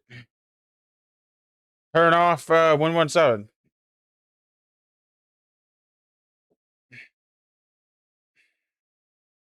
See if that helps. Ugh, I don't know. It's gross though.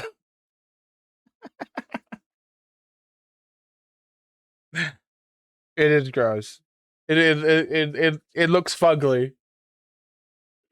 That's the best word to describe it. Just it looks.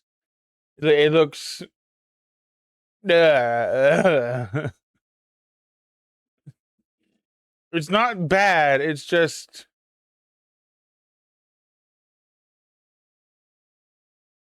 old. And this is literally the newest piece of content in the game.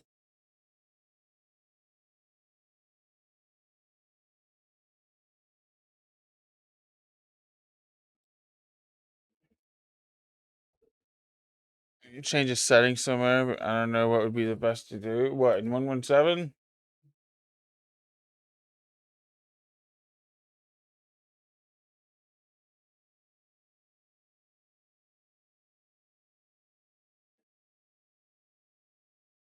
Uh,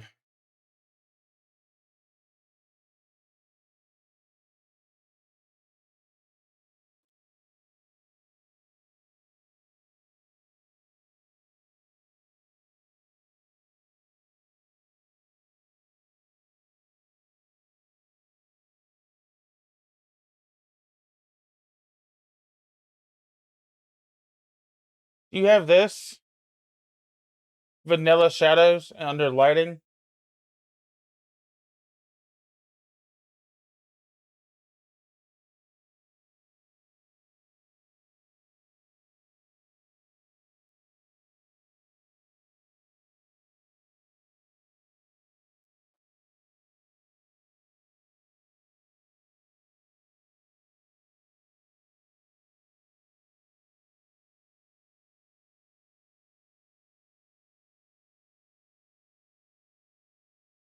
Damn, that completely changes the vibe of this place. I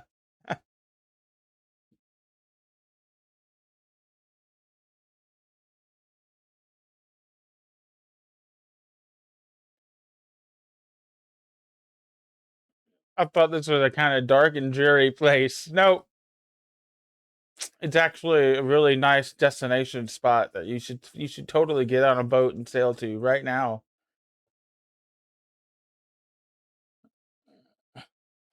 Lighting can change the entire mood of a scene.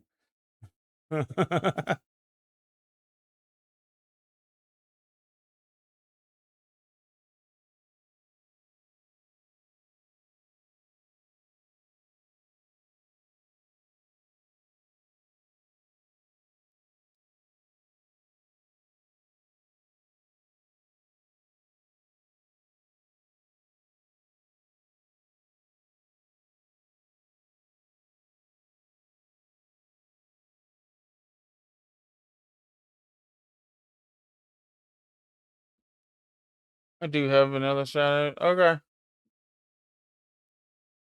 I'm glad I could help.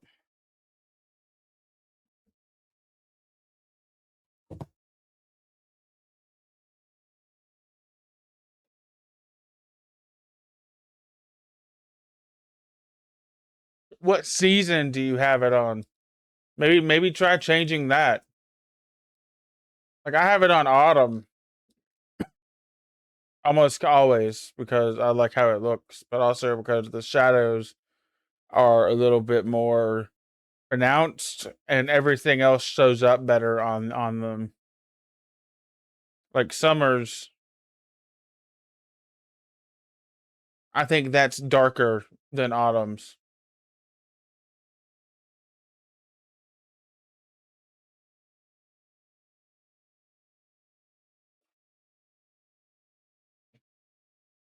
I have it on auto, so it should be summer. Yeah, I have mine on autumn always. RuneScape to me is in perpetual fall.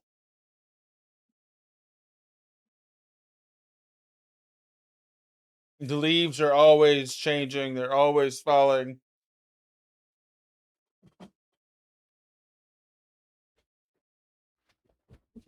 And it's been like that forever, honestly. Because I used to go to a library to play this game. And the most I would get to do that is in the fall. Isn't helping me either. Probably not. I mean,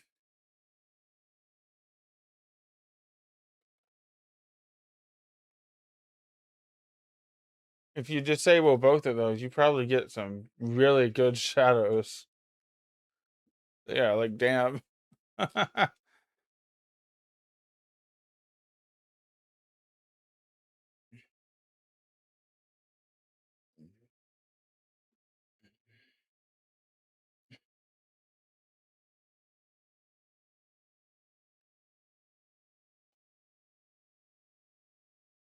still want to break. Yeah, cool. So what do you want to do?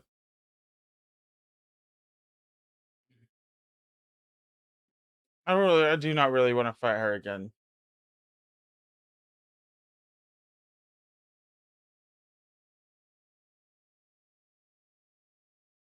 I'm very well aware of that.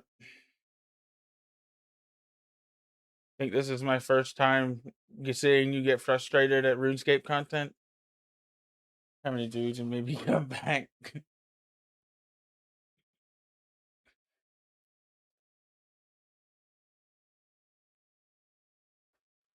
Pizza! How many dudes could you take? I think at least 3. And also, what are you doing in RuneScape?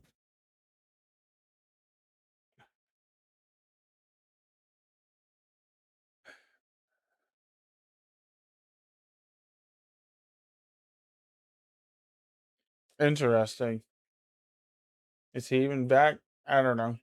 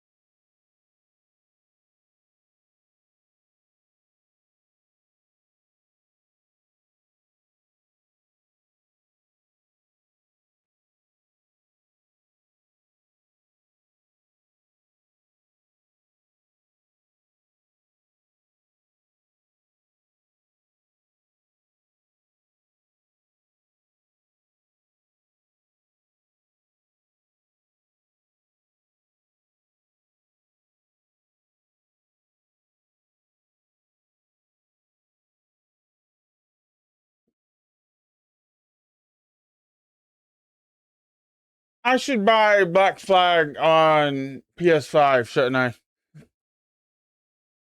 Shouldn't I? Yeah. I shouldn't buy it on Steam. With all the PC trouble I've been having lately, Black Flag would probably make my computer explode. That's the correct choice, I think, right?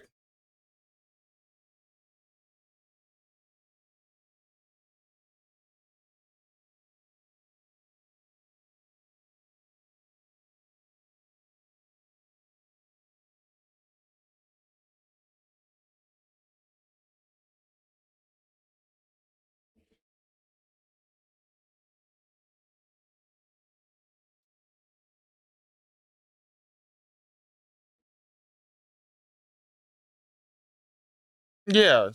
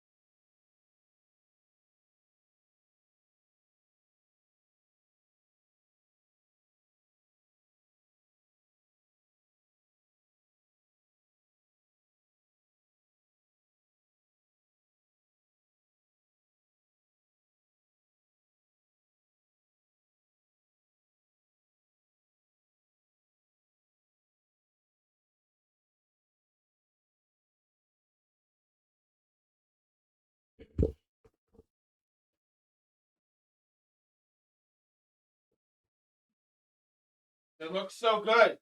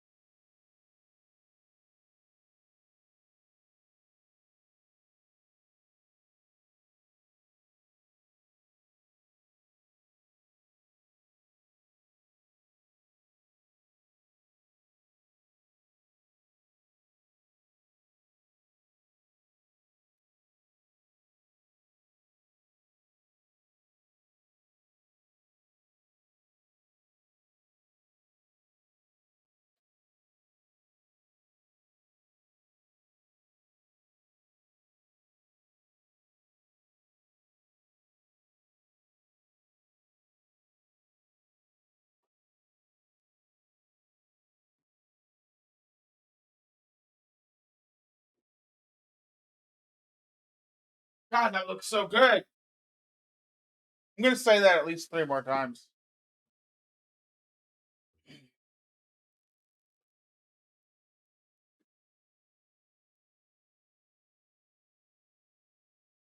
So a few months ago, we made a video about how Exxon was trying to trick people into thinking that they had a green goo that could replace gasoline. And it turns out that while they were spending millions of dollars advertising how well it was working, they were secretly emailing each other about how it super wasn't working. And I'm not some kind of computer hacker who can read people's emails. I got all that from a massive government report about how oil companies try to mislead the public on climate action. Lawmakers spent 3 years gathering internal documents, they found some insane shit, and they put it all in this report. The title sucks, don't get stuck on that, it's a really good report. So when it came time to present this report in the United States Senate, I figured I would tune in to see some lively debates or just whatever the latest climate denial talking points were. Instead, I was treated to a festival of unserious bullshit led by this guy. Quote, eat shit, Darren. Are you going to call me a sick fuck? I've got a bunch more tweets. Thank you for your objective advice, sure you Doc. do. That guy was John Kennedy. No, not this John Kennedy. This John Kennedy got shot and turned into an airport. This John Kennedy is not one of those Kennedys at all. He's the senator from Louisiana, and he's really pushing a sort of, oh shucks, I'm just a simple country lawyer kind of vibe. I keep my promises. You can write that down and take it home to mama. But after watching him torpedo a hearing on big oil, I decided to go down the Kennedy rabbit hole, and you will not believe what we found there. These woke, high IQ stupid people, they walk around with Ziploc bags of kale if they can eat to give them energy. John Kennedy. John is one of my dearest friends in the Senate. He is also as good a stand-up comedian as I've ever known. I believe that you should take the You've First heard of Amendment curb your seriously, sir. enthusiasm? Here's my saying, curb my nausea. So let's take a look at Ted Cruz's favorite comedian, who also happens to be a United States senator who trolls witnesses and then posts the clips online for followers like some kind of baby boomer clavicular. Hi, I'm Raleigh Williams, a guy with a climate science and policy degree and a newfound nostalgia for the time I didn't know very much about Senator Kennedy. Welcome to Climate Town. I know a lot about this motherfucker.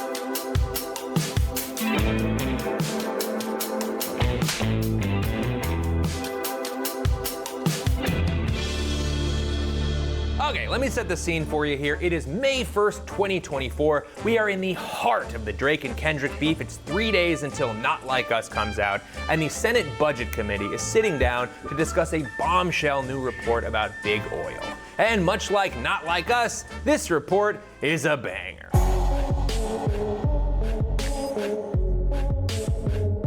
It is 65 pages long, and it is packed with receipts. You've got some classics that we've seen before, like the Exxon internal memos from 1979 showing they already knew about climate change and how it could negatively affect their business. You've got the oil lobby documents from the late 90s talking about strategies to emphasize the uncertainty in climate change despite not actually being uncertain about it. But it's not just a greatest hits album, you've also got some hot new stuff, like BP announcing their new net zero pledges with ads like this,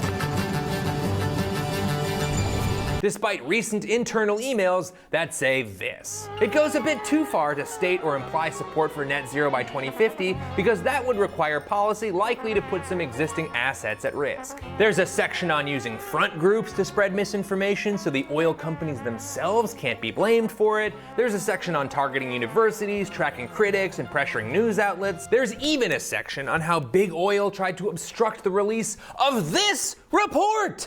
Very meta, boys. Nice job. Apparently, Congress subpoenaed a bunch of fossil fuel companies for documents related to climate denial and delay strategies, and instead of just turning everything over, a thing they are required to do, they sent over some documents that looked like this.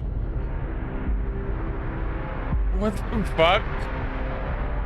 One of the documents BP submitted was a forwarded You're not copy the of a fucking Guardian CIA. article, except they redacted 2 of the paragraphs. This was not some kind of internal email, this was a public newspaper article. Which means You can just look up the article and see exactly what was so scary to BP that they tried to redact it so Congress couldn't read it.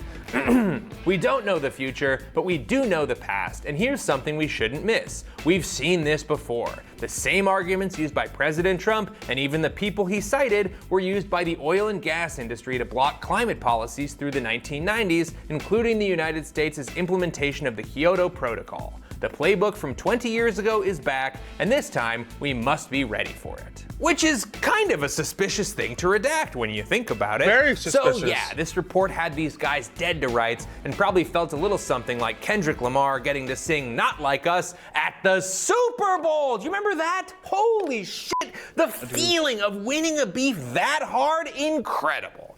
Anyway, they put a ton of work into this report, and it was finally getting its proverbial day in court. They got the Senate Budget Committee together, along with a bipartisan mix of experts to go over the report, and they even got Senator Chuck Grassley there, who is so old it looks like he bit a vampire. Yes, got him! The people are assembled, it's time to rock. And then it's Senator Kennedy's turn to talk, and things take a little twist. He doesn't want to talk about the report, or oil disinformation, or oil companies at all. He wants to talk about carbon emissions from forest fires. You familiar with what's called a boreal forest? Millions of acres burn there naturally every year, but obviously forest fires produce carbon. Okay, so immediately we're veering away from oil and gas company misconduct and into is climate change even real territory, but I guess let's see where he's going with this. And I was reading a study this weekend. I want to get my facts straight here. They said the carbon released by these naturally occurring forest fires in boreal forests, nobody lives there. Let's see. Wildfires in the boreal forests in North America and Eurasia in 1 year, 2021, released double the amount of all global CO2 produced in 2001. Whoa! Okay, that is a crazy stat. It's also not even close. First of all, I think he's messing up 2021 and 2001, which is fine, people make mistakes, but in 2021, the boreal fires emitted about half a gigaton of CO2 compared to humanity's 36.3 gigatons. So they weren't so much twice as much carbon dioxide as they were 75 times smaller.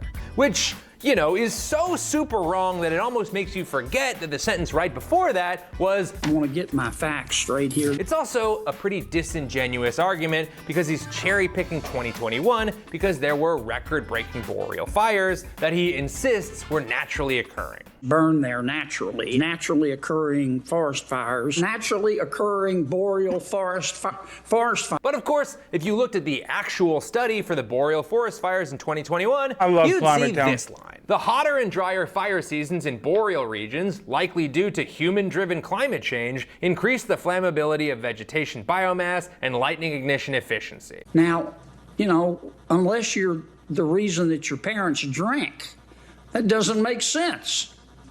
Does it? Now, is it ironic that this hearing is supposed to be about how big oil sidetracks discussions through climate disinformation, and Senator Kennedy is sidetracking that discussion through climate disinformation? Yes, of course that's ironic, but it gets so much worse. Because now we get to the expert witness part of the hearing, and the wheels fall off. One of the expert witnesses is Dr. Jeffrey Subran, a guy whose resume was created in a lab to impress your parents. He went to Cambridge, got a PhD from MIT, and then did a postdoc fellowship at Harvard. The dude is not fucking around, okay? He is an expert in climate disinformation, and he has dedicated his career to investigating the impact of big oil on the public's understanding of climate change. From the late 1980s onwards, oil companies and their trade associations, abetted by front groups as well as PR, consulting, and law firms, have waged a multi-decade, multi-billion-dollar campaign of disinformation, lobbying, propaganda, and the colonization of academia to sabotage science, scare and confuse the public and politicians,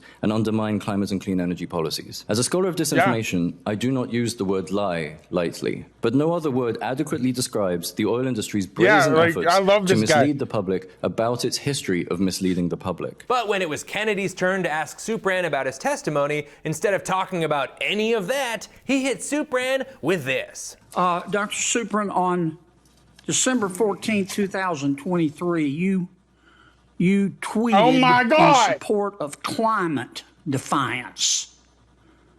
That's an entity that the Brookings Institute has called a radical climate change group. Is that correct? I don't recall, I'm afraid. Okay, would this be the same Climate Defiance that I'm looking at your tweet, you tweeted in support of them. Would this be the same Climate Defiance that called Senator Joe Biden, quote, a sick fuck?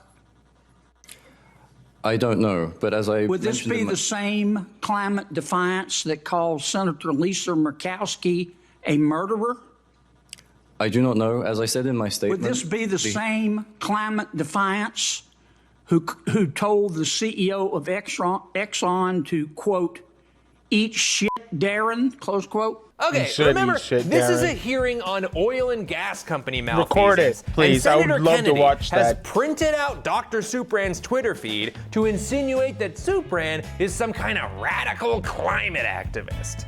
And just to say it, Climate Defiance is not some kind of eco-terrorist group blowing up bridges. They're these guys. I am Andrew Cuomo. Okay. I am the real Andrew Cuomo. If you are an oil exec, I will support you no matter what. I do not take no for an answer, ever. And also, Dr. Supran's not part of the group. He retweeted one Climate Defiance tweet one time. Dr. Supran is a researcher who studies big oil. Yet Kennedy's entire line of questioning is him reading Climate Defiance tweets at Supran, a man who has never seen some of those tweets before, in an attempt to paint Supran as some kind of climate psyop. I'm not responsible for the statements of other Nice people. group you're and I also do hanging not know around the with, answer. Doc. That is not my tweet, sir. And Kennedy does this until his time expires. Not a single question about the thing we're here to talk about. Supran tries to clarify that this was a retweet, and then we get this little final moment. I did not say that I don't support this. I simply did not tweet it, which, as you were alleging. But you retweeted I'd like to make very clear that this form of character assassination is characteristic of the propaganda techniques of fossil fuel You interest. retweeted Senator Merkley. didn't you? Thank you. Are you going to call me a sick fuck? It's Senator Yeah, I Merkley's would. time. You're a sick fuck. Are you gonna call me a sick fuck? Are you gonna call me? Dude.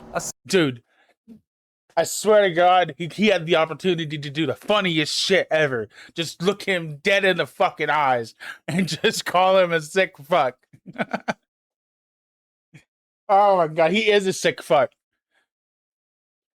Sick fuck. Are you gonna call me a sick fuck? Interesting. Now, at first glance, it might seem like a 72-year-old man shouting, "Are you gonna call me a sick fuck?" at a witness on the floor of the Senate might seem a little stupid. But in order to understand just how devious this little outburst actually was, we've got to learn a little bit more about John Kennedy. And the first thing we'll notice is that you don't have to dig to find this clip. You can actually watch it over on Senator Kennedy's YouTube channel, where his team clips out his wackiest Senate takedowns and puts them all online. You tweeted, both Texas and Louisiana have their knives out for black immigrants. Guessing the context, but my suspicion is Give that me it a has to name. do the Give me a Attorney name. General Ken Paxton and Give the me a Attorney name. General of Give me a Louisiana. name. I just did. You don't have a name, do you? I just said Ken Paxton. You don't have a name, do you? You just said it. But they are You trying need to to find stop dipping into your ketamine stash. I'm gonna read you one of your tweets. Gag me with a spoon. Do you think Senator Gillibrand is a crook? No, and I do not you're think a all fucking politicians are crooks. And why did you call her a crook? I did not call her a crook. Now, Senator, you need to focus here's what on I'm this looking bill. right now. You're doing this again. You did it the last published- hearing. You're a whack job. Senator? What planet did you just parachute from? No. Hey, guys. He's dead. Rip, bitch. You trigger my gag reflex, Mr. Beaver. So we got a process here, And it's good to know you don't have an agenda. Yep, reading tweets at Soup Brand was not Kennedy's first rodeo. It's actually one of his favorite ways to clip farm for subscribers and followers. He'll dig up some old tweets, and no matter how irrelevant to the task at hand, he'll hit you with some gotcha questions and post the results for views. And if his 5 million followers across his social media platforms are any indication, I'd say he's pretty fucking successful at it. But Kennedy isn't just some dude standing outside a bar trying to trick drunk girls into saying something embarrassing. Congressional witnesses are under oath, which Kennedy very well knows. That means he can hit them with a retweet from years ago. On June 8, 2020, you tweeted, "The war on drugs was intentionally created to incarcerate black people en masse." I don't remember typing that. You don't? No. It's on your It's Twitter not feed. wrong. Maybe a retweet. I don't And if they can't remember it or if they get something wrong, that could constitute lying to Congress, which is not only frowned upon, it's a felony. Now, obviously, if you're in the administration, it's totally fine. There is no evidence that Donald Trump has committed a crime. I believe you just lied under oath. There is ample evidence in the Epstein file. Don't you ever accuse me of a crime. That's right, swing for the fences, no wrong answers. But Kennedy is doing this to regular people, who almost immediately start questioning everything about their lives because, I don't know, maybe I did tweet that, and I don't want to go to prison, so they almost automatically appear confused or shady Yeah, or like weird. for real. Sure, I did that. Is that a problem? Fuck you. Stand up for your fucking self. I don't understand.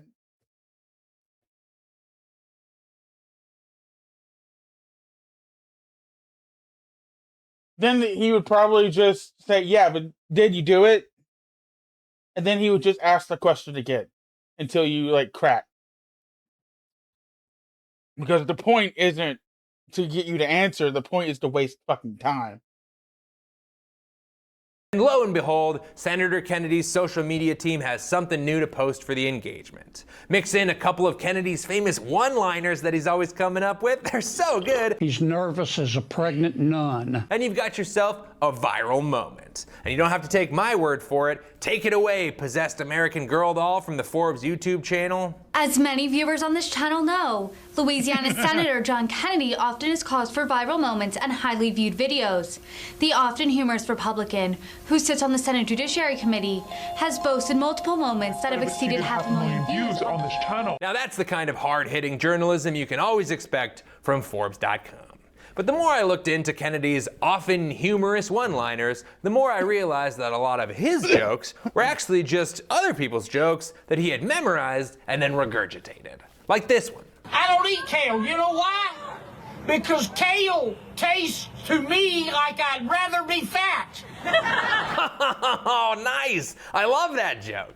I also loved it 4 years before that when this dude tweeted it, and I also loved it 10 years ago when it was already so old it was a fridge magnet joke. But don't worry, there's more. I think she's the reason there are directions on a shampoo bottle. And, unless you're the reason that your parents drank, you see that it was a big victory. My mama did not raise a fool. And if she did, it was one of my brothers. The brain is an amazing organ. It starts working in a mother's womb, and it doesn't stop working until you get elected to Congress. You think that would work, Tech? Yep, I mean, that one's a meme, that one's from a t-shirt, that's a bumper sticker joke, and that one's from a famous American poet who died more than 60 years ago. I also took a look at Kennedy's best-selling book, How to Test Negative for Stupid and Why Washington Never Will. I mean, the title's hysterical. The title's just fantastic. How to test negative for stupid. You just can't stop this guy. And in the first 2 pages, there are 9 jokes, which is a pretty great ratio, until you realize that every single one was lifted from somebody else. And I'm not joking, it's every single one. Most notably, for as long as I can remember, one thing has been true about me. I have the right to remain silent, but not the ability. And that's pretty good. But if it sounds familiar, here's comedian Ron White from the Blue Collar Comedy Tour.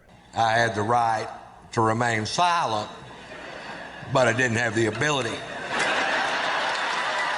Kennedy probably would have titled his book that if Ron White hadn't already done it 20 years ago.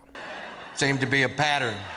And the more we looked into it, the more it seemed like Kennedy was just kind of memorizing Southern-sounding jokes so he could drop them into his speeches to sound more folksy. But I mean, he is folksy, right? I mean, there aren't people out here who think he's maybe faking his accent, are there? Well, let me play you a couple of clips. Here's what he sounds like today. I will not let you down. I'd rather drink weed killer. And here's a clip from when he was Louisiana State Treasurer. Well, we have another program here at Treasury that we're very proud of that we think can help a lot of Louisianians. Whoa, different! Wow. And now if you listen to this clip from 2004 when John Kennedy was running for Senate, you might notice another thing that's changed. I'm very proud of my record on civil rights. I have appointed women and minorities to positions of authority. Yeah, in 2004, Kennedy was running as a Democrat, which might explain why he said things like, I will not support tax cuts for the top 1% of Americans, and I want an America and a Louisiana whose citizens understand that everybody counts, and I'm a Democrat. And Kennedy lost that election in a landslide to a Republican. But don't you worry, folks, because Kennedy just switched parties a few years later, so when Trump won Louisiana by 20 points in 2016, Kennedy suddenly had a really good election strategy. I believe in more freedom.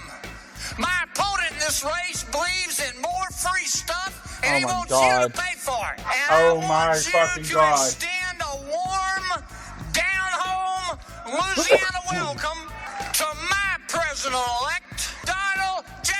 Trump. Awesome. Jesus fucking Christ. And according to a mass communication professor from Louisiana State University, before he got to the Senate, Kennedy never pretended to be a hick. After he got to the Senate and realized that Fox News and its viewers enjoyed his shtick, he went all in on this new persona. You can write that down and take it home to mama. Now, maybe he really does have a natural foghorn leghorn accent. Who's responsible for this unwarranted attack on my person? Maybe.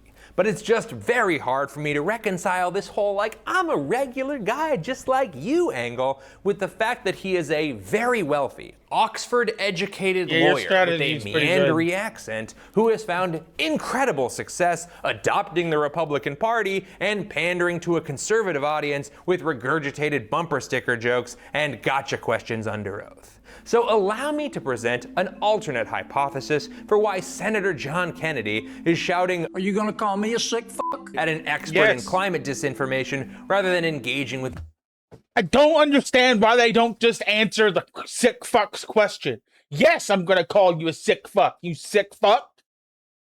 The actual material. I mean, it's a great way to get clicks, but even more than that, it's a great way to discredit Dr. Supran. I mean, if he's some kind of radical communist... Yeah, sure, that might discredit him a little bit, but at the same time, only to those people. Everyone else is looking at him getting, like, berated and being like, dude, I feel bad for you. I just want to stand up for him. He's a... Well, we can't very well listen to what he has to say about big oil. I mean, he's got an agenda.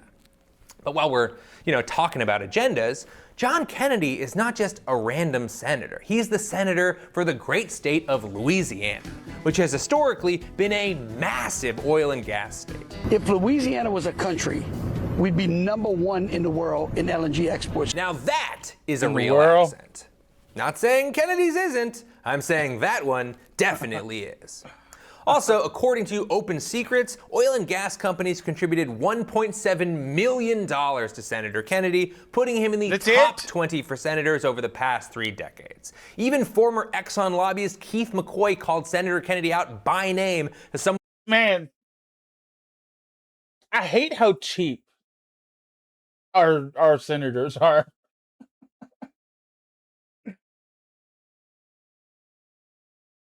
I always thought it would be more.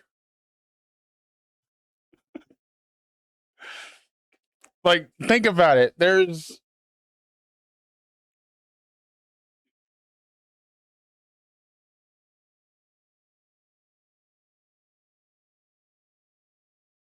there's 4.2 million people in Louisiana.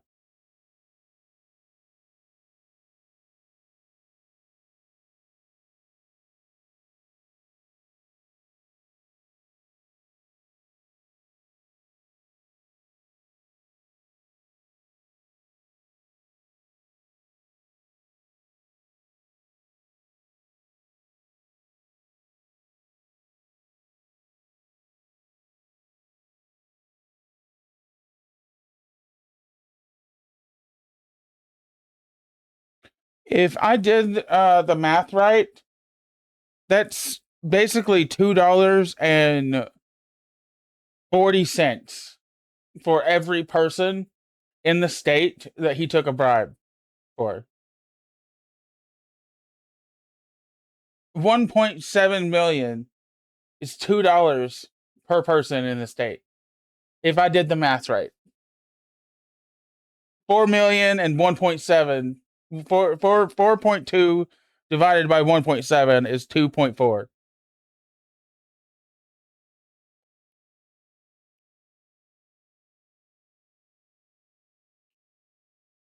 So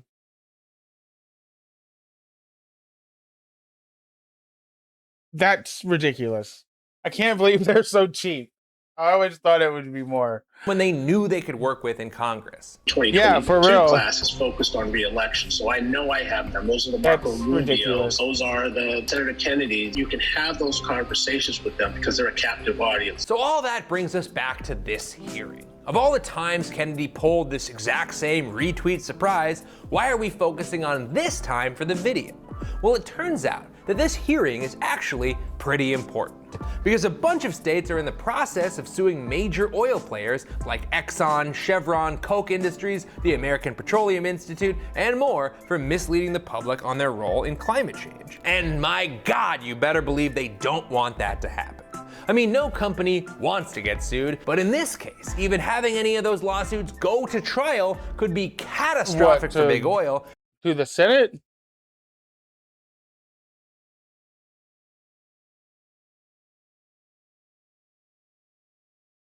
I mean, probably. I don't know. Because those trials will involve something called discovery. Discovery is part of the Discovery is a pretrial magical proceedings where word. both sides go out and gather up the evidence they'll use during the trial. And for these particular lawsuits about whether big oil misled the public about climate change, discovery will probably involve depositions with former employees who might not be able to talk because they're under NDAs, and also the court forcing oil companies to turn over a ton of internal documents. Now, you may remember when the United States Congress tried to get them to turn over documents and they pulled this little move. Now, apparently, that'll work in Congress. I mean, technically, you're not allowed to defy their orders, but they let you do a little defying if they like you. But when a U.S. court subpoenas documents, you are legally compelled to comply.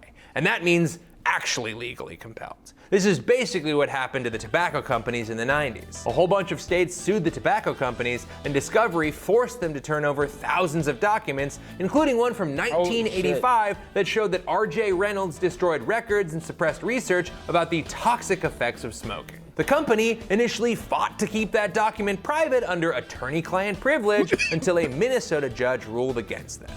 These cases led to Big Tobacco being held liable under a thing called the Master Settlement Agreement. And as you can probably imagine, it was devastating to the tobacco industry.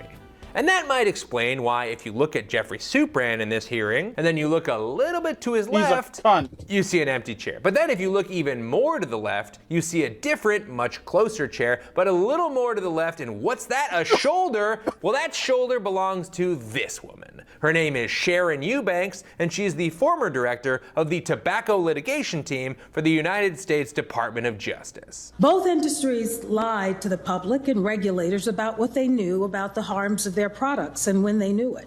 The deceptive advertising and the PR of the fossil fuel industry is now under intense legal scrutiny. More than 1,800 lawsuits have been filed regarding climate liability worldwide.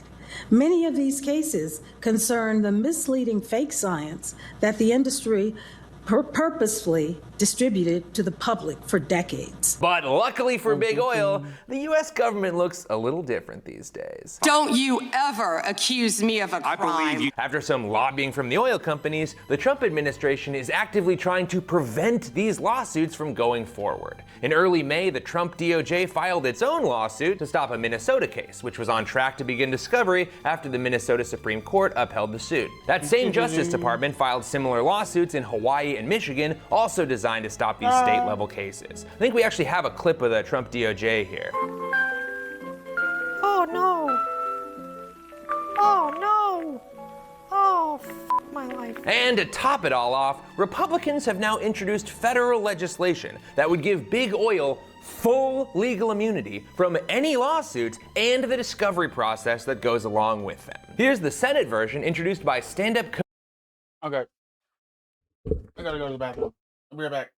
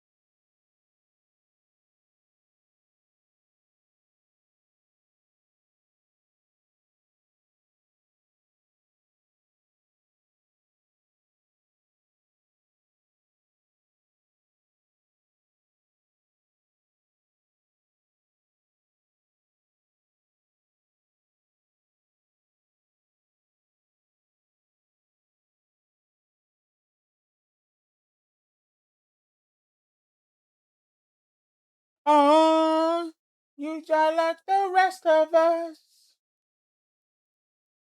Taking your gun. I would be a soldier if they ever needed one. They don't care how many people they send home inside a box. The only thing they're scared of is the thought of being shot.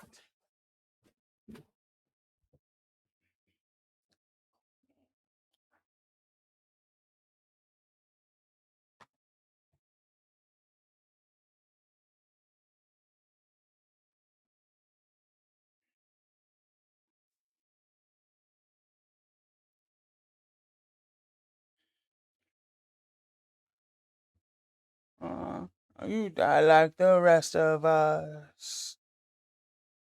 You die like the rest of us.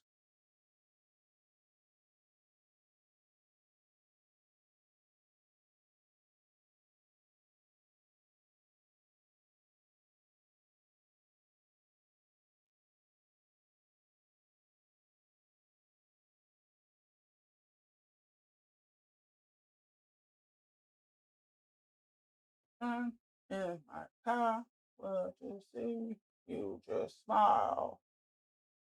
Gonna come cry, even if that means I ain't by your side. In my car, but to see if you smile. Cry, even if that means I ain't by your side. I soon want that to impact you.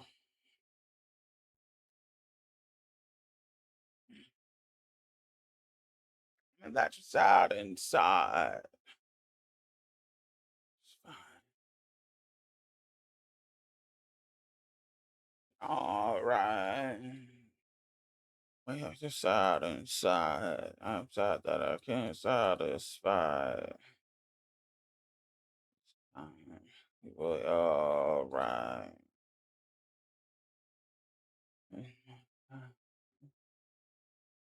Just smile. I'm fine. Even if that means I ain't by your side. You can see, you just smile.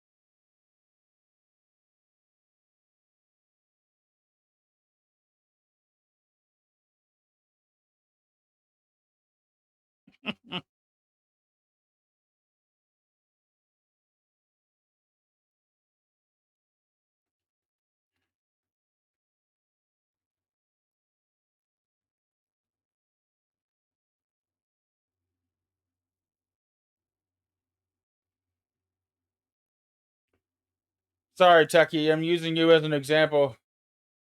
Again.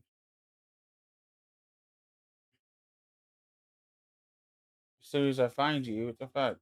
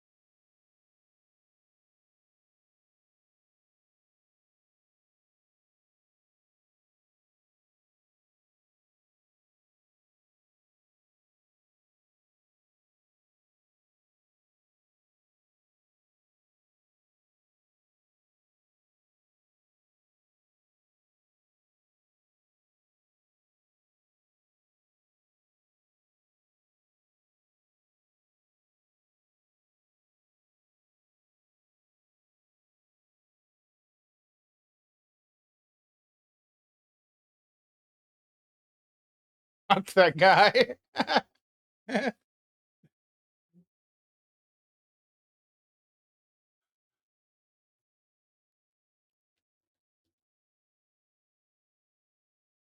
I showed him Peaches, KC, and Pet.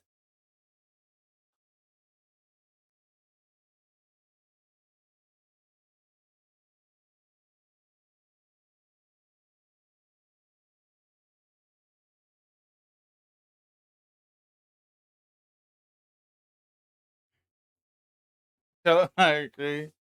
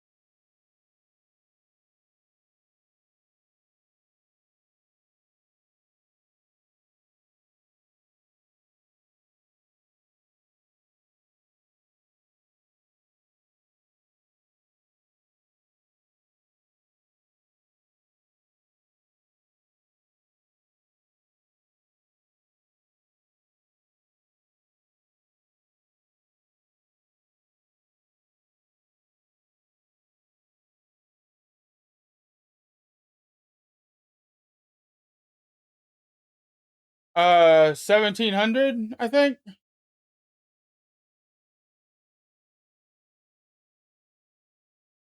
1600.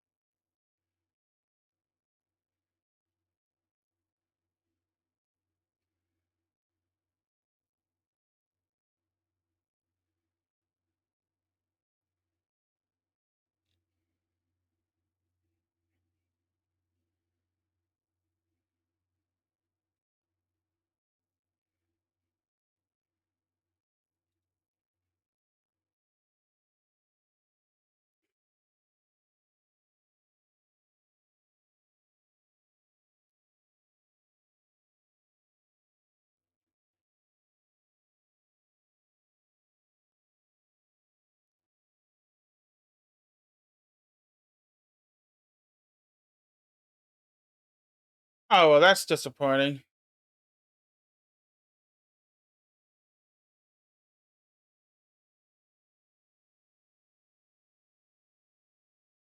$55 dudes. Definitely 55 dudes.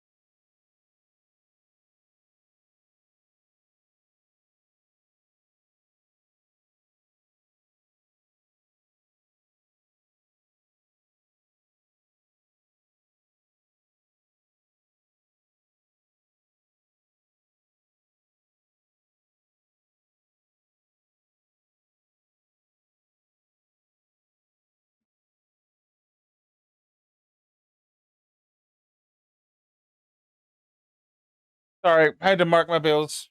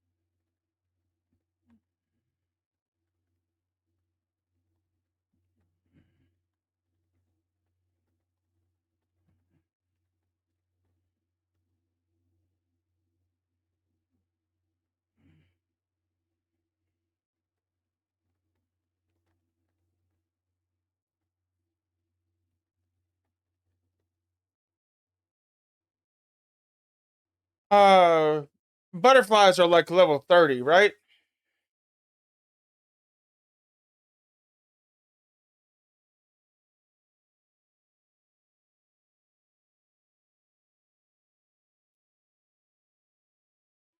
That's what I thought.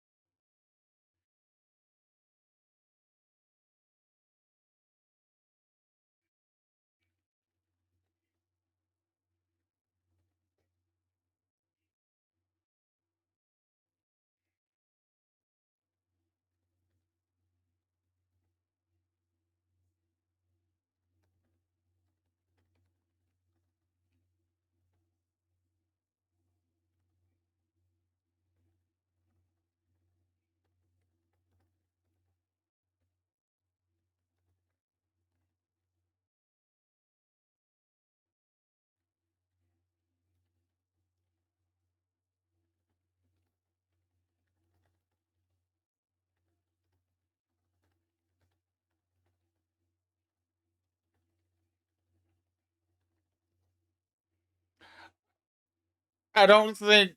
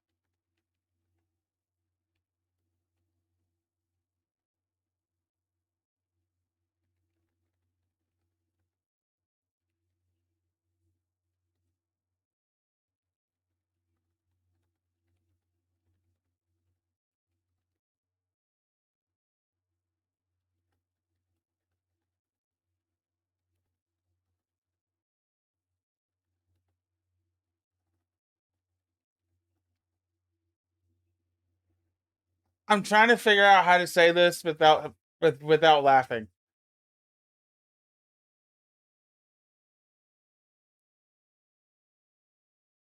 And I don't mean laughing in like a derogatory way. I asked him what armor he's looking at because he has 150 million in the bank because he bought some bonds. And he said Bloodbark. I said don't get one that degrades if you can afford it. It's sometimes better in some places, but it's annoying recharging it. And his response was, I think I'm going to be a mage focus. I should clarify, not focus, preference. 199 in all combat stats. Which, yes.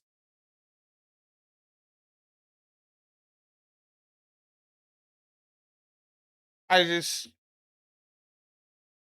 don't understand why he went to Bloodbark immediately. I don't agree. That's not fair so far.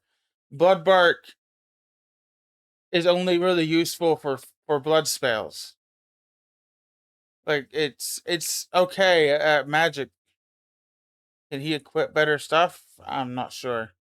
He says he has the Infinity set for mage and the Obsidian set for melee.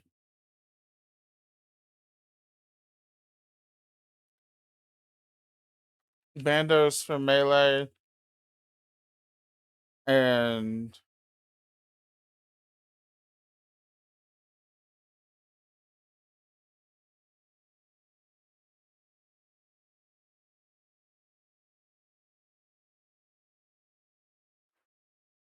uh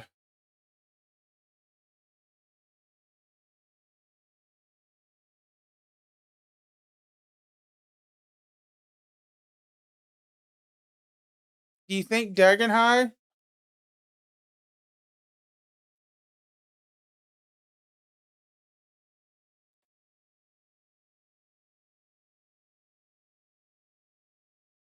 Damn, that's only a mil? Shit.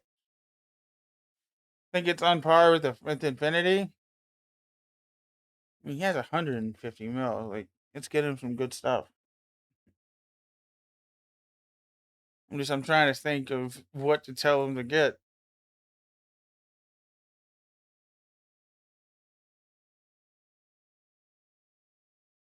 Huey.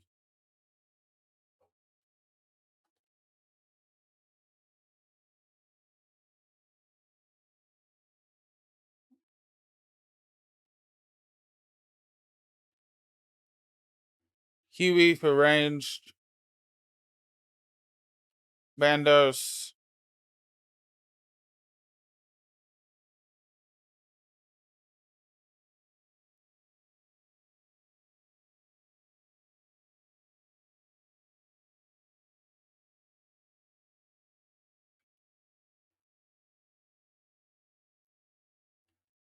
Bandos.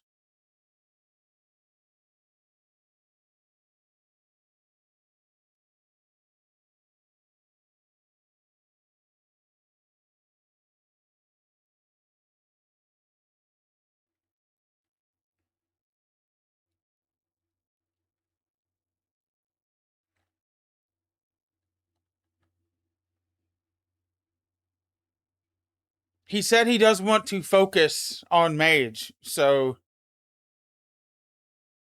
and he honestly has no problem spending money on this game.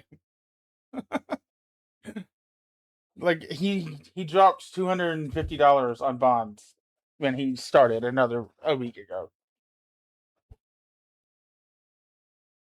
He's crazy.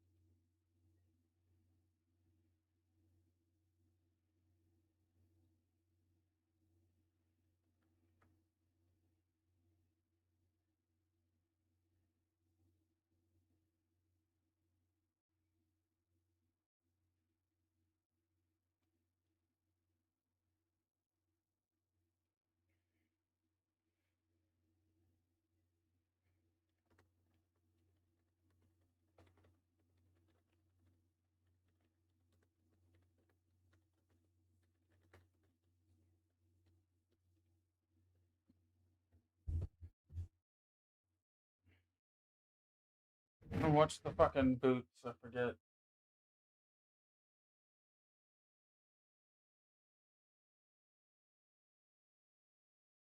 IRAN.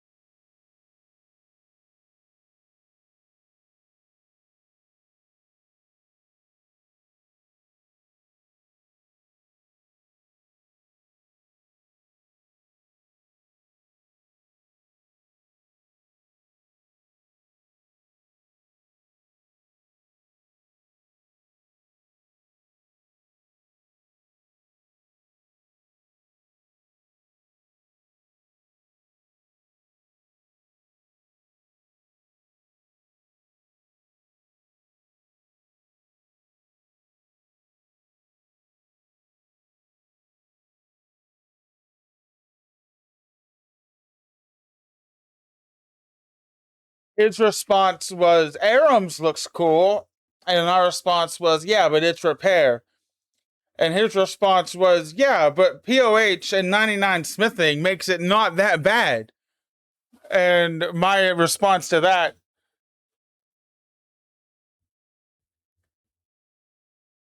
was, well, the POH alone would take your whole cash stack more or less to get to 99.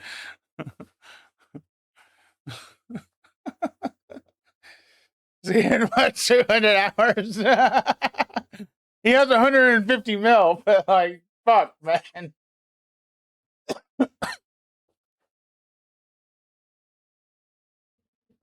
I value my time more than that.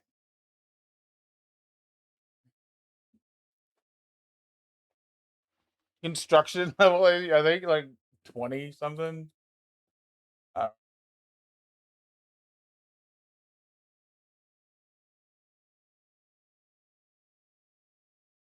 I'm sorry, 59. Ain't that bad.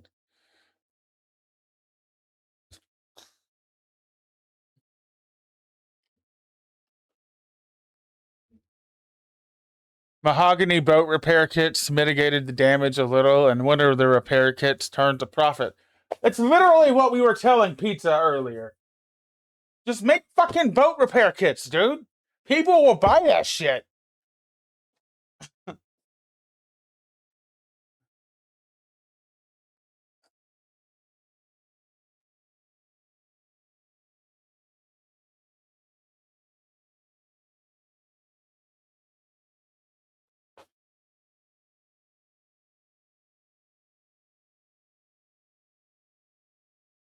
I mean, even if they're not profitable, you're still training really good experience per XP. I mean, per GP.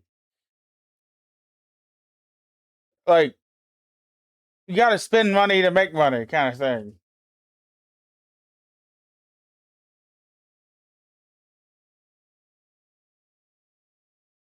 That doesn't just apply to the real world. That applies to fucking RuneScape, unfortunately, as well.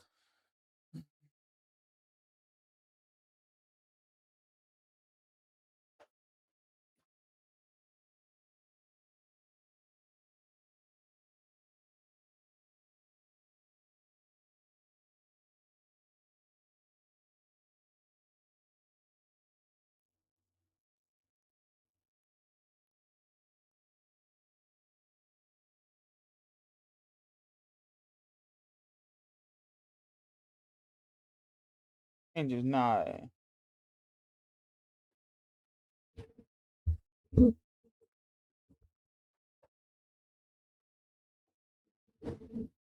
That is such a good vibe. I love that so much.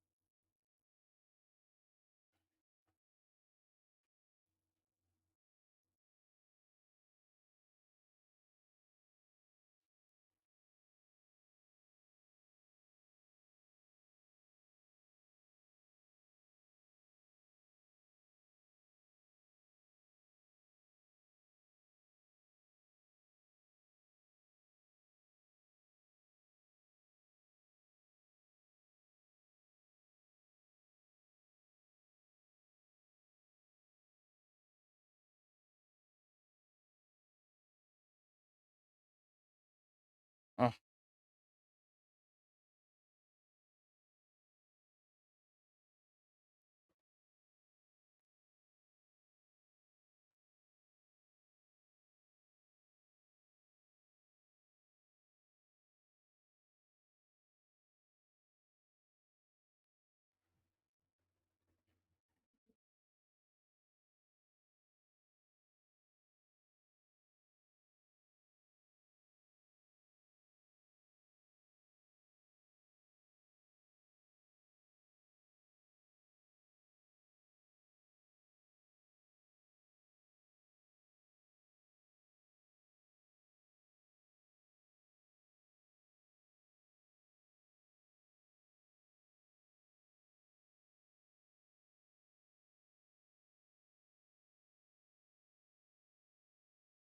I made sure to include the LOL.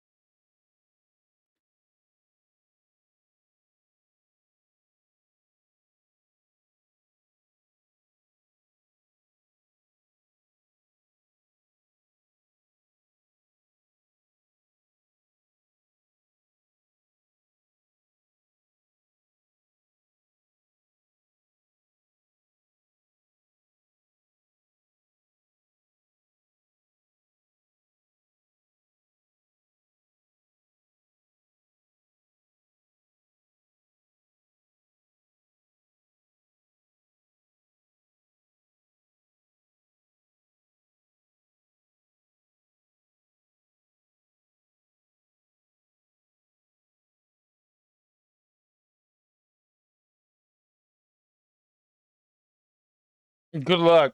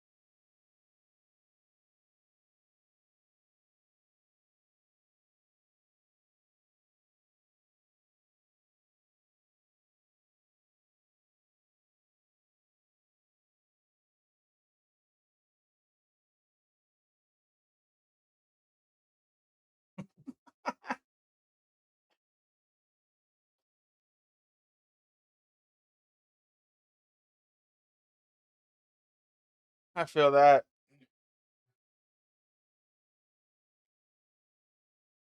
He's just like me.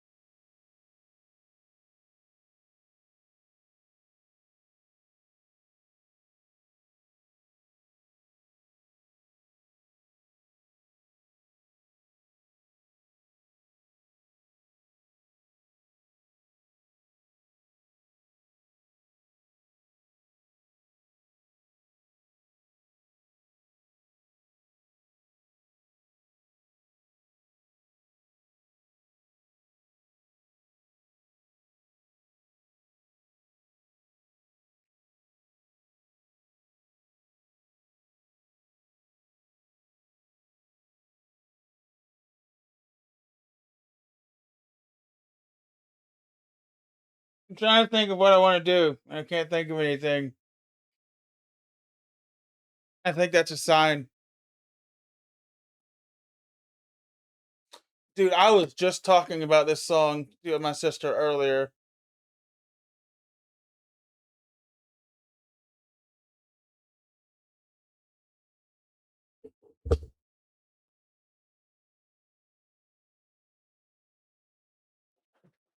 I got in my sister's car and she was playing another one of Hardy's songs.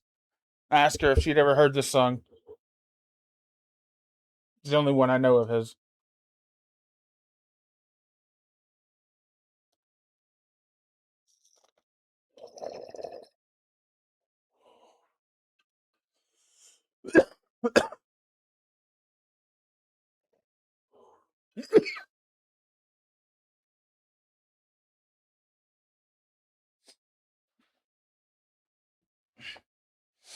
Feeling that I'd run out of warnings.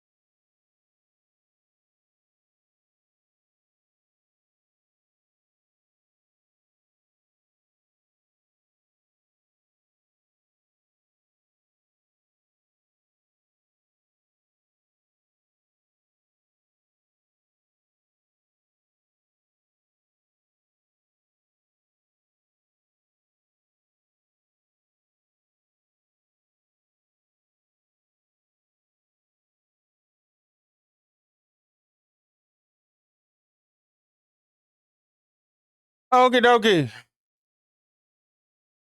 I think we're gonna go say hi to Cat. I gotta keep my streak going for both Biscuits and Cat. We got 20 and 29 in both.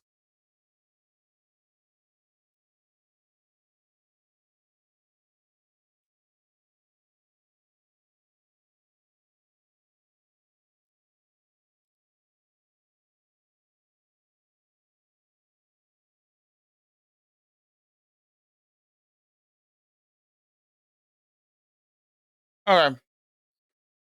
I hope you have a good night. I'll be back tomorrow. It's 10 o'clock. I'm gonna go relax. I will see you all later. And thank you for the links, Techie. I appreciate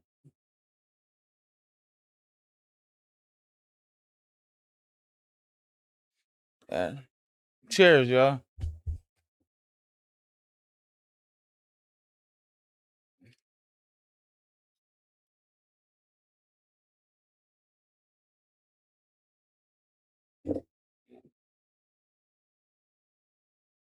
I'll see y'all tomorrow. Bye-bye. I'm going to go immediately take off enhanced broadcasting. So tomorrow we will not be streaming in 2K. Probably back in 1080p. Or not 1080p, like 936p probably. I'll see y'all later. Bye-bye.